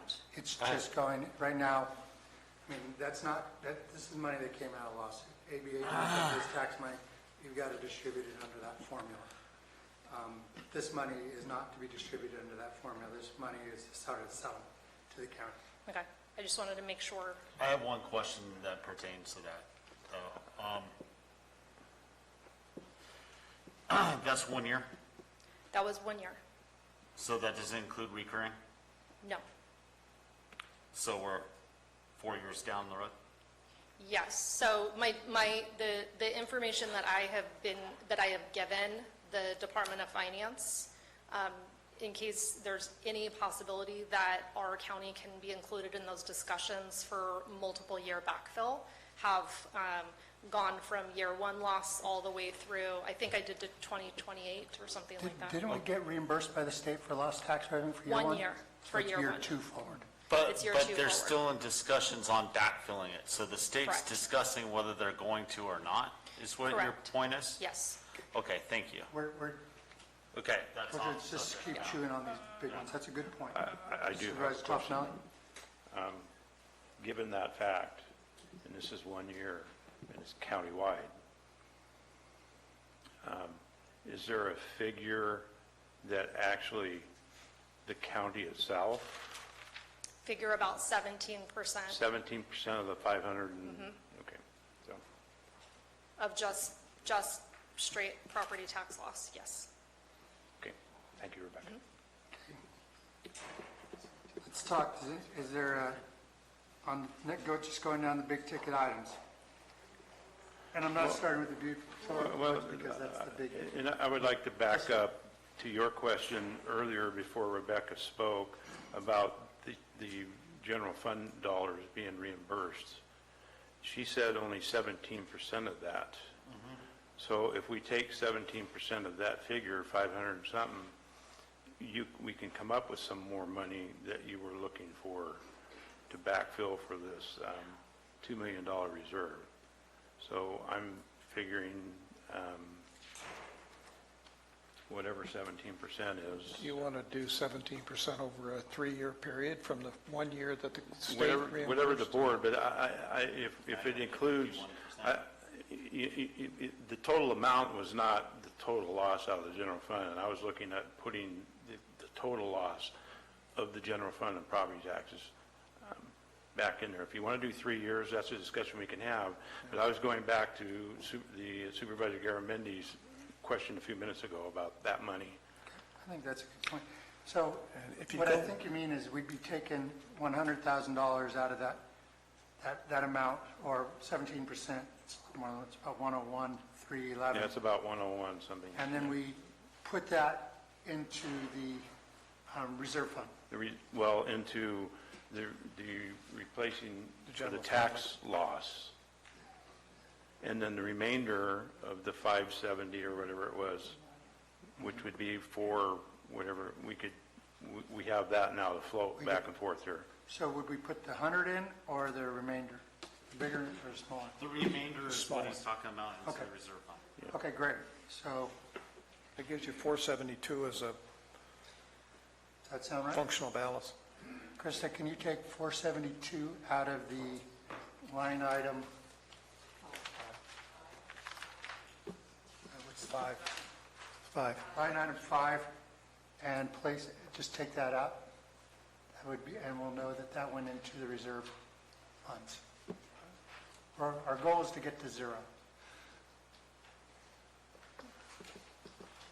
Fortunately, I went to high school and they still did home economics. I can do that. I thought Susan would do it.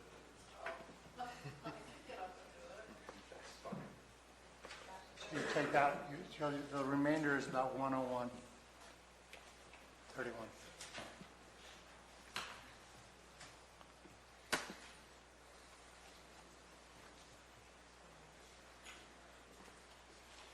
Okay, that's good. All right, we're making progress. Next item that's really big on this agenda is fairgrounds. Anybody have any? We've got $1 million written down here. How's that stand with everybody? And we'll see how we end up at the end of the show. So It is such an unknown because there's a lot of complex decisions that have to be made between the city, the fair board. There's, is annexation a possibility? Is there capacity to serve? There's a lot of questions that they have to answer. It's not a project yet. So we could set $1 million aside, but we don't know whether or not that's actually going to be close to the number that they need, or it may be way off. maybe, yeah. Or it may never happen simply because of the insurmountable complexities involved. So I'd be willing to set the $1 million aside for 3 years to give them an impetus to put a timeline together of saying, you've got 3 years to come up with a project that can make use of this money. But If we don't give a timeline to it, is it going to happen? Okay. I think they're willing to do it. It's just a matter of we've got to give them something to shoot for. All right. Res Stopper? The fairgrounds is a complex issue. The fair, it's been made a special district by the state. It's state property. The state's been handing us NOVs for how long? But how are they going to find themselves on a piece of property they own? That's where I get truly confused. I mean, it's complex, but it is something that needs to be taken care of. It is something that has been used multiple times in the past as a emergency base camp, and it is something. I think a timeline on it is good, and then if there is a plan that it needs to come before the board again before we can sign off on it. Correct. Ms. Toffenheim, what do you think about it? I'm what I have written my proposal here. I think a year is enough time to set that money aside to give them and the city an opportunity to come up with something. The conversation I had with the city, they're basing their whole thing on grants, and their whole thing on grants was they've been turned down once for those grants. So we can tie it up for 3 years, but it's tied up for 3 years, where in a year we may know whether it's going to go forward or not. At least we can revisit it. If something's moved on it, if something's going forward, they got their grants, then we can reallocate that money. But if it doesn't look like it's going to work for them, or the city can't handle all of the obligations that are needed for that money, then we can say, okay, we'll utilize that money for something else. I guess the goal would be to not allow it just to fall back into the general fund without a future board having a conversation about it, about where it's at, where it's going, et cetera. We don't just let it slip back into general fund. Yeah, that's fine. That was the But purpose at least, of the 3 yeah, years. we can utilize it in other areas that we may not be able to cover all of this that's going to be before us today. Oh, it's... Certainly Josh's proposal is not to be finished in a year. So if it comes back in a year and he's short money and that money's there and they haven't moved on it, then we could utilize that money. And So it seems like everybody's on board for the million, and just the question is what the timeline is before they have to come back to us and say. So I think a year's pretty short. It's pretty short for moving forward on anything, but we could just say we're going to revisit it yearly until a total of 3 years. I would go with that. Either way, as long as we revisit. Revisit annually. That's fine. Yes. I just worry that one downturn and we're eating their money and they're halfway through planning a project. What about it? Well, I mean, if they don't get it done in 3 years, it's come back to us, or they're going to come and talk to us about it. I'm assuming well before that. Yeah. Rita, what do you think? Fine. Fine with? Recommend, with the recommendation. Okay. You want to put forward which one of you wants to actually articulate what we've decided? Well, it will hold 1 million in reserve with a yearly review to a maximum of 3 years. Okay. Okay. County Disaster Preparedness Fund. This is fire trucks. Or whatever they decide. Thank you. Whatever the fire districts decide, they're the firefighters. I support the allocation of 200,000 per fire district. All right. Rita's putting forward 200,000 per fire district. Gary, your position's right here in front of us.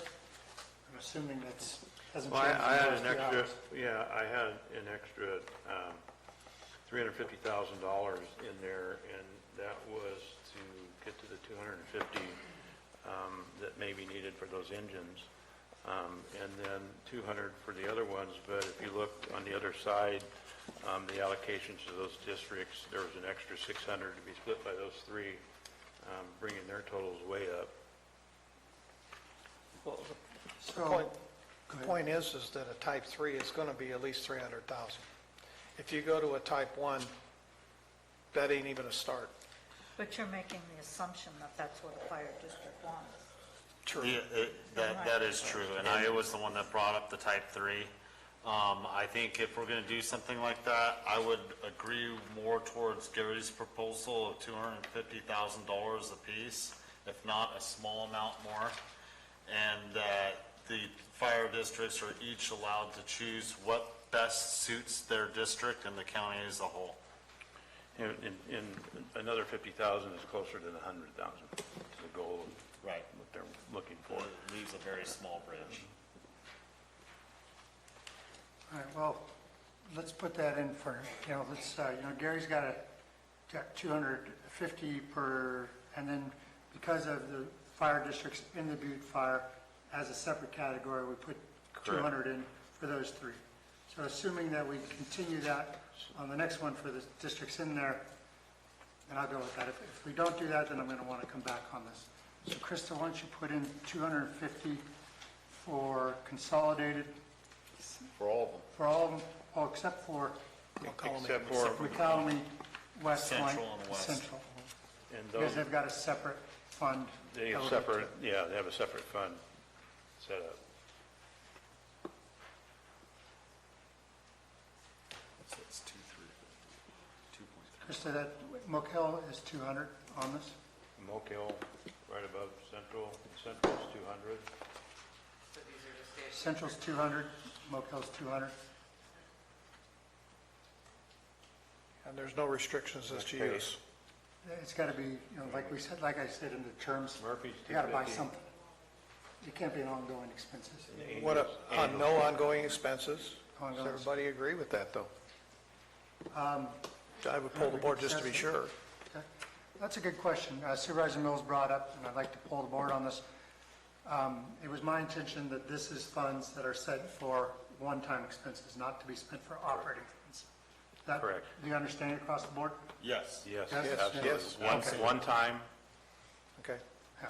Because if it was brought up about a water tank, if they ought to use it to buy a water tank, it's infrastructure, it would work. Krista, could you scroll up? No, just bring the page up direction, other way. Scroll down. Thank you, scroll down. No, just we're on the fire resilient, go up. Stop. Does that look right to you guys? yeah. Yes. Okay. One time, Mike, one time, and not for your salary. For one item, or can this be the improvement of a whole? Whatever. It's whatever you choose that best suits your district. As long as it's not. You know your district better than we do. Okay, let's keep going down. Okay, so, we got that. Now, what, you want to work the three fire districts separately then, right now, and get that out of the way? Let's do it with the community resilience. Okay. Gary, you had pretty much what I had. Pretty as much. far as the community, with the addition of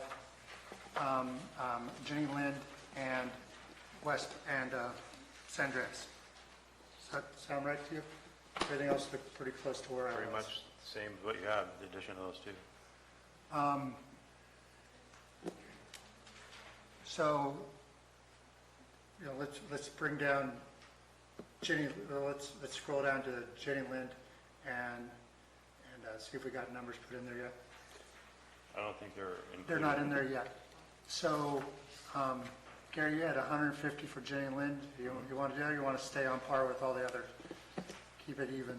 I had $150,000 in there because if you read the letter, if you'd allow me to read the letter from Red Cross and the director of Red Cross. Sure. If you'd like to read it. As to the I'm sure it's- reasoning, they're the largest center in going out of town, and so they're going to be the place that most everything outside the fairgrounds, and if fairgrounds are taken over, they're going to be taking on the largest part of any evacuation in the county. So that was my basis of that amount for them. So I'm going to stick with that. Why don't you put, You want me to read the letter, or? if you'd like to read the letter, by all means. Yeah, let me read it. Yeah. This is April 5th, 2019, to whom it may concern. This is advised that the Sierra Delta chapter of the American Red Cross is in full support of Jenny Lind Veterans Memorial District request for funding that will greatly enhance the use of Jenny Lind Veterans Memorial District Hall as a potential disaster shelter. The last couple of years have demonstrated the need for availability of facilities for use in community and regional disasters, whether they be potential wildfires, flooding. Disaster shelters must be activated and with very little advance notice. Consequently, shelters with the limited sanitary facilities created a substantial problem, as do shelters without standby power when PG&E suspends service as a measure of safety. The Jenny Lind Veterans Memorial District Hall in Valley Springs is one of 4 facilities in the county that can house a large evacuation population. It is one of the largest single potential shelters in the county.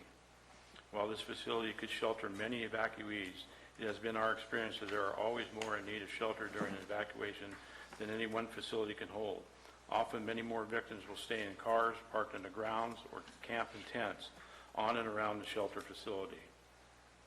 While Frogtown, another designated shelter facility, is accustomed to having large crowds for events, disasters are another matter, where people are displaced for days, weeks, and even months, and the shelter becomes their temporary home. Frogtown is an excellent location for those displaced persons with large animals that have also been evacuated. Housing and caring for evacuees in close proximity of their large animals is in need of care at Frogtown is a valuable lesson learned from the Butte fire. It is our understanding that the county proposes to allocate funds to assist in preparation of our next disaster where evacuation shelters are needed. It is our hope that some of this funding will be used to purchase equipment such as standby generator for the use with PG&E suspended service or the power is interrupted at shelter because of disaster for several days. Such an improvement would clearly enhance the potential of Jenny Lind Veterans Memorial Hall for sheltering our evacuees. Respectfully, Debbie Calcote, Disaster Program Manager, Mother Lode County of Amador, Calaveras, Tuolumne, Sierra Delta Chapter, Gold Country Region, American Red Cross. So, those are my reasons. All right, thank you. I cannot run a spreadsheet and try to do a meeting. That's not going to work. Can I iterate something here also?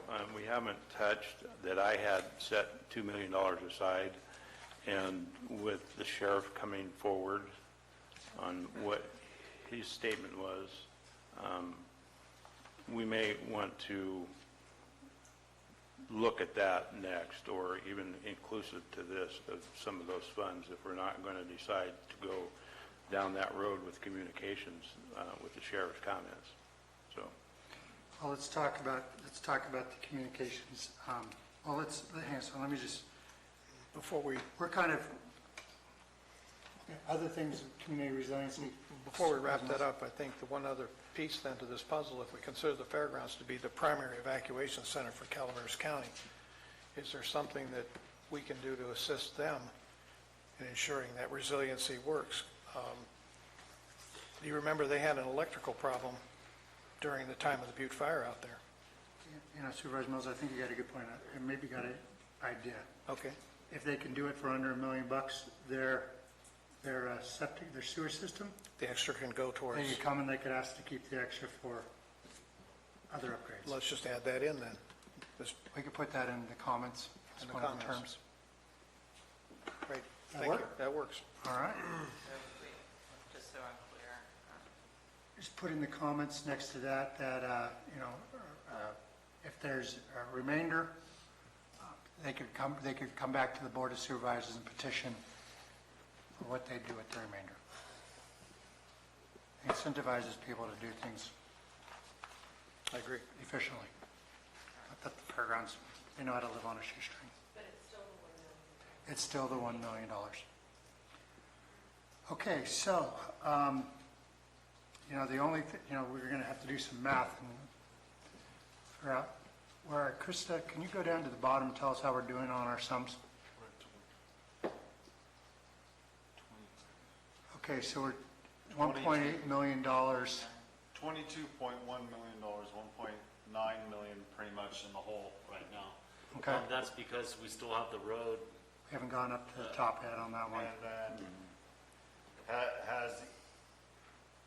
is the $2 million? You didn't put For communications, not even in there, so. but you didn't put anything in yet for those two? Okay. For San Andreas or Jenny Lind.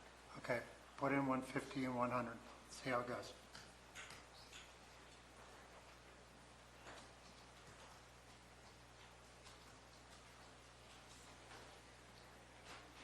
Okay, so now we're at 2.149. Okay, communications, that's our last one that we need to talk about before we figure out how to balance this thing. Marina, your lights on? No? You're a When do you communicator. want us to comment on West Point, Mountain Ranch, Jenny Lynn? We were just Center? doing that if you want. We could go back to it if you choose. Okay, well, are we agreeing at the, for example, We- 50,000 for Sheep Ranch and 100 for West Point, and blah, blah, blah? Okay. Well, on the things that the Jenny Lynn Veterans Home, we haven't even talked about San Andreas Town Hall and what the, I know it is, but I don't even know what that 100's for.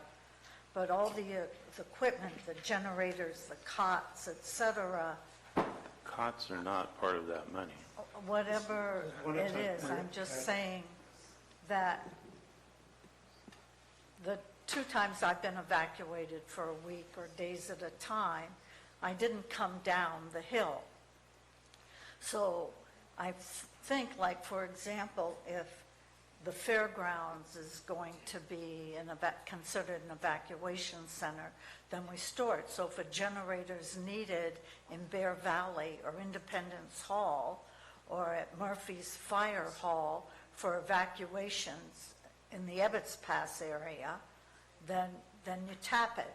If it's needed in the Valley Springs area because of flooding, then you take it to the Valley Springs area, that it's rotating supplies.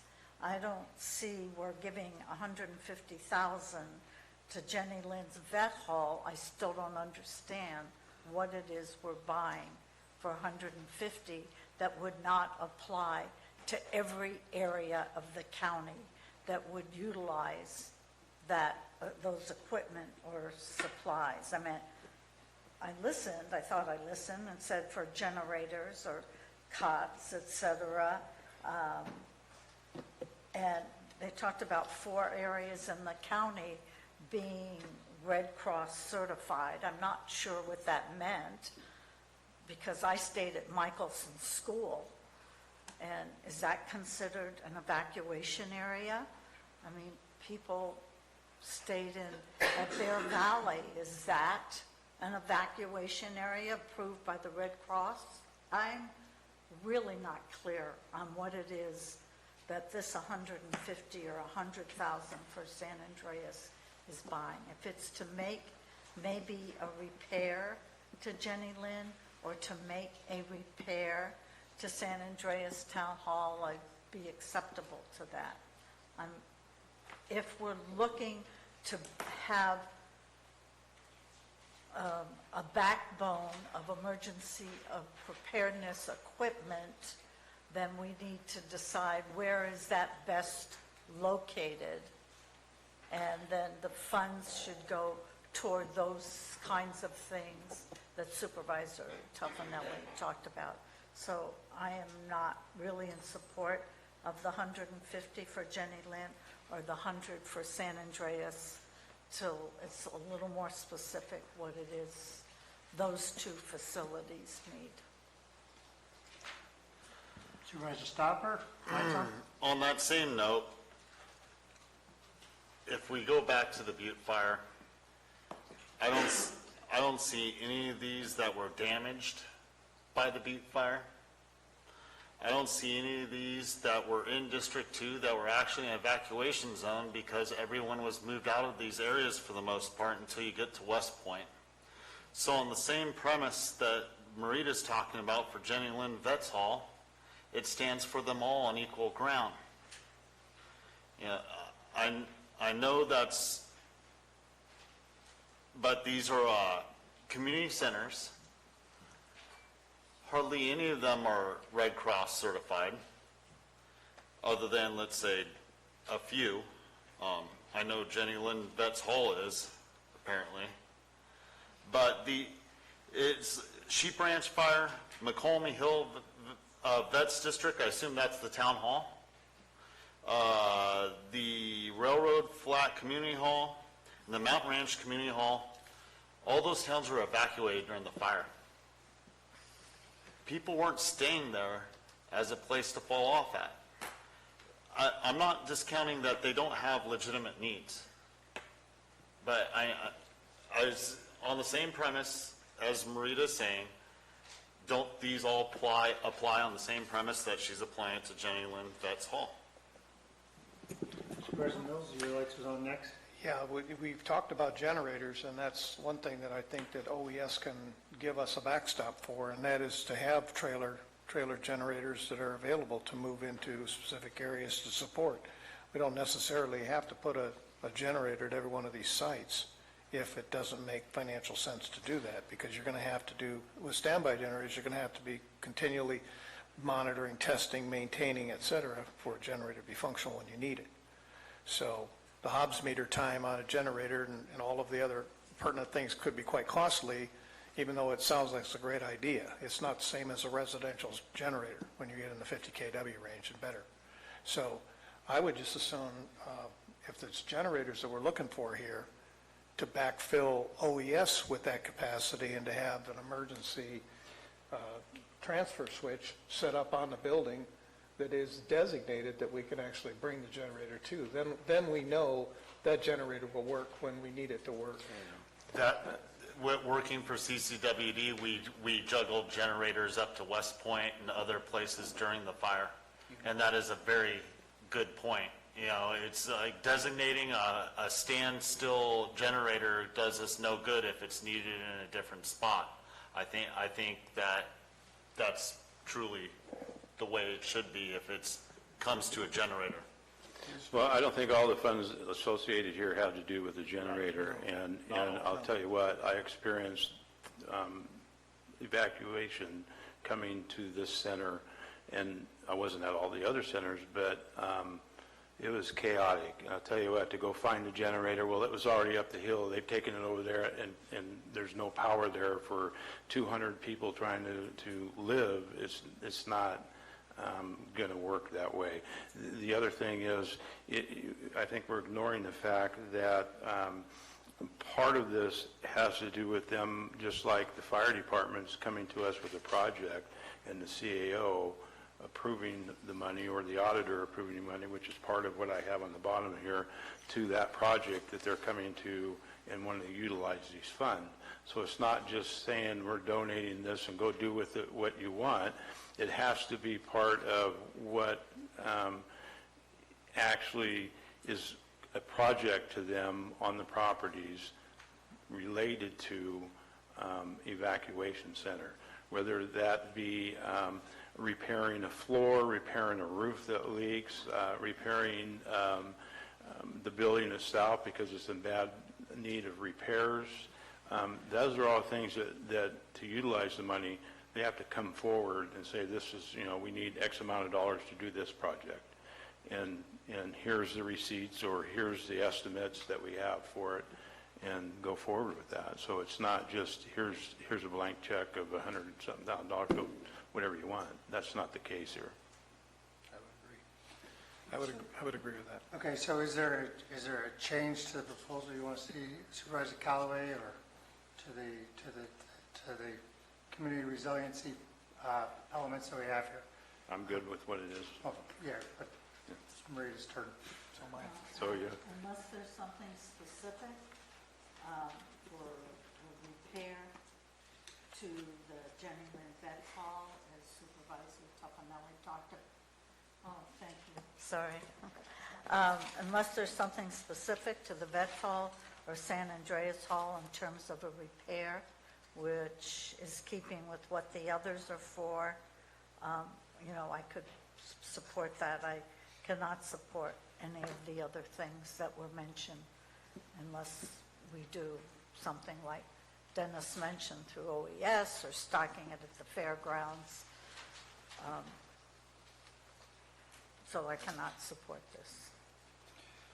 And, I mean, I can't address, I mean, the only one I'm real familiar with in District 2 is Mountain Ranch Community Hall, and I know they were there for 3 years, feeding, clothing, doing laundry, helping people with services and so forth. And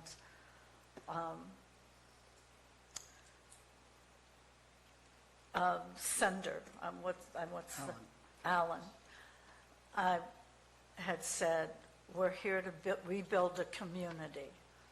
And that's what I feel we're here for today, is to rebuild a community. And if some way, some of that can be done to help rebuild Jenny Lynn's vet, what they need, or something that might be done for San Andreas Town Hall, I'm acceptable with that, or comfortable with that. I am not comfortable with any of the other paraphernalia that, as I understand, is part of it. Okay, well, okay. I think the rest of us are okay moving forward. Yeah, with it as a whole, yeah. Okay.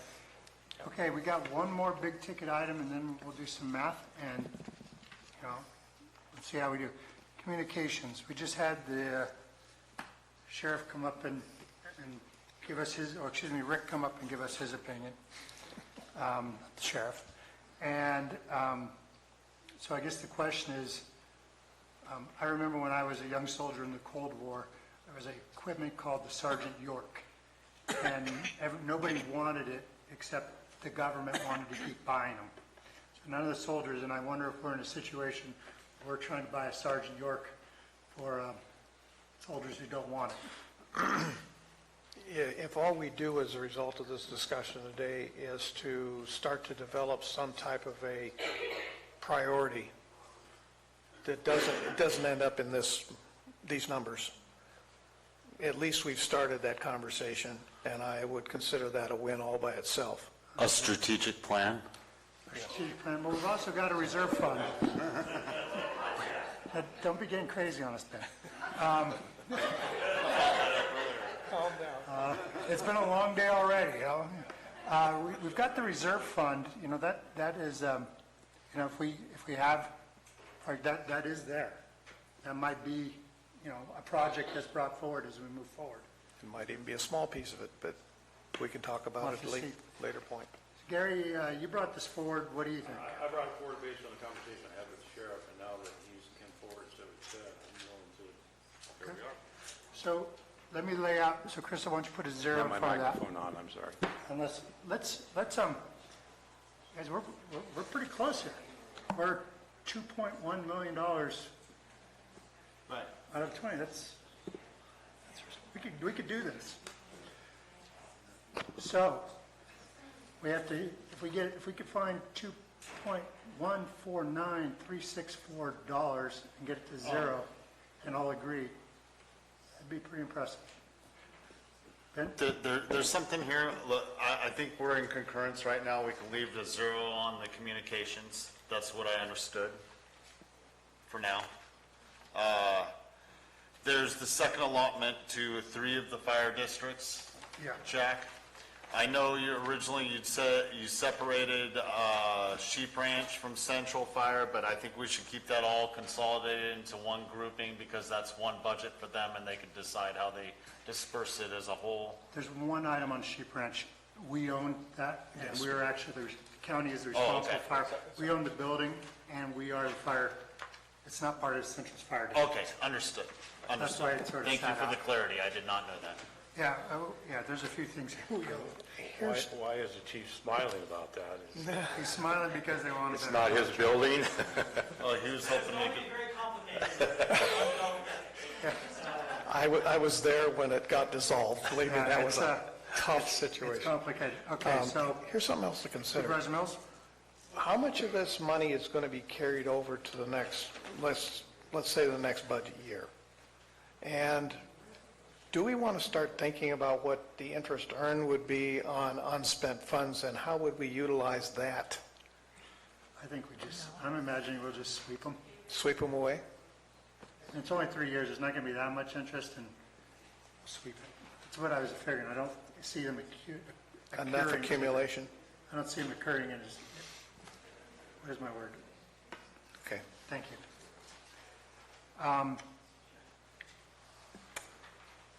I think that, if we've got to come to, Krista, can you go back down to that bottom number?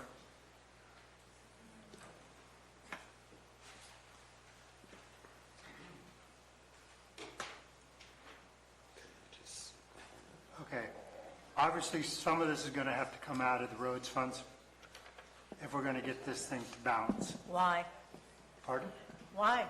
Why does it have to come out of the road funds? Well, if you have a suggestion on where we should cut, Marita, I do. let's do it. What do you got? I want us to talk about the roads. Okay. I am in support of the $14.6 million for roads over a 3-year period, and whatever money is not spent on the roads, assuming that Public Works is going to do a very sharp, pencil sharpening job, then it can roll back into the fund. But I know Supervisor Tuffanelli was concerned we might be paving unpaved roads, but according to the report that Public Works put out, it just said unpaved roads were also damaged by the fire and resulting impacts from oversized vehicles responding to the fire and cleanup. These unpaved roads are significantly more affected by drainage issues, though they're not going to cost as much to repair as a paved road. So there isn't anything in here that says that the unpaved roads are going to be paved. They will remain unpaved roads. So I think those concerns are met. And I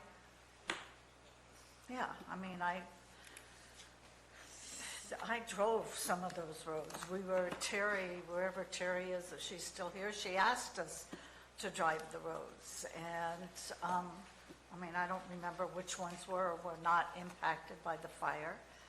But I will tell you, if you don't use the money, I will, because I have roads that are big potholes too. But this is where the money needs to be spent. And I am in support of the 14.6 and not start saying, well, let's take a couple of million from that. And, either we're going to buy into the report that Public Works put out and hope it comes in less, then I would rather say, well, let's take $2 million out and have Public Works come back in 2 years and say, I need $2 million more dollars. So I'm going with the recommendation of staff for the 14.6 million for roads. So Okay. that being said, you want me to cut more? If Cut you've got some? ideas, tell me where you want to cut. Okay. That's where we're at. If we get 2.1 and we all agree, we could do something remarkable today. Well, okay, I would, even though I was married to a fireman, and I think they're just absolutely wonderful, how could you not love firemen? I would put back their allocation to $200,000 and recap the $50,000. I don't know how much Recap. I'm getting, yes. Recap to 50,000. Correct. Okay. 350. I would cut Jenny Lynn and San Andreas unless I specifically was told what that's going to include in terms of repair to those two facilities. I'm comfortable with doing that. I'm not comfortable with any of the others. I guess I would ask, we heard, and I think also from the two CCWD former current representatives, and about the water supply for Central. I'm assuming that is what it's going to cost. Other than that, Jack, I would ask that the Murphy's Ranch, excuse me, the community center, the vets hall, that, are you sure those are good figures, or those rough figures, or can you sharpen your pencil on those figures? Well, the good news is the county owns the community home in West Point.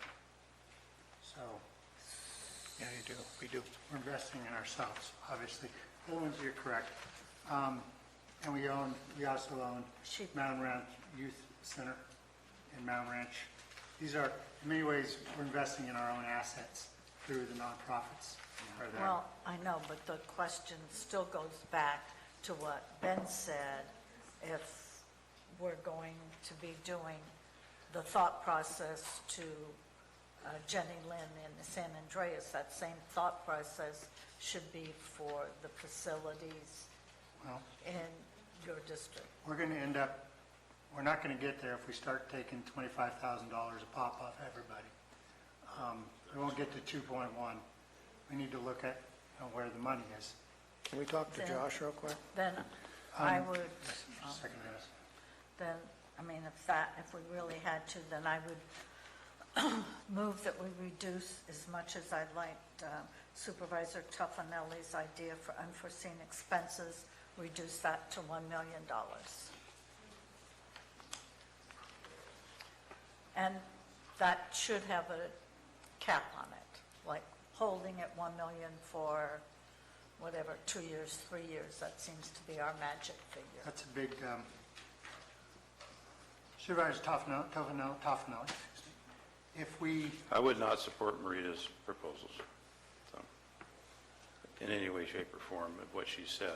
I will come up with my own proposals, though. I don't know why she keeps picking on Jenny Lynn and San Andreas, but she keeps picking on that for a reason. So, she picked on everyone of mine. She hasn't picked on me at all. She keeps coming back around to that. But I will. Yeah, I'm lucky I'm not sitting next to her right now. Go ahead, Gary, I'm sorry. That's fine. I would be in favor of reducing the reserve. I kind of cringe on it. But if we're going to try and get somewhere, I would leave everything else alone that we discussed. I wouldn't take any more money from the fire departments. But I would reduce by $1 million the reserve. I'm kind of hesitant, but I would do that. And then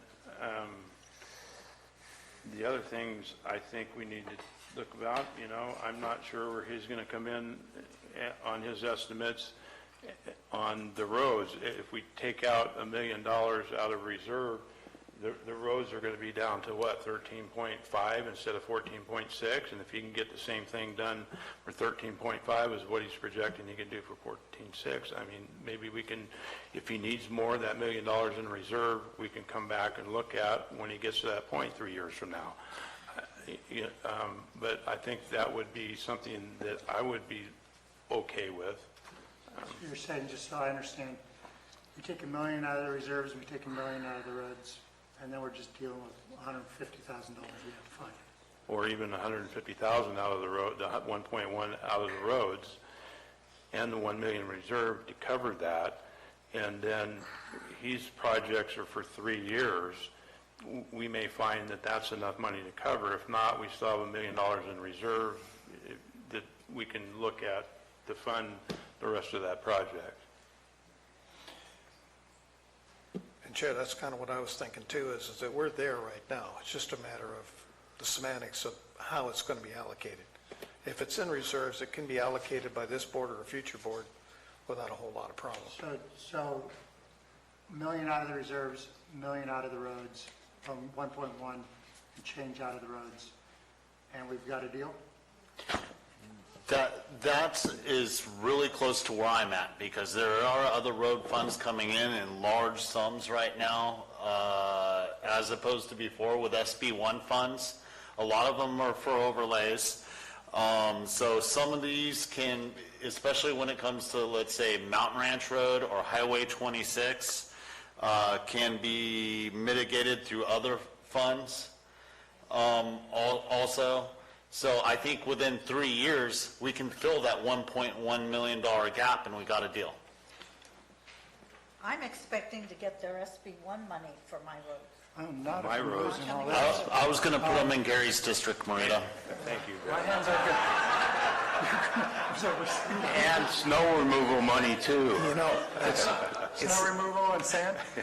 it's nice sitting in the middle here, you know? Yeah. And the state highways done by the state. I know, that's... So let me ask a question. Brilliant. So,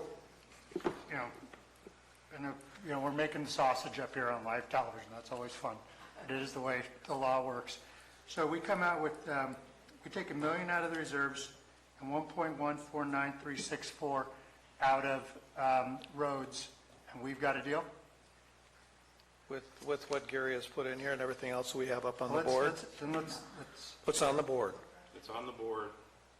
That includes Krista, would Jenny you- Lynn would you and go go first? San Andreas. Go to the 2 million reserve and take out $1 million of that. 13, she already got it.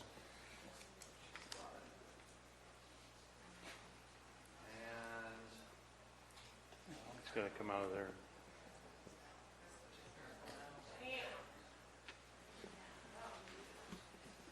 Let's see, can you go back up to top and take us down real slow, Krista? So 13.45 Good Fire Roads, $1 million, is this county set aside? For FEMA. For FEMA. $1 million is fairgrounds. 2.35 is fire districts, that's a better term. That 101,398 is going to go back into the general fund. The 50,000 Sheep Ranch, 100,000 West Point, 250 Central, 150 Central to recover, going down, Kristen. 150 West Point Emergency Preparedness Recovery, 150 Moke Hill, 100 Mound Ranch, 100 Vets, Moke Hill Vets, 50 Resiliency Railroad, $1 million in reserves, 150 Jenny Lind, 100 San Andreas, total of $28,252,034, and that is what we... $34. There is 98 cents in the... And we're going to round the 98 cents. So, look, I would give it to Marita for snow removal. Yeah, you can use that in snow removal.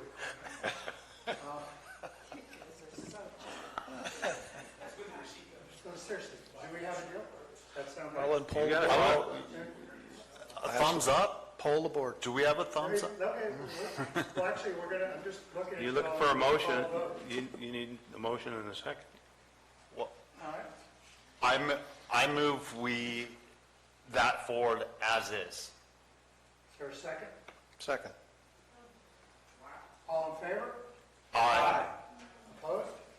Aye, me. You're opposed? Aye. Passes 4-1.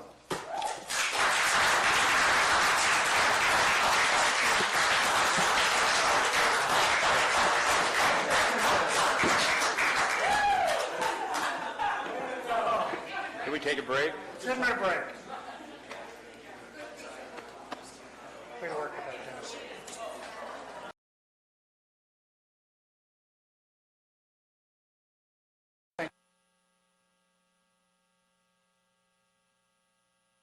Susan? Hello, and welcome back to the Calaveras County Board of Supervisors meeting. We are on, excuse me, can you close the door, please?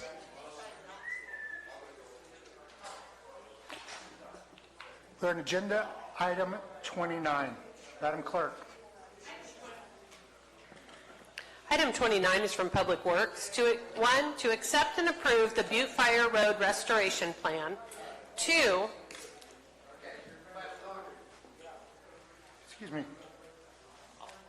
Authorize the auditor controller to process the budget transfer associated with implementation of the Butte Fire Road Restoration Plan, requiring a 4/5 affirmative vote of the Board of Supervisors. And 3, direct the county administrative officer to update the fiscal year 2018-19 capital asset list to include the capital equipment contained in the plan in the near future. Good afternoon, Chair Garamendi and members of the board. My name is Joshua Pack. I'm your Director of Public Works. I promise this item won't take quite as long as item 28. There are 3 items we're asking for you today. The idea is this is going to be a little bit of cleanup because according to the direction I'm getting from the clerk, item 2 was already taken care of as part of item 28, so that no longer is applicable. What we're asking for you today is to consider recommending that the board adopt the Butte Fire Restoration Plan, giving me direction to make minor edits and changes based on the direction you gave in item 28, which I will do, and then giving me the authority to do so. And then also we're asking for the board to direct the CAO's office to update the fiscal year 18-19 capital asset list that'll include equipment included in the plan for the near future. That will allow us to procure the equipment necessary to begin these repairs expeditiously. I don't have anything else in the interest of time, and I'm happy to answer any questions you have about this particular item. Questions from the board? Do you need to reduce your number? Excuse me? Yeah, you need to reduce your number then? Yeah, so obviously the plan, the board can adopt the plan as is, and that does show a number different than the number it was directed, but we can keep the plan the same as well. But we've already approved the number. Yeah. So we're just approving the plan, you'll make the plan fit the number. Absolutely. As long as we all understand that. Yeah. Yeah, the number's driving the plan. Or, right. Yeah, and just for a really quick highlight, part of the plan does include a prioritization, and there's a multi-year check-in with the board. So the opportunities will be to come in at various intervals to check in. Roads are prioritized based on priority. Those are listed, some of the roads that we've heard today are listed in priority 1, roads like Jesus Maria, Mountain Ranch, Railroad Flat. There's also tier 2, or priority 2 and priority 3 roads. We'll be tackling those and then coming back to you at regular intervals for check-ins. So we'll be checking in a minimum of probably 6 different times before this process is completed. So there'll be ample opportunity for the board to weigh in, provide feedback, and we'll have regular check-ins on how we're progressing based on the budget you provided us. Questions? Looks like everybody's got them. Who wants to start? Supervisor Toffanelli? Did you have a question? No, I'm sorry. Supervisor Mills? Oh, you turned it off. That's it. Public comment. Seeing none, I'll bring it back to the board. Is there further discussion or motion? Moved by Supervisor Callaway. Is there a second? Second. Second by Supervisor Stopper. Call vote. All in favor? Aye. Opposed? Passes 5-0. Have a good night, Josh. Thanks, Josh. Okay. I am recessing the Calaveras County Board of Supervisors meeting. I will call to order, and we are convening as the Air Pollution Control District Board. Item 30 is from the Air Pollution Control District. 1, authorize the board chair to sign the Community Air Protection Program grant agreement. 2, approve establishment of a special revenue fund for receipt of grant funds and collection of interest. And 3, authorize the Air Pollution Control Officer to sign subsequent grant amendments and requests for payment. This requires a 4/5 vote of the board. Mr. Banner, welcome. Thank you. Good afternoon, Mr. Chair. Assembly Bill 617 was designed to reduce air pollution in communities that have been most impacted. And the state put out this Community Air Protection Program grant, and it's really designed to be working with communities, working with groups that are interested in working on air pollution issues, monitoring, things like that. And then communities can apply for their own grants after that. And so the grant is for $16,994, for which we kind of designated the $6,994 for supplies that might be purchased and $10,000 for cover staff time. These are activities that are required under Assembly Bill 617, kind of charge the state air board and the local air districts with working with communities like that. So that's kind of the essence of this grant request proposal. Any questions from the board? Supervisor Hoffman? Nope. Public comment? Seeing none, I'll bring it back to the board. Is there further discussion or a motion? I'll move this item. Moved by Supervisor Toffenelli, Second. second by Supervisor Mills. All in favor? Aye. Opposed? Passes 5-0. Thank you. Next item, 31. Is item 31 from the Air Pollution Control District to authorize the board chair to sign annual point source emissions data grant agreements and the Air Pollution Control Officer to sign associated grant amendments and request for payment. Requires a 4/5 vote of the board. All right, Assembly Bill 197, adopted in 2016, requires that the State Air Board make available and update at least annually on its website the emissions of greenhouse gases, criteria, pollutants, and toxic air contaminants for each facility that reports to the state and to the Air Board. The grant helps the district comply with the reporting requirements. Historically, air districts have been required to report every permitted source of pollution every 3 to 4 years, and this will help pay for the costs of that requirement. And in addition, the grant requires that we annually report all sources emitting over 10 tons per year of criteria pollutants, and we don't have any industries that fall in that category, but nonetheless there's a database that needs to be kept, reporting, etc. So this is the second round of grant following the initial one that we received last year, and it's for $8,583 to pay for our program costs, and there is no local match requirement. Thank you very much. Questions from the board? Mr. Banner, why does the board need to approve this at a 4/5 vote? It's because was this part of the budget for 1920? Or I wasn't, I or did they? I think the reason is because. Pardon? You're not going to vote for it? I'm going to vote for it, but I don't understand why it needs a 4/5 vote. A 4/5 vote is when it's in a budget line item and it's in between budget period. But if it's a grant we've received, and it's not just this, it's the other. We don't need to die on the vine. I was just curious. Yeah, I understand that any new revenue coming in needs to go to the board. The board chair has to sign off on that. That's my understanding of that requirement. Okay, yeah, that's fine. I move this item. Your public comment. We have a motion, however, on the floor. Is there a second? I'll second it. Second. Public comment? Seeing no public comment, we'll bring it back to the board for a vote. All in favor? Aye. Opposed? Passes 5-0. Then did you get the, read again? Great. All right. We will stand adjourned as the Air Pollution Control Board. Thank you. We are reconvening as the Calaveras County Board of Supervisors. Item 32. Item 32 is from the Planning Department to conduct a public hearing and adopt a resolution amending the general plan of APN 058-001-009 from residential suburban to commercial recreation within the City of Angels sphere of influence for the Calaveras Humane Society, application number 2018-024. Welcome. Good afternoon. Gina Cathan, County Planning. My presentation is actually going to include, as normal, this item and the next 3 items because they are all one project, 4 separate actions from you, but they are all connected, as you've probably indicated already by reading your packet.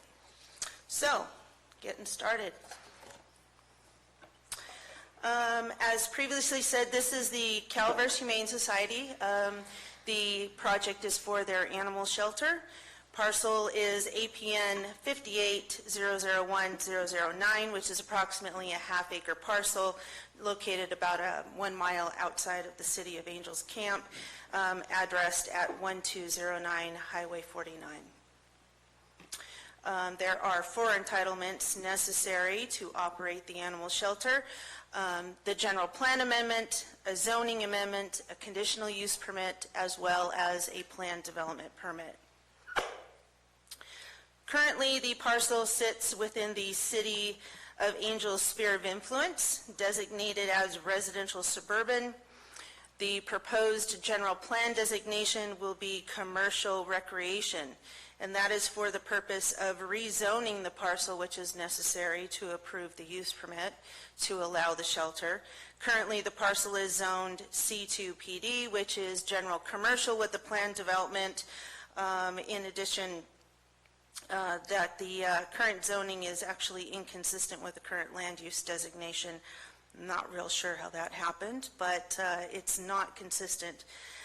Proposed is the zoning of RCPD, which is known as recreation commercial, or I should say rural commercial, and that happens to be the only commercial zoning that is consistent or compatible in the Angels Camp sphere of influence.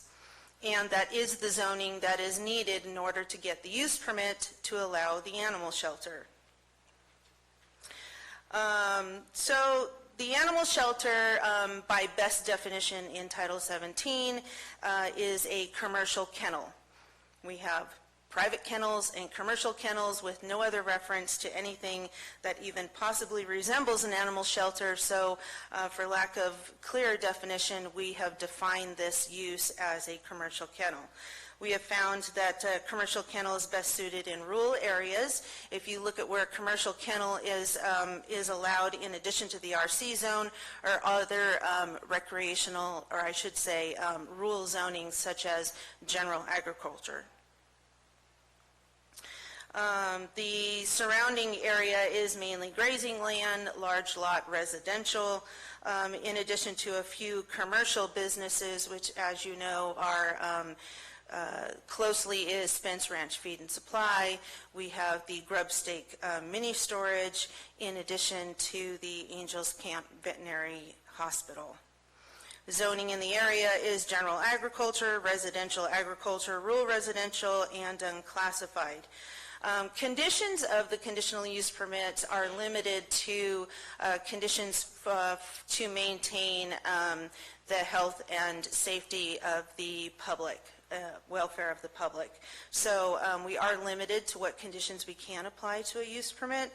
Specifically for this particular project, we have included some specific project conditions, such as the numbers of dogs and keeping the dogs indoors at night, which is part of the the Calaveras Humane Society's application. Those are descriptions that they have included in their description of their project. In addition, we have also included conditions from Caltrans, which include encroachment permits, and in addition, we have required a lot merger, which they have already completed, and that they must comply with applicable provisions of Title VI, which is animal services. The plan development permit is really addressing aesthetics and site development. As we all know, they had to remodel the existing building to accommodate the animal shelter. Exterior changes, which triggered the plan development permit, included 5 outdoor dog enclosures as well as an outdoor cat enclosure for a play area, new window openings in the building, some necessary structure modifications, new mineral fiber concrete siding, and the replacement of some columns in the front of the building. The plan development permit also includes proposed signage. They have proposed a freestanding double-sided sign with a total of 51 square feet of signage. They are below the maximum 60-foot 60 square feet allowance. Parking standards in this particular case do not apply. However, there are 2 encroachments for which they did get encroachment permits from Caltrans. Those have been applied for and I believe are probably ready to be finalized if they haven't already. The 2 encroachments will have one of them will have a 20-foot rolling gate, which is a public access, and Caltrans is requiring that to remain open during business hours, in addition to a 10-foot swing gate for service access only. They will be installing 1 handicap accessible compatible parking space. In addition, with that planned development, it also includes landscaping. They're proposing water-efficient landscaping along with fire-resistant landscaping. There is a fence that will be placed out in the front of the project for safety purposes. That will be a single curved steel wire fence, approximately 62 inches high, black in color. We did find an exemption from CEQA for this entire project, noting several different categorical exemptions. We did notify the City of Angels of the project. They had absolutely no objections with one request, and that was that we retain the planned development combining zone on the base zone, and that allows them opportunity for weigh in the future for any new proposals that might happen. The Planning Commission did hear this item in public hearing, and their vote was 5-0, recommending that you approve the entire project. Do you have any questions? I think you answered my question about PD and why it's staying, if we're changing the zoning, why it stayed PD, but the city is insisting, so. The city insisted on keeping it, and that wasn't a battle I felt it was necessary to fight. Anything else? Any other questions from the board? Any public comment? Sorry. Councilor, we have a bunch of agenda items here. It was suggested that we do public comment for all of them at one time, or I guess people could speak once to the thing and they don't have to speak on the next one. Okay. However, I'm Alan Dodson. I'm the treasurer from the Calaveras Humane Society. And I think when we found this parcel, it was a strange mixture because it was the perfect location for our shelter, but it was also the most complicated thing to work out with all the county. And I think all of us really want to thank Gina and Peter for their work on this because it's been interesting.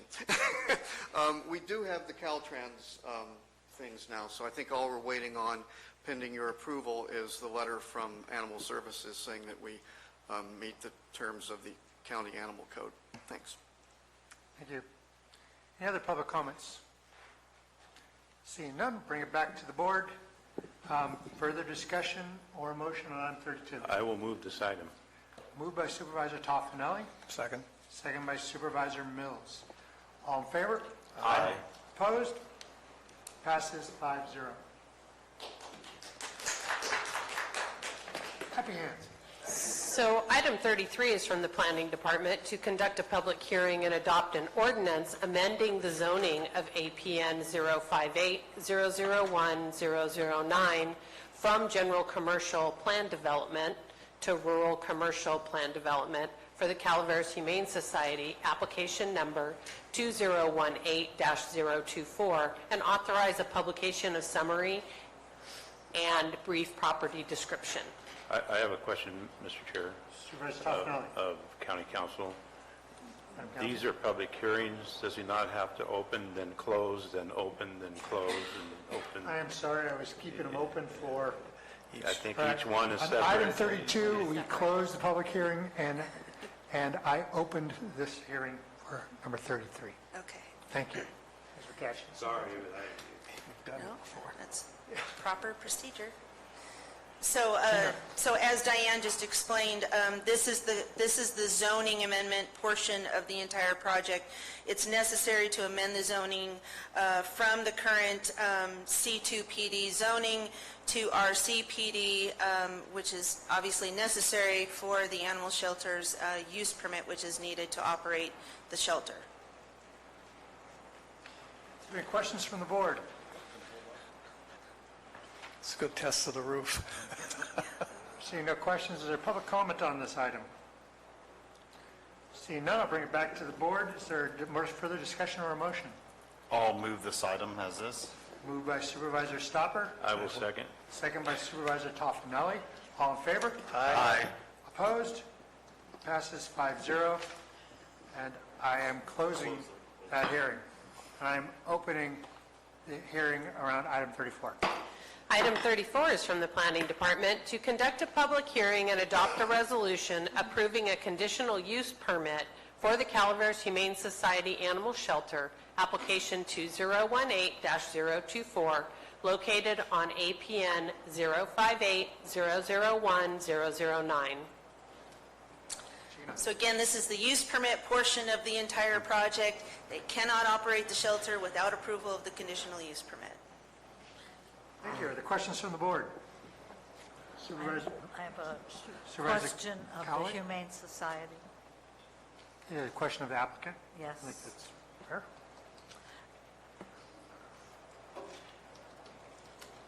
Hi, thank you. Since you can have my 98 cents that this board so generously gave me from the Butte settlement, any money that's left over goes to the Well, thank you. Animal Shelter. Thank you. Have the Humane Society applied for their kennel license? I mean, after today, everything's sort of done. I just want to make sure all the conditions have been met and you've What was applied. decided at the Planning Commission hearing and by the Planning Department was that we're to not have us apply for a commercial kennel license, Right. because technically we're not, but to instead get a letter from the Director of Animal Services, basically just certifying that we meet the housing requirements for animals and that, that things look good to him. Okay, and That's so, my understanding. and that will be done after we take action? That's to that? correct. Okay, thank you. Mr. Chair, I have a Mr. question Toffenali? on the condition of the permit. It says that you, in the case of evacuation, that Marita will be evacuated there. My pleasure. You cannot charge more than 98 cents in rent.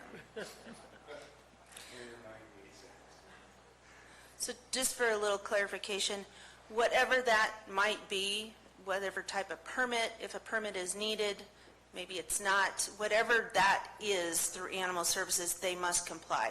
So if Animal Services says they need a permit, license, then they'll have to obtain that. But, they'll have to go to Animal Services and determine what that is. But they'll just have to show that they have complied with all of the conditions of that permit prior to validation of the permit itself. But that's a separate discussion for a different day. I have to say, Mr. Dodson was right. This was not easy. You did an excellent job. Oh, thank you. In the presentation of, I thought. This was the condensed version.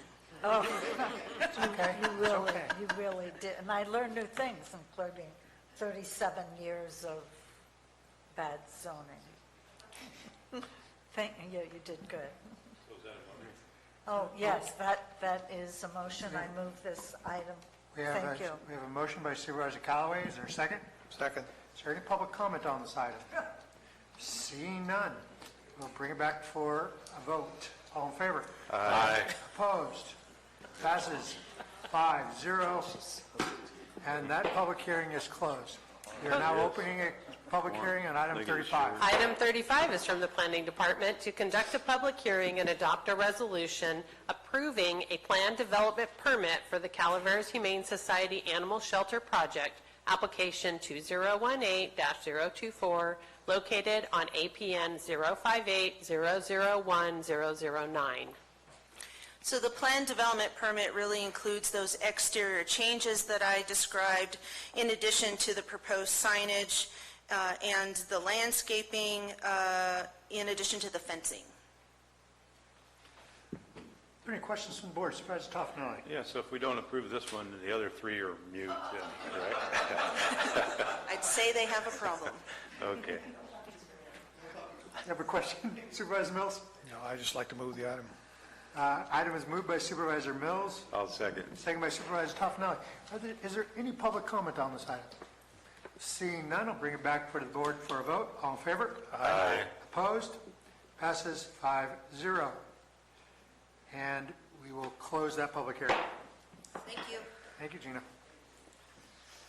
Item 36. Item- Be careful in the rain. Item 36 is from Public Works, to adopt a resolution to authorize the dissolution of the county service area road advisory committees and replace the committees with an alternate public input process for CSA road maintenance, improvements, and repairs. Excuse me, Mr. Pack, is it raining outside?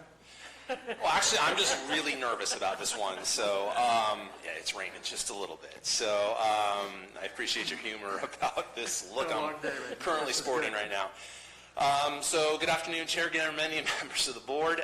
My name is Joshua Pack. I'm your Director of Public Works. And today we're asking you to consider adopting a resolution that revokes resolutions 94-365 and 10-027. Now, these resolutions, in their originality, formed the Road Advisory Committees, or RACs as they're called for short, for each county service area. We have 5 county service areas in Calaveras County. 2 are in District 2, 2 are in District 4, and we have a single one, the Rancho Calaveras CSA in District 5. Now, in Calaveras County, the board serves as the governing authority for each CSA, while the Public Works performs and oversees many of the road maintenance and improvement activities in the day-to-day operations of the CSA. Now, for many years, the RACs have been tasked and have operated by providing recommendations to the board related to road maintenance and repair needs in the CSAs. Now, over the last few years, we've seen some changes with the RAC. That's the reason we're here today. One of those is we've seen general interest serving on the RACs steadily decline. Last year, we came to the board, and the board authorized the reduction to the number of members from 5 down to 3 on 2 of those RACs. In addition, we still have a lot of issues with the RACs, recruiting members, having fully functioning committees, and in some conditions, meeting quorum. As a result, that creates considerable confusion. There's also the case that it creates considerable confusion where some of the RACs expect Public Works to solicit approval for all road maintenance activities. That includes core duties like paving, like pothole maintenance, vegetation removal, minor flooding issues, etc. Now, Public Works has some concerns with this because when a CSA is formed and a CSA is maintained by the county assumes maintenance responsibilities for those roads. And when it assumes maintenance responsibility, it also assumes a certain liability. That work is being prepared and completed in accordance with generally accepted standards. Now, when the RACs demand services that aren't consistent with sound maintenance practices, or when Public Works has to delay maintenance services in order to defer or get approval from the RACs, that can expose the county to liability and affect some of the work that we do. We think this confusion puts both the county and the communities that serve under those CSAs at risk. In addition, the policies also require significant administration. We think there's a better use for that funding, and we think it's better to put repairs out there than it is spending it on an engineer or an analyst working in correspondence or dealing with paperwork. So we are making a recommendation that we eliminate the RACs in their current form. However, we are recommending an alternate process that helps solicit feedback from all residents, and we think is a more holistic approach to maintenance with CSAs. So Public Works proposes to meet with each CSA annually through a public workshop or other sort of forum, which we would seek input from the residents relating to major road repair and maintenance activities for the following fiscal years. That would be for multiple years based on their funding levels and interest. Public Works would then prepare a report for each CSA and then post that for public review and comment. We think that those reports would be very helpful in the long-term planning and function of CSAs relating to large maintenance expenditures. Once we receive final feedback from the public, those reports would be incorporated into an annual capital improvement program that we bring to you annually. and that would be presented for review and approval by the Board of Supervisors each fiscal year. Now, for more minor concerns and issues, what we recommend, like potholes, flooding, localized flooding, et cetera, we want to use the same process that we use right now for public roads. So through a traditional service request system, residents at any time of the year would be able to call us, email. As we've mentioned a couple of times, we have a new system coming on the next month or two. They'll be able to utilize that system. And then we can respond to those in accordance with sound maintenance policies and also prioritize the work as appropriate based on the need and functionality, treating those roads like other public roads. Now, this alternate process would help streamline processes while seeking public input from all residents, not necessarily just the members on the RACs. And we also think that it would afford Public Works the opportunity to effectively and efficiently budget for and ultimately deliver CSA maintenance projects. In the end, we think this approach brings a little bit more value to the CSA programs. I think it reduces ongoing administrative costs to deal with the current RAC structure. We think it provides more responsive services, and we think there's more opportunities for the community to provide feedback to us. So with that said, we are making a recommendation to approve the resolution. That ends my brief presentation, and I'm happy to answer any questions you may have of me. If I might. Yeah. Actually, Dennis, to be more proper that you did. Both of us. Yeah. I have two CSAs. I would like to request that CSA Golden Hills be withdrawn from this item, and we'll keep it the way it is and I'll commit to working with them and Public Works, but I'd like them not to be included in this item. Okay. Thank you. Were all of these CSA members noticed, duly noticed? Yes, they were. So we noticed all the RACs. So the RACs are supposed to act as the intermediary to the entire public. We did notify all the RACs. With the exception of CSA 12, I can't speak individually. Generally speaking, we didn't hear a lot of negative feedback for the remaining CSAs, at least directly to my staff. We did hear some concerns from CSA 12. Was there any feedback on when the new system would be online on the website? In regards to the new service request system? Request, yeah. So right now, the service request system we have right now is still fully functional. They can email us requests, they can phone them in, they can send us emails. Those are still handled. The new process I'm hoping to kick off in sometime in May in correspondence with National Public Works Week. We'll be doing a presentation to the board sometime in May on that. That will be fairly seamless, and I think it's reasonable when that comes online to send an email to our contacts with each of the CSAs, letting them know that this is available for them for future use. And I would trust that in my CSAs that if they feel as though responses are delayed or that there's other issues, to feel free to contact their supervisor and absolutely, yeah. Keep the communication line open. Absolutely, and in no way is this meant to circumvent or short-circuit transparency. The board, each member, not only of the RACs, but of the CSA in whole, has a right and, in some cases, a responsibility to review the status of their CSAs. So we frequently get requests for budgetary amounts, for budget information, status of certain projects. This in no way short-circuits that. As a matter of fact, it likely opens it up to others in the CSA who maybe weren't quite as active. Now that we're being more proactive through public meetings, publicly noticed meetings, they'll have more of an opportunity to weigh in and provide feedback. Let me show you how detailed I am with this. On packet page 380, in the second paragraph, upon the dissolution of the RACs, is a spelling error. All right. I would be happy to work with the clerk to resolve that situation. That's why you say I'm an engineer, not English major.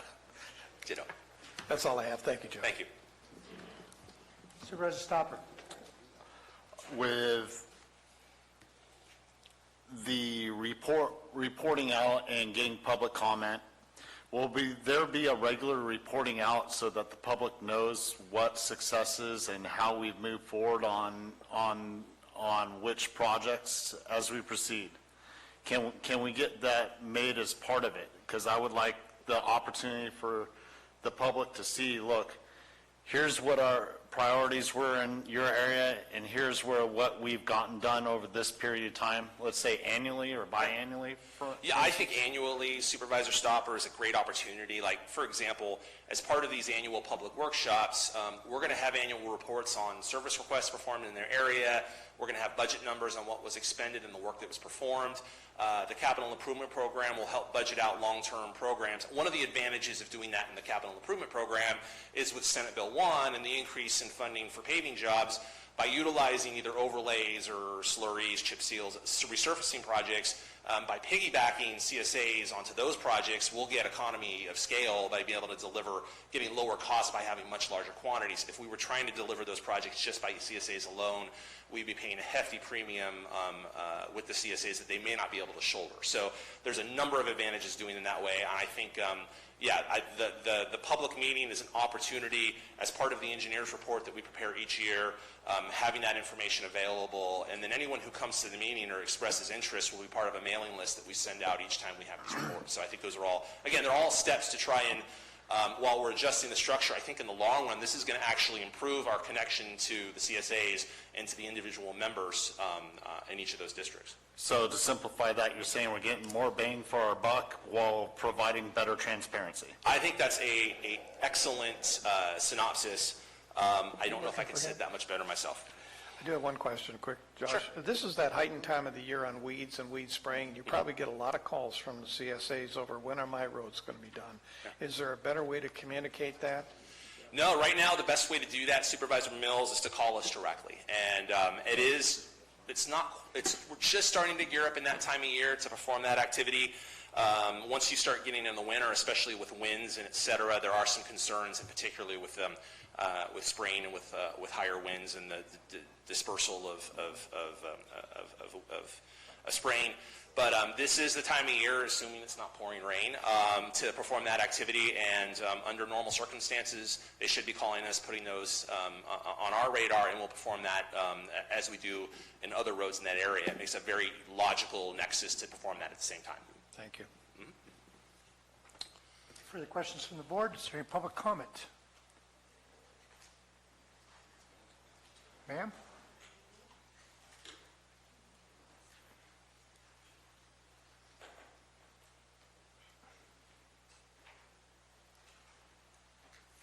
Hi, I'm Tammy Hebrard. Good afternoon to all of you, and thank you for being dedicated and spending all your day here.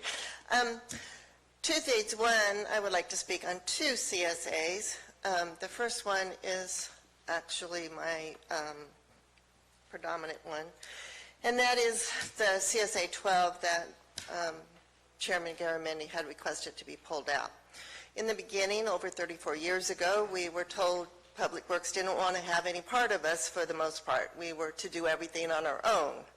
We worked diligently, we planned, we had the expertise of a great traffic engineer, and we seal coated, we chip sealed, we graded, we did the weeds, we did the culverts, we did everything. And then all of a sudden, Public Works says, you can't do that anymore.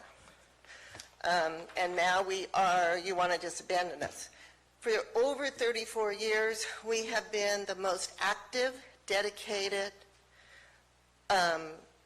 totally committed, both with our property owners and with our road committees.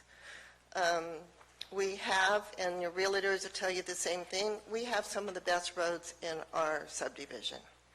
The problem lies, though, is that the last probably 14 years, we've been having trouble getting our work done. We provide a master plan. We provide a work plan. We then reaffirm those items to get 3 roads cul-de-saced, small cul-de-sacs, to get them seal coated with the county. It took us 4 years from the 2013 master plan work plan. They were not completed until 2017. Delays after delays for numerous things. You'll see that in the letter. With that, we've also have had numerous times where we're not getting responsive. We get 3 reports for accounting. They don't reconcile. They don't even have the same bottom line number. So, that's not working for us. We've had to send them back to have them reconcile. We have staff showed up. They were supposed to get back to us. They come empty-handed. Oh, we forgot the information. We're pretty casual. He could have called and said, hey, I'm going to be a few minutes late. We always have something to discuss. We're not picking. We love working with Public Works. We do need to figure out a way. You just, as a consensus, told the fire department they know best how to spend their money. Now you're going to turn around and tell us that we don't. We meet at least twice a year. We often have a special meeting. Sometimes we eat 3 times a year. So Sorry, thank you. I would recommend to support. And then I'd like to address another reason, if possible. I'm sorry, we got one per item, I apologize. Sorry, Jerry? My name is Jerry Mastero, and I'm currently the chair of the CSA in Golden Hills. I just wanted to comment about some of these things, and I know they were made generic. But to my knowledge, and I've only lived there for 22 years, we've never had an issue with non-compliance with the Brown Act. We post our agendas, we post our minutes, we put up announcements. The public is encouraged to come to our meetings. They do. They voice their concerns. I mean, there's just a lot of things in this piece of paper here that are kind of insulting to CSA 12.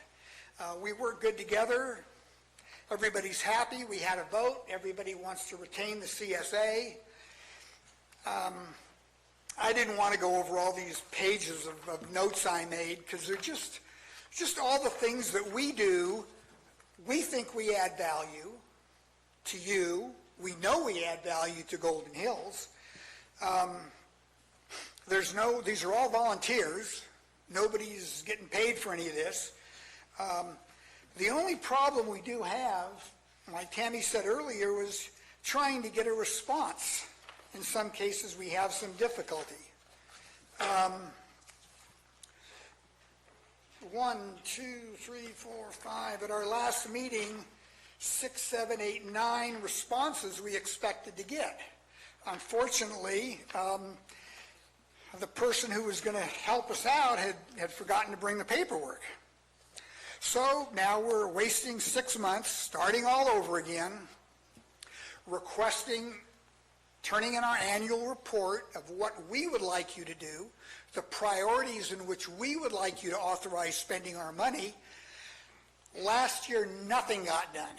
I mean, because I think a lot of the change, we had to change the way we did the minutes and change the way we did the agenda. And you didn't like the annual report, so we had to change it. It took us all year to get the paperwork that was so important correct, but we never got any work done. So this year we're starting out again. We've had our meeting, we've sent out the minutes to everybody, we've done our annual report, we've prioritized what we need done. At the meeting, not much happened. We were expecting on Friday, we had a commitment to get certain things resolved. Nobody called. I'll be harassing them this week, but they committed to give us responses, and we didn't get any. So, Thank you, Jerry. And again, we wasted another. well, we will.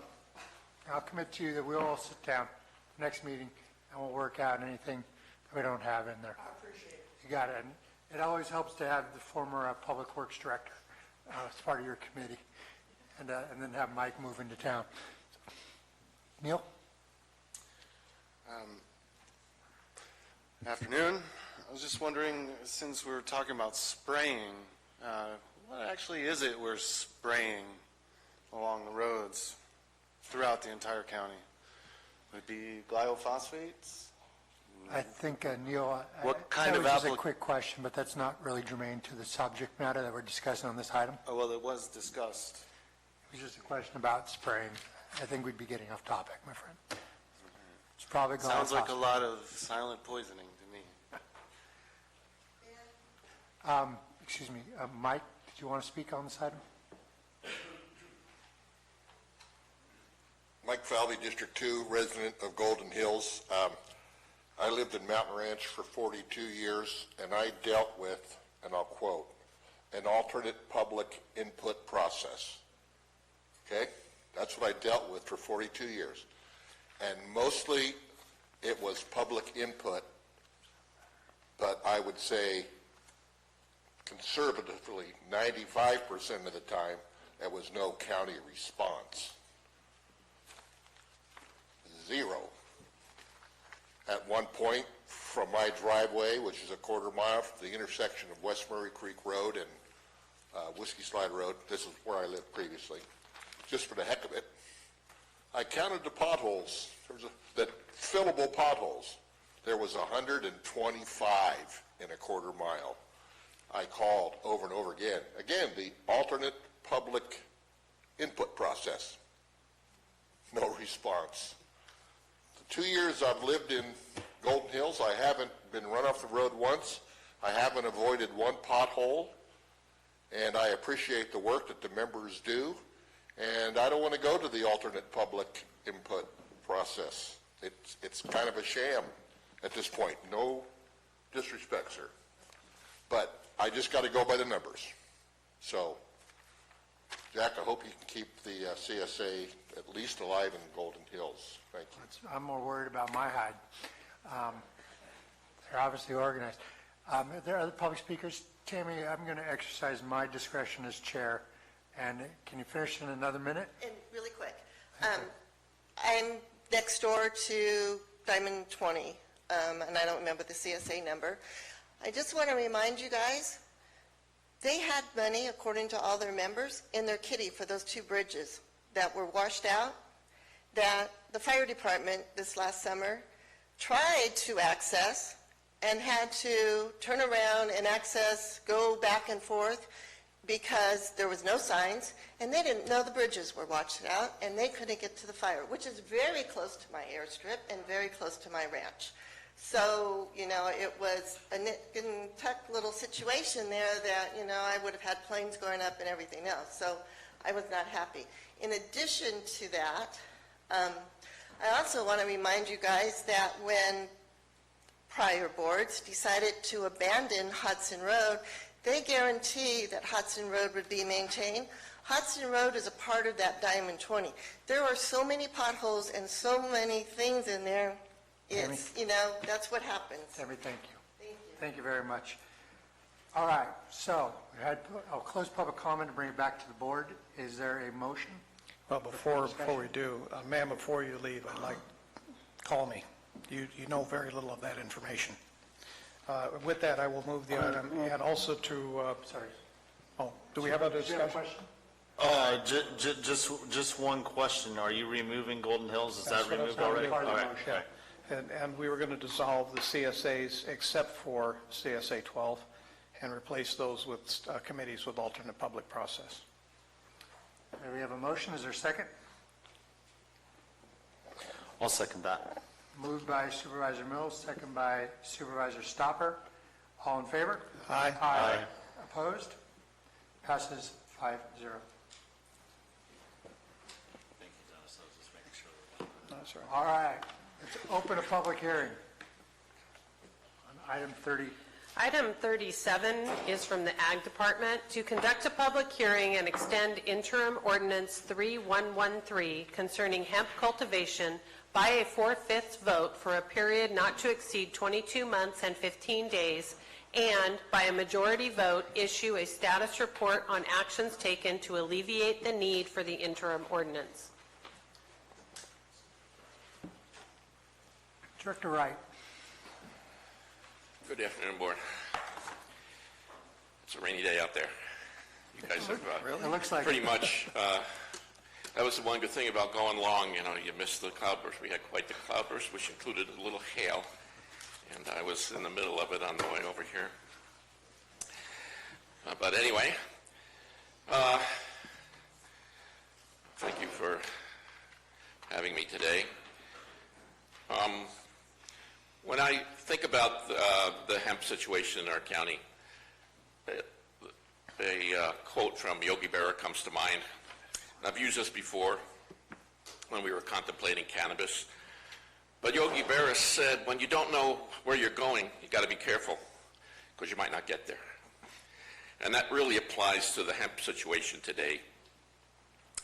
As the details of and the regulations of the programs at the state and federal levels have not been completed or harmonized, making for a difficult situation at the county level as we contemplate hemp, honor our present ban on cannabis, envision a revised cannabis ordinance, and await the general plan for land use guidance. There's just lots of issues that have to be balanced and contemplated. So, as of today, there's 20 counties, including our own, that have imposed moratoriums on hemp cultivation pending adoption of state regulations and approval of the state plan by USDA. So there's 20 counties that agree that a hemp moratorium is appropriate. These include Glenn, Humboldt, Lassen, Mariposa, Mendocino, Mono, Placer, Sacramento, San Bernardino, Shasta, Sierra, Siskiyou, Sonoma, Tehama, Tulare, Tuolumne, Yolo, Yuba, and as of this morning, Amador. There's at least 3 other counties that are contemplating a moratorium. One county that requires a conditional use permit and does not allow cannabis more than 0.3%, and 2 other counties that are contemplating conditional use permits. Also, Monterey County banned hemp by definition when they included hemp as being part of cannabis. So ultimately, land use is a county jurisdiction. So for now, I believe it's both logical, necessary, and in the county's best interest to extend the moratorium because of environmental, nuisance, and safety concerns, pending approval of a state hemp pilot program by USDA. I will continue to discuss the possibilities of a hemp program with planning, legal, county staff, industry, and other agricultural commissioners to develop a program for Calaveras County that may allow cultivation of industrial hemp without conflict with the cannabis program and that is consistent with land use policies that may be developed for cannabis cultivation. So that's where we stand now. I don't want to go into all the particulars of our, but have been discussed previously when I initially proposed the hemp moratorium. We already are familiar with those. So,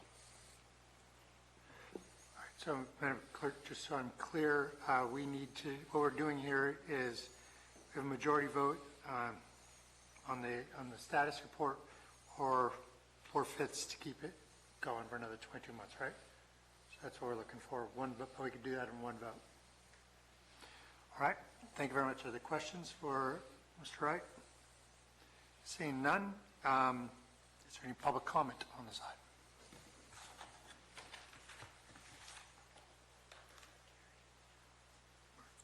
We're in the middle of here.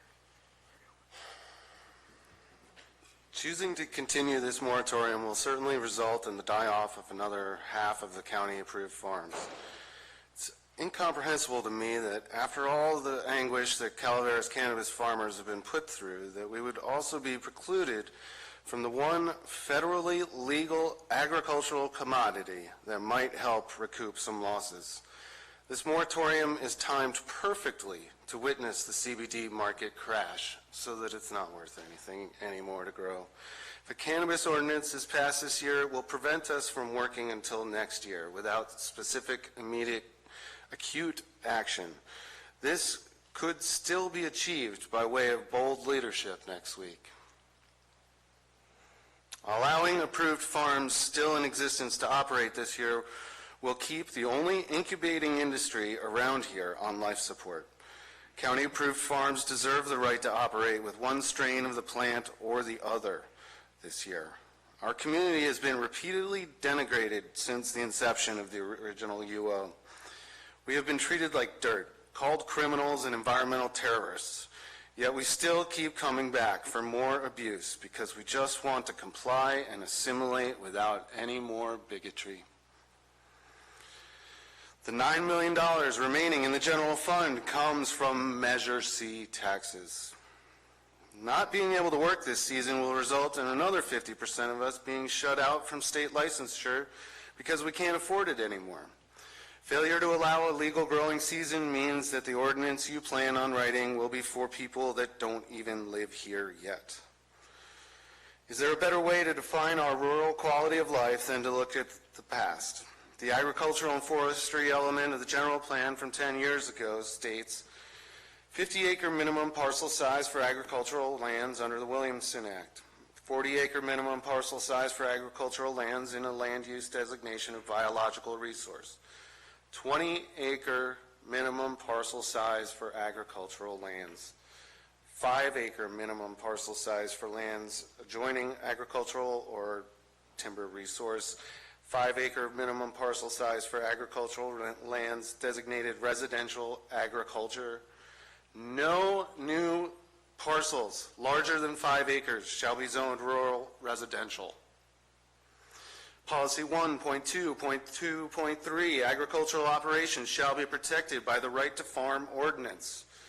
20-acre PUDs are not neighborhoods, but even if you choose to extend this ban, it is imperative that the item 3C be eliminated because hemp is a legal agricultural commodity. Precluding farmers from work, crop insurance, and loans is simply un-American. Allowing this to pass in its current state will ensure hemp is never grown here. Thank you.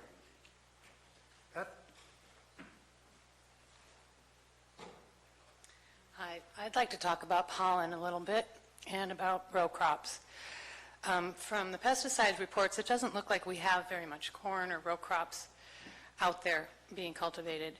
And I think while it's well-meaning to try to protect future cannabis permit holders, THC-rich cannabis permit holders,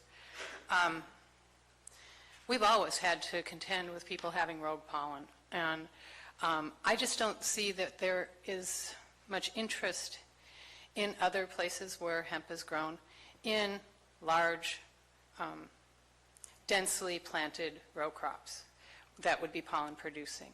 I think that most of the money comes through seedless, high CBD hemp. And I think that, you know, people that are organic farmers have to guard their organic crops from drift pollen from GMO crops and whatnot. And it really is up to the farmers to protect their crops. I think that we ought to reconsider this moratorium. I understand that there are still some details that need to be worked out, but I just really get uncomfortable when people talk about, you know, everybody's going to just, it's a subterfuge and it's just an excuse. You know, CBD is good medicine, THC is good medicine. I come up here and say it all the time.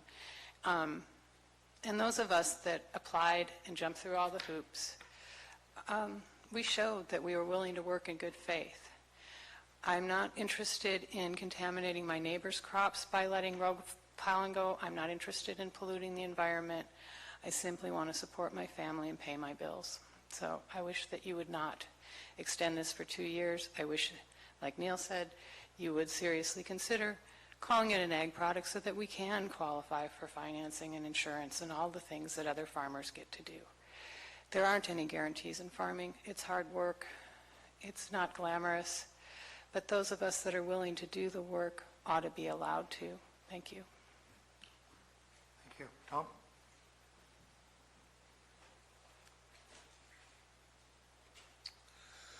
Good afternoon again. So I'm hoping that since this is a hearing, I might be able to ask the chair to get an answer possibly from Kevin about Section 3, Paragraph C, and I'll read it so everybody knows exactly what it says.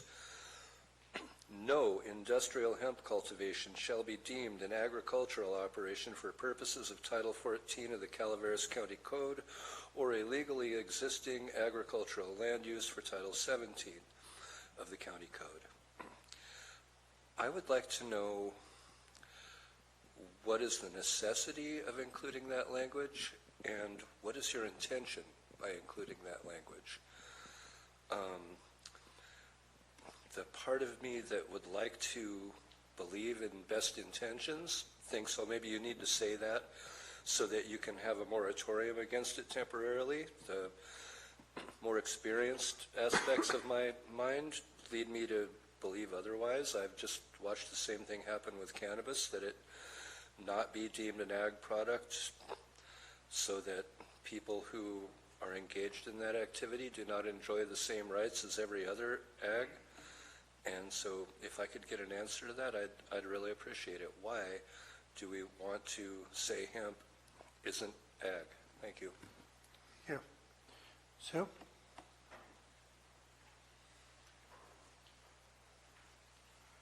After the Butte fire, I started doing some research on what kind of rebuilding I might like to do. And the thing that looked most promising was hempcrete. It was good for the environment. It was good in relation to fire. The only thing at that time is it was not being grown in this country. It was being grown in England, which would make it very expensive. I would love to build a hempcrete house made from hemp grown in my neighborhood. I would love to do that. I don't know how long I would have to wait before that became possible. Thank you. Is there any further public comment? Okay, seeing none, we'll bring it back to the board. Is there any rebuttal from staff for this hearing? Seeing none? I'd like Kevin to answer the question. I sort of have the same thing. This is just 3C on no industrial hemp shall be deemed an ag operation or product. Okay, we'll get counsel and we'll... Is that just for the interim ordinance or in perpetuity? Julie? Julie Moss Lewis, Deputy County Counsel.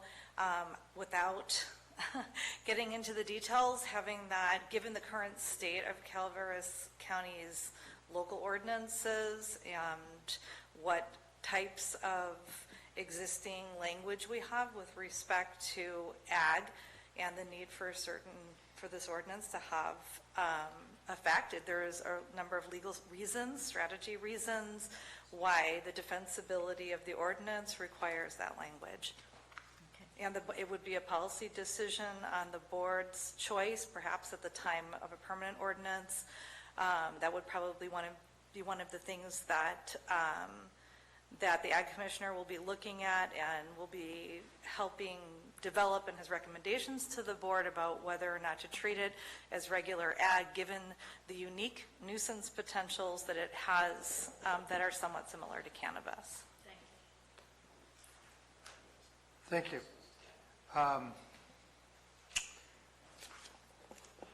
Seeing no more public comment, and we'll bring it back to any more questions from the board. Any further discussion or a motion? Chair, I'll move the item. Item is moved by Supervisor Mills. Is there a second? I'll second the motion. Second is moved by Supervisor Callaway. All in favor? Aye. Opposed? Passes 5-0, and we are closing the hearing. Item 38. Item 38 is from the Clerk of the Board of Supervisors to receive the 2018 annual report from the Hardwood Advisory Committee. So the Hardwood Advisory Committee met on December 6, 2018, and directed the Ag Commissioner to prepare the report on their behalf.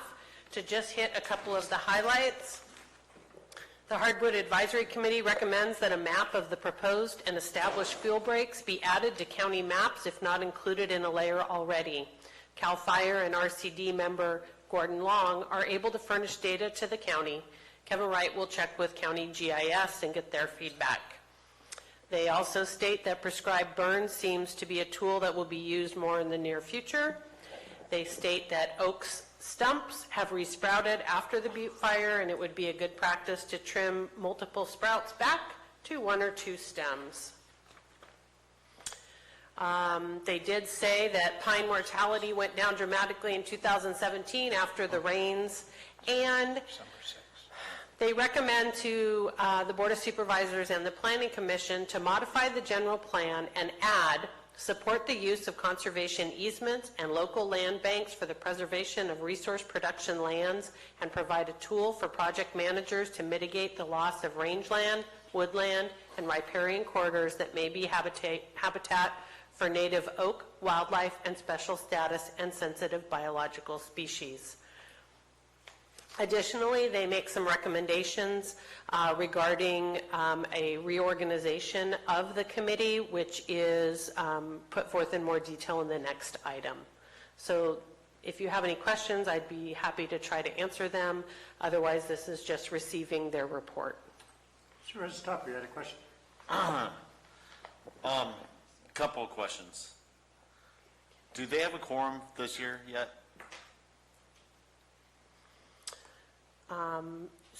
So when they met in December, there were many phone calls that were made to members who were not in attendance to get them to come to the meeting. So they were able to just barely make a quorum for that meeting. It took them, okay. Yes. So that answers my question. Is they do have enough members to have a quorum, but it's hard to get them all there to meet. They have a lot of members. Okay. They have a lot of members. They have a lot of members. And everyone has lives. I understand that. I was just Right. wondering when they meet next, because They usually meet in late November, early December, I think annually, right? Annually. And I think when we get to the next item, their proposal is supported by the Ag Commissioner and myself. Okay, good deal. I'm just curious because I'm on that committee. I haven't received anything from them yet. Okay, thank you. Other questions from the board? I have a question. First off, good report. There are points about mitigation at the end of their report. Will those be passed on to the planning director? Yes. So they can be included in the public comment for him? Yes. Okay, very good. I think he actually was copied already initially on this, but I will make sure that he gets it as well again. Well, these two agenda items are closely connected, so. They are. Madam Clerk, are we supposed to vote on receiving it? Yes. All right. Is there any public comment on this item? Will?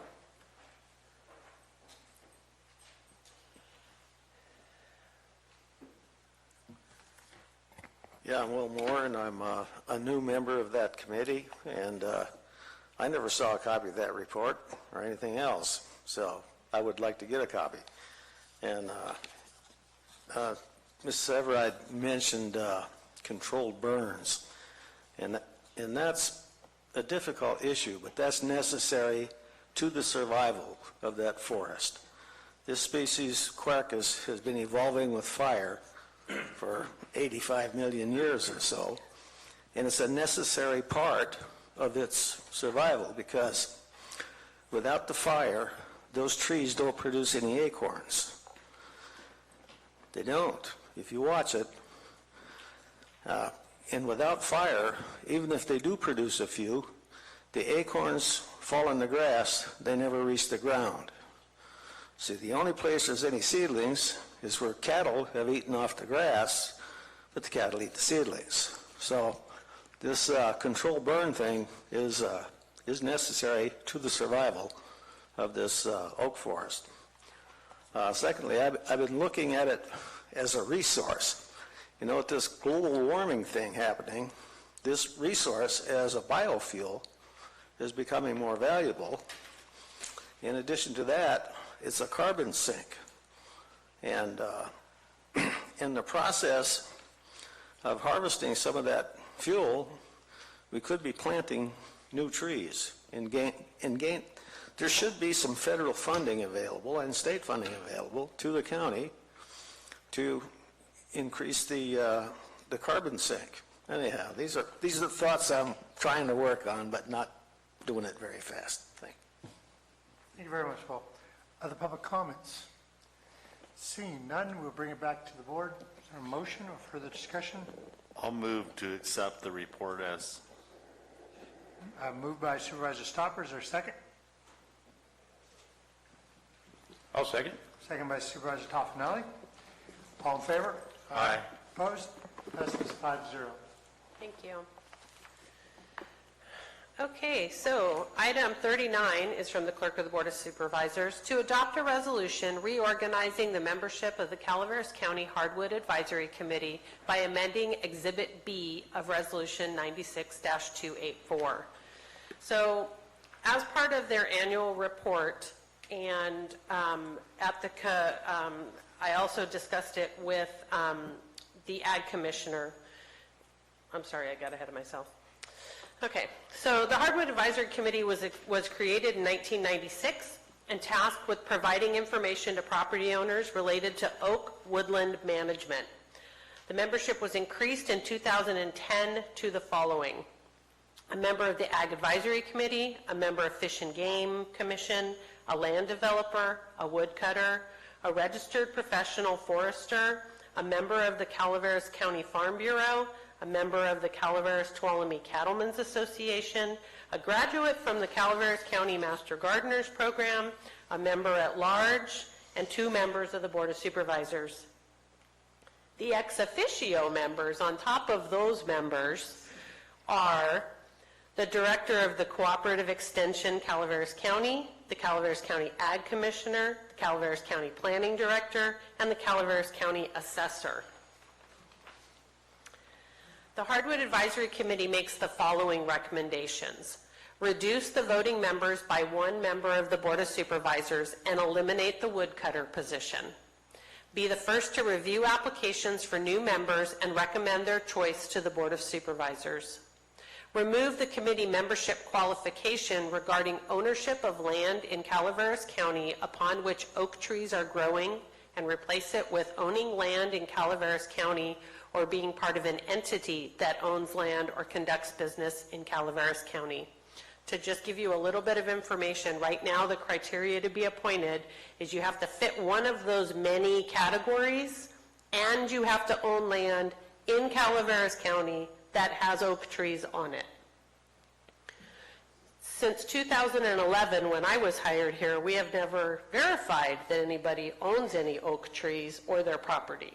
So I very much agree with this recommendation.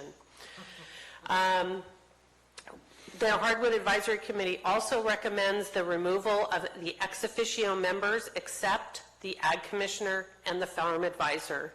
As stated in Resolution 96-284, the committee may request participation in an ex officio capacity of such other public agency representatives as it deems appropriate.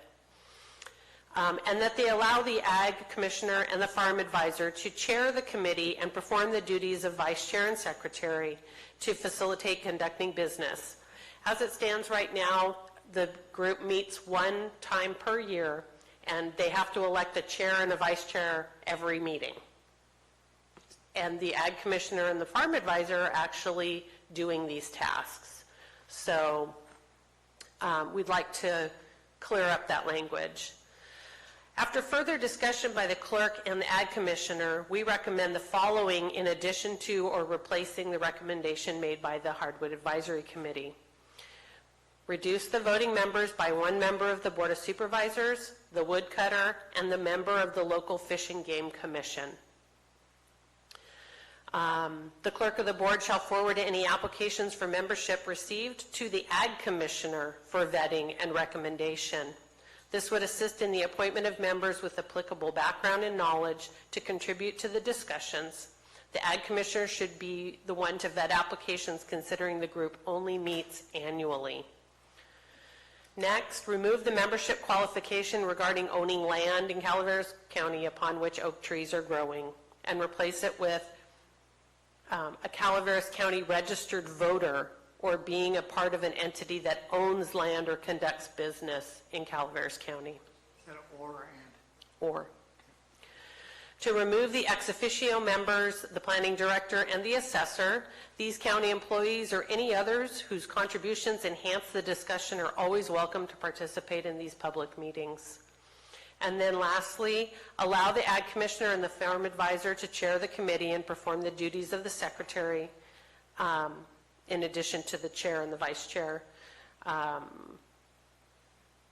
So what that would look like, if you approve the recommendation by, the latter recommendation by the clerk and the Ag Commissioner, the membership would be as follows, and the terms would continue to be 4 years in length. A member of the Ag Advisory Committee, a land developer, a registered professional forester, a member of the Calaveras County Farm Bureau, a member of the Calaveras Tuolumne Cattlemen's Association, a graduate of the Calaveras County Master Gardeners Program, a member at large, and a member of the Calaveras County Board of Supervisors. And then the ex officios would be the director of the Cooperative Extension and the Ag Commissioner. Questions? Supervisor Stopper. I just would like to remain on the committee as the supervisor. There you go. Public comment. Diana, very good report. That's a complex puzzle you helped solve. And it was interesting in your report that it was designed back in 1996 when things were really go-go up in the woodlands. And I suppose if that ever happens again, we can always adjust. Always. And anybody can always be a part of the conversation. Excellent. Public comment. Well, is that a gift? Again, yeah, I'm Will Moore, and I own property in Calaveras County and has oaks on it, and I support the resolution, and I'm late for a meeting. Bye. Thank you.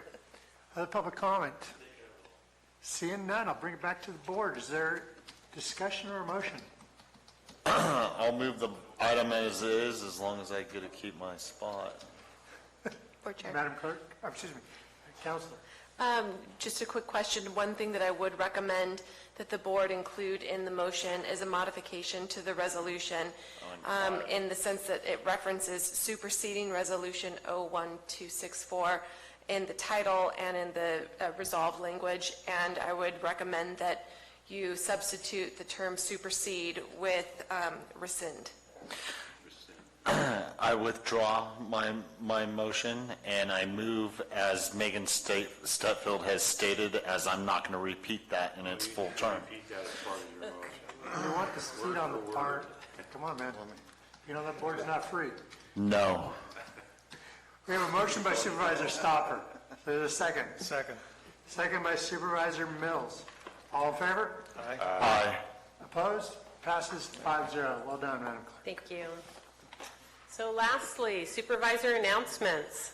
In compliance with AB 1234, chaptered as Government Code Section 53232.3D, board members shall provide brief reports on meetings they attended at the expense of the local agency at the next regular meeting of the legislative body.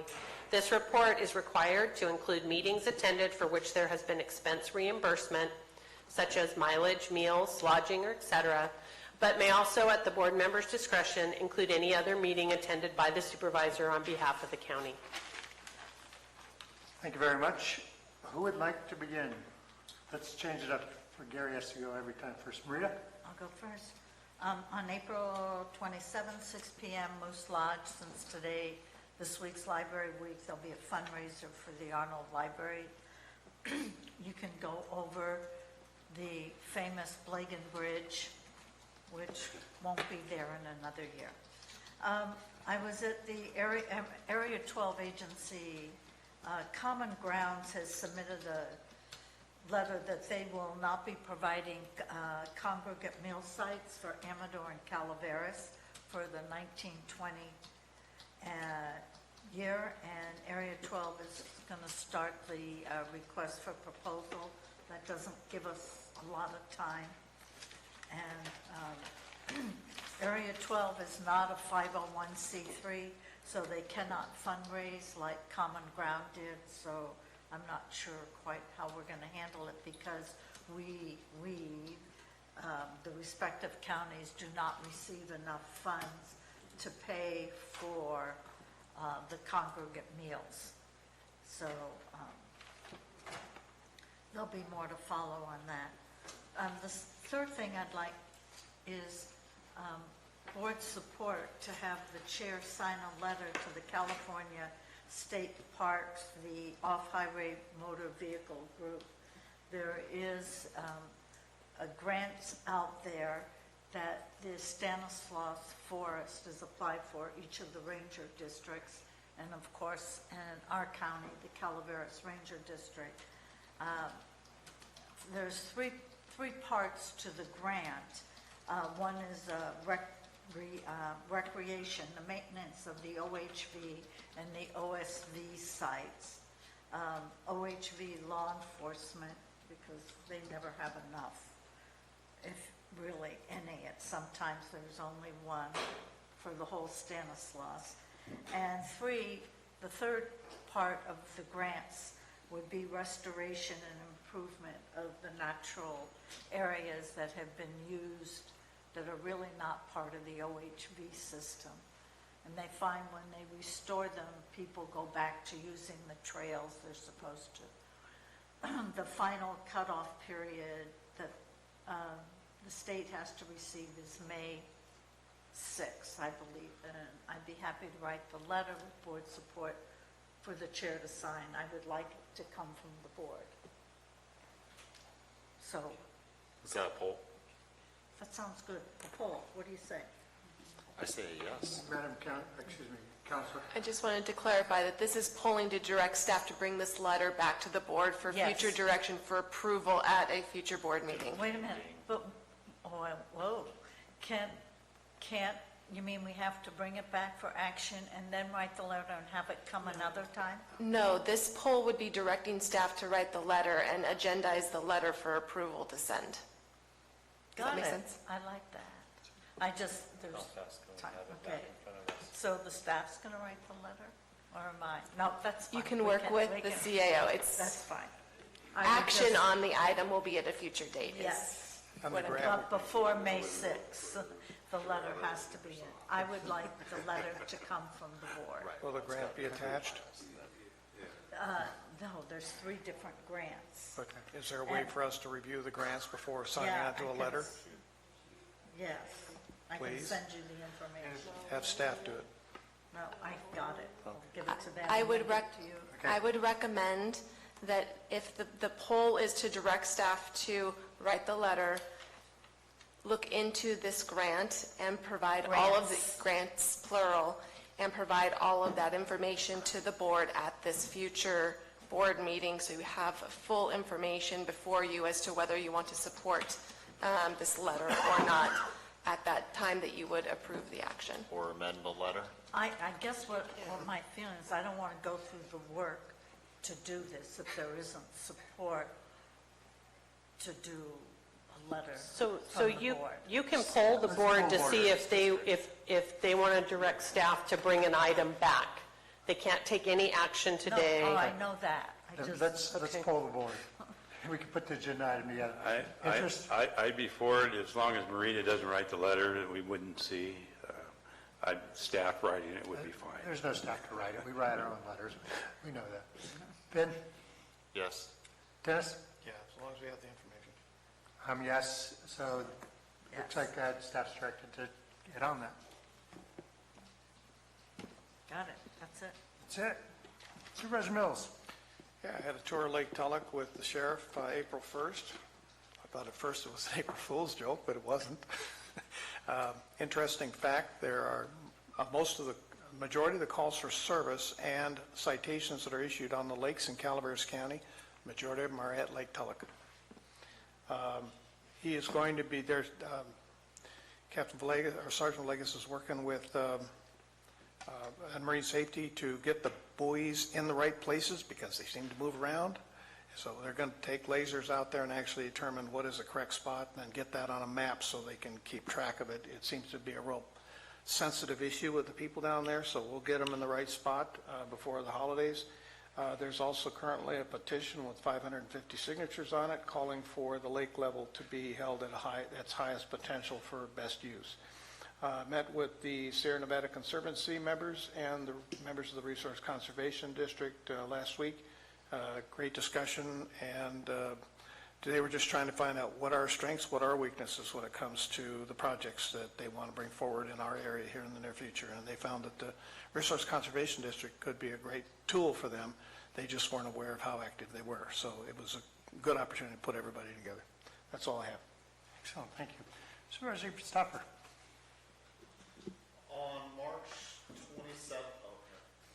On March 27th, I went to the Fish and Game meeting. As I brought up earlier, there will be Kids Day they're putting on at Murphy's Park. I want to remind everyone to show up again, and please spend some money in Murphy's while you're there. Thank you, Supervisor. It's going to be a great day. They stock the creek with fish, quite a few 100 pounds of trout. All the kids have a good opportunity. I'll be there cooking in my chef's hat for the kids, so great time. Cooking the fish? No, we'll be doing hot dogs. They're going to be doing the whole process of cleaning the fish, and they'll be bringing those home if they want for themselves. On the 31st, I attended the Moke Hill Veterans District crab feed in Jack's district, and I did not call and ask permission before I went over there. You're always welcome at the town hall, Ben, you know that. But I just want to congratulate his vets district on a great job they've done up at the field in McColmy Hill. I know Jax wants to appreciate them, but I do appreciate it because I grew up there on those fields, and they're doing a phenomenal job reinvesting into their community. And I was also made the suggestion that maybe we should look into bringing a crab feed of that type over to our vets hall so that we can start, bringing in some better money with our good people from Jenny Lynn Vets.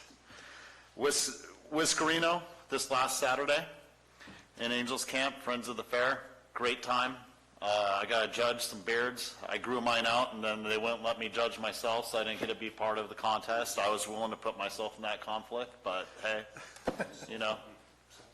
Oh yeah, it was completely sold out. It was a very good time and success. So I want to thank the Friends of the Fair for putting it on. I can't wait for our frog jump, and Isabella Mancata is the one that put it together this year, and she did a fabulous job. Supervisor Toffenali. Yes, attended a COG meeting on the 3rd of April, and we'll be attending tomorrow morning Mountain Valley EMS meeting, a very important meeting. We're on the agenda for our RFP to go out for ambulance service here in the county. So I'll be reporting next Tuesday on that. Thank you very much, Supervisor. Geez, I got to be honest, it's been all a blur. It's a busy month for all of us, no two ways about it. I attended the crab feed also. We've got I'm sure the clerk will talk about the frog jump coming up for the Board of Supervisors and the county employees, and I expect us all to be participants in there, writing checks as well as jumping frogs. I will bring my own frog. I'll jockey myself, and I will not. And I expect to sweep the field of supervisors unless you guys bring it up. Oh, Ben has to represent the board because he's a newbie. I know, but I'm jumping though, too. I've caught the frogs with a group of the assessors for the assessor's office for the last 3 years, so I'm no newbie to the fair. All right, you guys to the fair jump. just here. bring your A game and we'll see who wins. Yeah, us. I owe you guys a very thorough report on Washington, D.C. To be honest, I got off the plane on Thursday night late, and I just have not had time to put that together. But I will brief each of you, because all of you had different projects that went back from Wagon Wheel to Forest Health to Cosgrove Creek. I will get you that, and I apologize I didn't have it ready at this time. But needless to say, it was actually a really good trip. I did not come back with a duffel bag full of money, as I hoped, but that's to be expected. But we did make progress, and we made new friends. It worked well with CCWD as partners in this. I think there's no doubt that it's important that our faces are shown back there on an annual basis at least. Everybody's very welcoming to Calaveras County, and I will give you a report. Our consultant, Mia O'Connell, did a really great job. I mean, she knew her stuff. She ran the meetings very well. Yes. She was A+. And just to chime in on that, I did speak with Jeff Davidson. Yeah. And he said the same thing. It was you guys worked together very well. It was a good job. Yeah. They're good guys. I mean, we're all pulling for the same county. And, it was who was leading, who was in support on each meeting, and we got along great. He said it went well, so. It went very well. And very exciting, I'll close with, we reopened the baseball diamond due to this in Railroad Flat for the first time in a decade. And 100+ people came down, and it was still dirt, but it was well organized. A bunch of little kids in their baseball diamonds, thanks to the Community Foundation and others. And you guys know Railroad Flat, and this was a big moment for it. And so I'm very proud of my community. And it was definitely one of those days when he came down out of the hills and said, we're moving forward. It felt good. And I think everybody who attends baseball games this weekend, and I've been throughout a first pitch as well, felt great. So I wasn't asked to throw, which was good. So that's my report from staff. Madam Clerk? I do. I have something real quick. Just to segue on Supervisor Stopper's announcement of the Calaveras County Fish and Game Commission's Kids Fishing Day on May 4th. For those that can't make it over to Murphy's, East Bay Mud is hosting a free kids fishing day on Saturday, April 20th. And it will be at South Shore Lake, let's see, what does it say? South Shore Thule Day Use Kids Fishing Area at Lake Comanche, and it's from 9 to 2. So just for those that might not be able to make it all the way over to Murphy's or have something else going on May 4th, here's another great opportunity for some kids to get some fishing in. That's a lot of fun. Okay, before we close, we're going to open it. We have to finish our public comment because we didn't run it all out. Is there further public comment? Yeah, I don't think you spoke this morning, did you? You got to come up to the microphone. I don't think you really need a microphone to hear me, but Well, the I TV land does. want to make a comment on the fact that my mother, Carlina Jungerman, who resides at Avalon Healthcare Center, will be turning 102 tomorrow. So with that, she usually eats at 5. I have to depart. Wish her well. Okay. Thank you. Other public comment? Jeff, did you have something you wanted to say? No. Very well. This meeting stands adjourned.